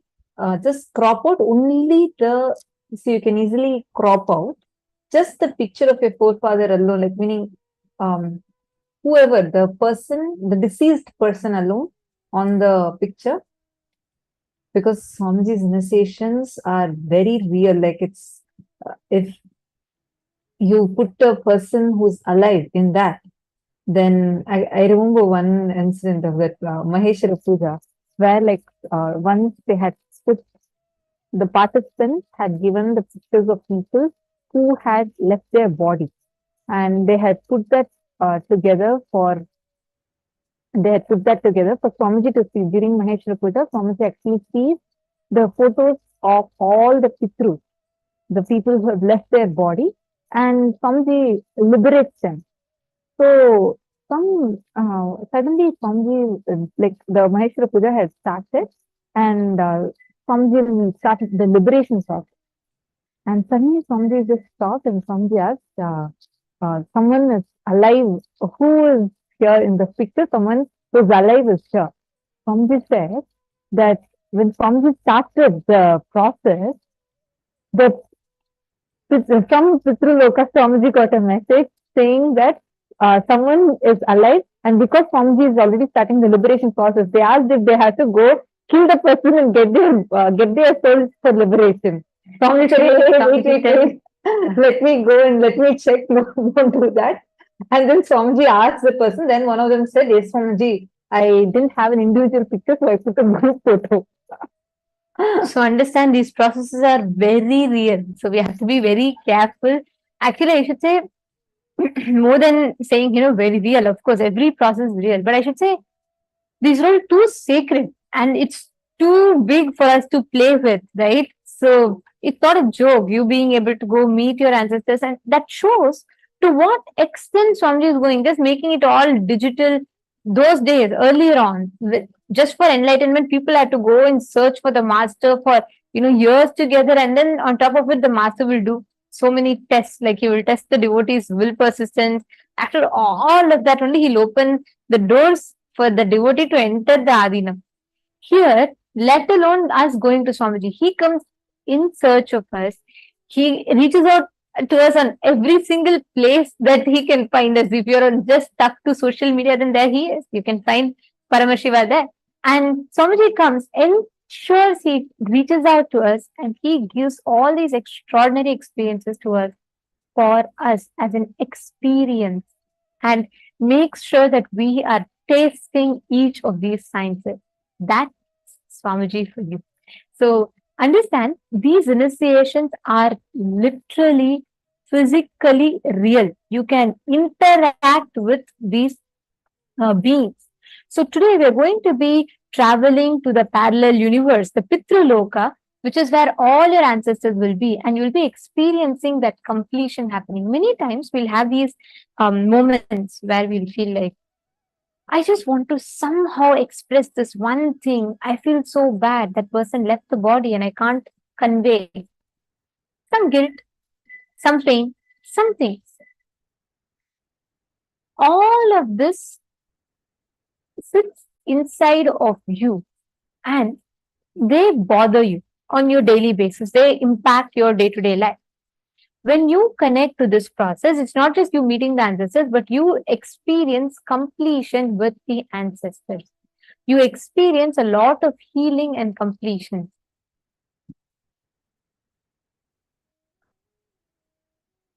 Ma Motovang, yes. Anyone, Swamiji has told, like anyone not in the body, any being that's not in the body. So I understand, yes. So even all the dead animals, your pets, you are connected to them. Yes, you should, you can. And you will experience, that animal will experience liberation.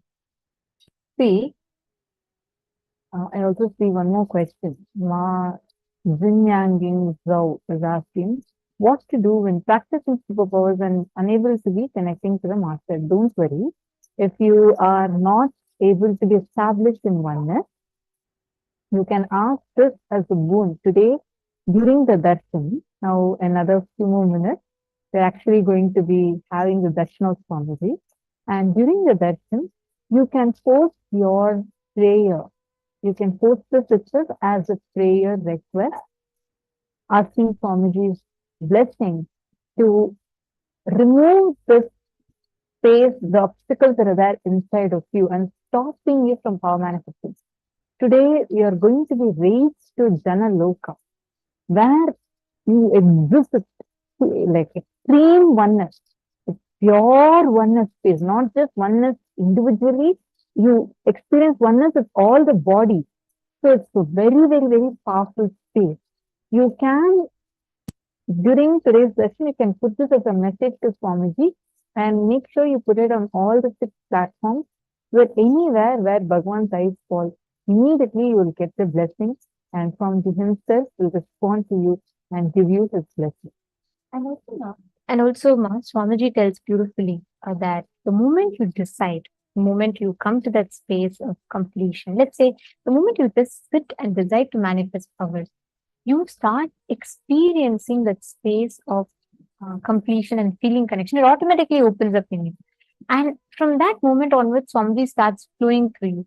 You just need to focus on, just chant the Mahavakya, do the process. Automatically, you will see your being, your inner space will tune in. It's not like, you don't need to constantly tell yourself anything. It's a byproduct of, as you chant the Mahavakya, as you manifest the powers, your inner space naturally falls into the space of oneness. So oneness, I should say, is the resting position of your inner space whenever you're manifesting powers.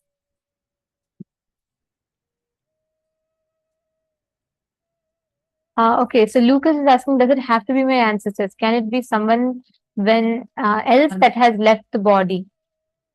It can be anyone who's not in the body, and you will be able to meet them.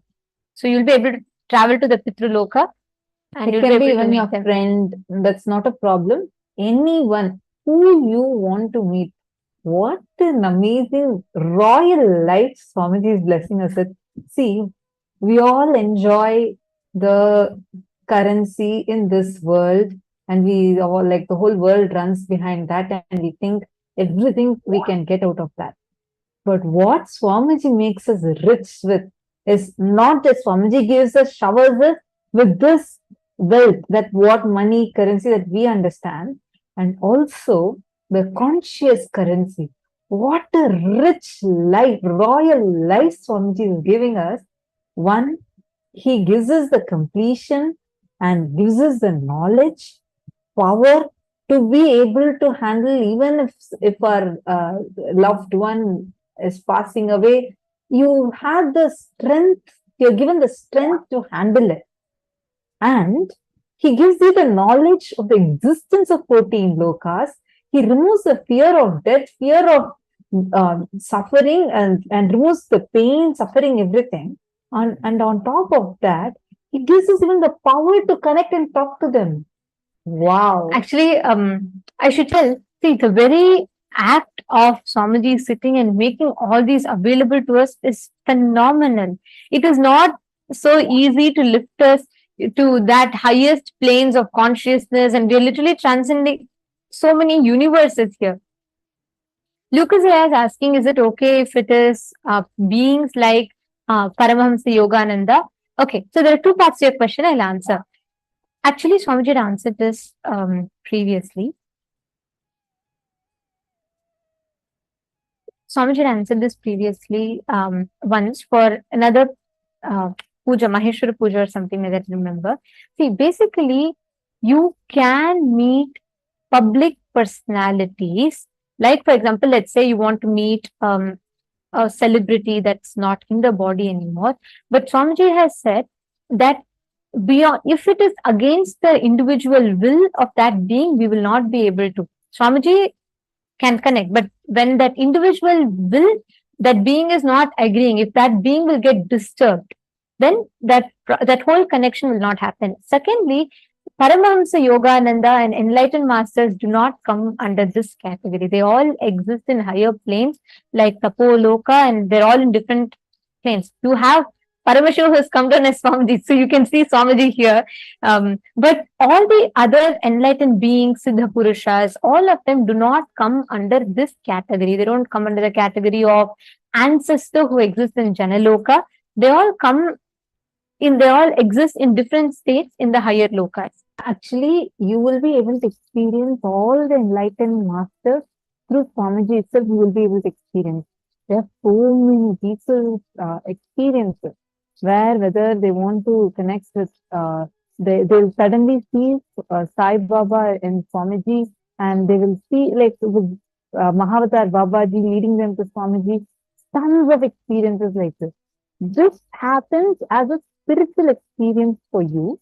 And even if you are intensely connected, see, whenever a master is not there physically in the body, they lead you to the living master. When your seeking is sincere, you are immediately directly led to the living master.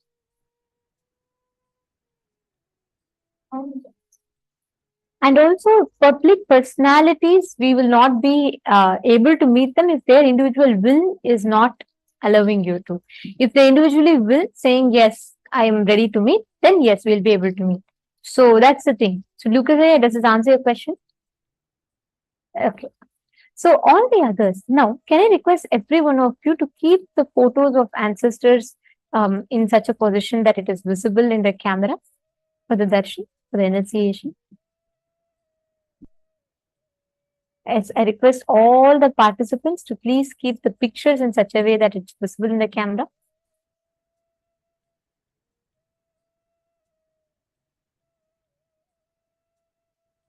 Now, as all of us are preparing, one of the most important factors for all of us to understand is how we can exist, how we can connect, travel to the higher dimensions, the higher worlds.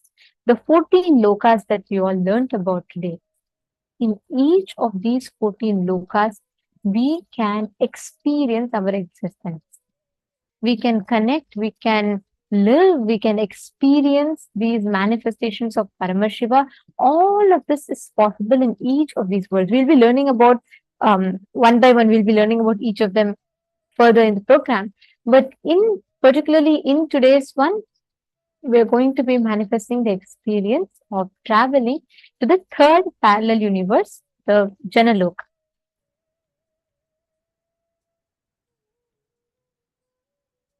Yes. Now, I also request all the participants to please come and settle down in front of the camera. Please settle down. Nityanandam, please settle down in front of the camera.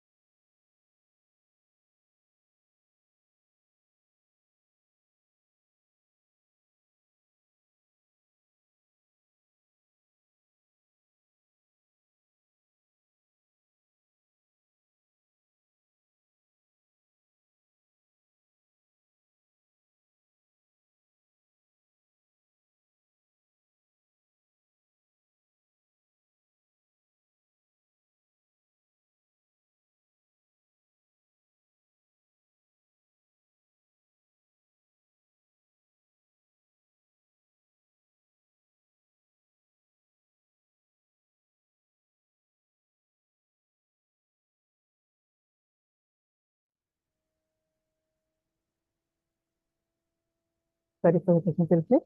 Now, all of us are going to prepare ourselves for receiving the darshan, initiation, and traveling to the parallel universe. Like literally, you will start meeting with your ancestors. You may physically, you may travel, or they might come down. Many participants have had this as experience. Like I remember Ma Agamapriya beautifully sharing about how she met with her grandmother and how her ancestors had actually, she put the pictures and how they had actually appeared and given her the darshan, and like they had, and she experienced the deep completion with her grandmother, whom she used to be really close to. So that was such a beautiful experience. I just saw Agamapriya and remember her sharing. See, understand, all of you will also be able to have that as experience. All of you get the pictures and settle down. Please get the pictures of the people who you want to meet with and experience completion with. It's not just meeting them, but also experiencing completion with them. Sumili is asking, why should they return to earth when they're all in some higher plane of existence? Don't worry, they are not going to be stuck over here. It's like you are having a free pass and they're just going to visit you, appear, give darshan only. Because it's not, they are not coming here from any other context. See, they are here, it's like a invite, like Swamiji is creating that channel for them to be able to come and have this as an experience. You're understanding, ma? So don't worry, you're not going to be making them come and be here in Bhuloka. Okay? Ma, Sonia Singh. Oh, your mom connected to your dead cousin. Okay, good.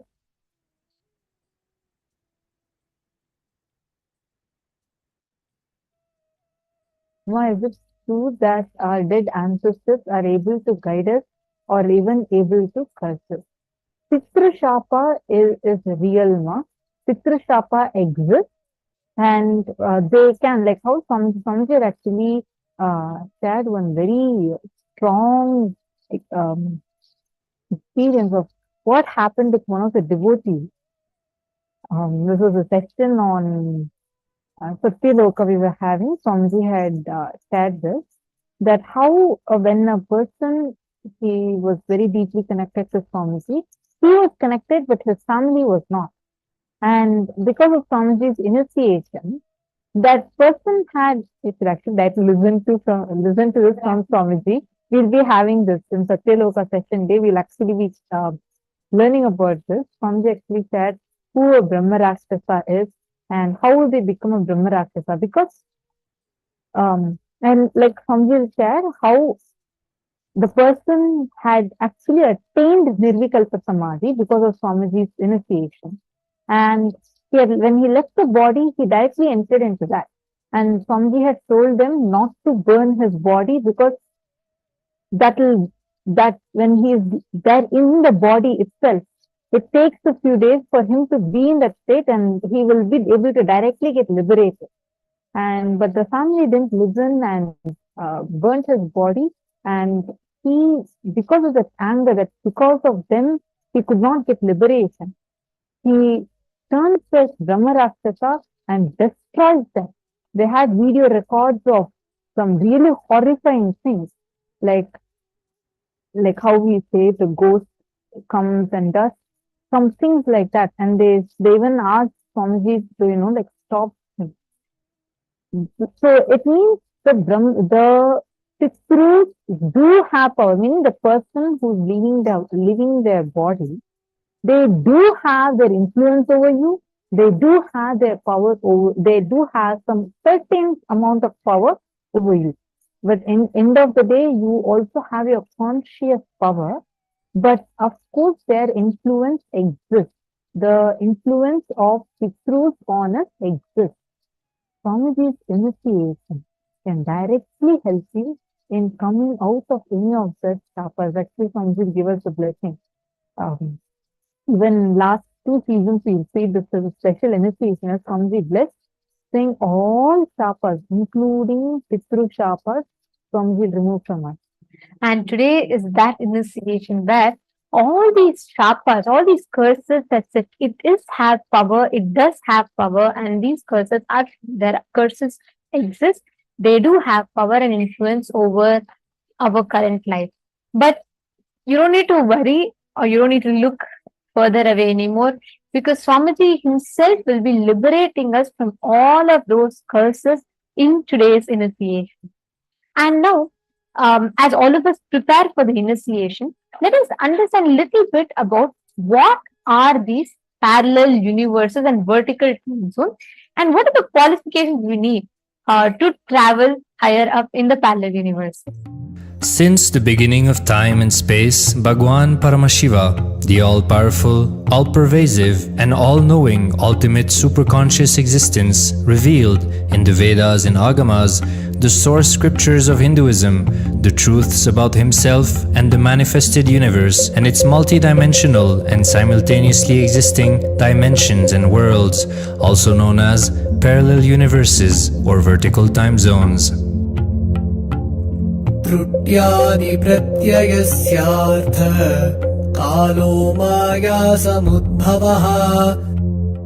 The Kala Tattva, which gives rise to the knowledge of various time zones and parallel universes such as Truti and others, is originated by Ananteshwara from the impure Maya.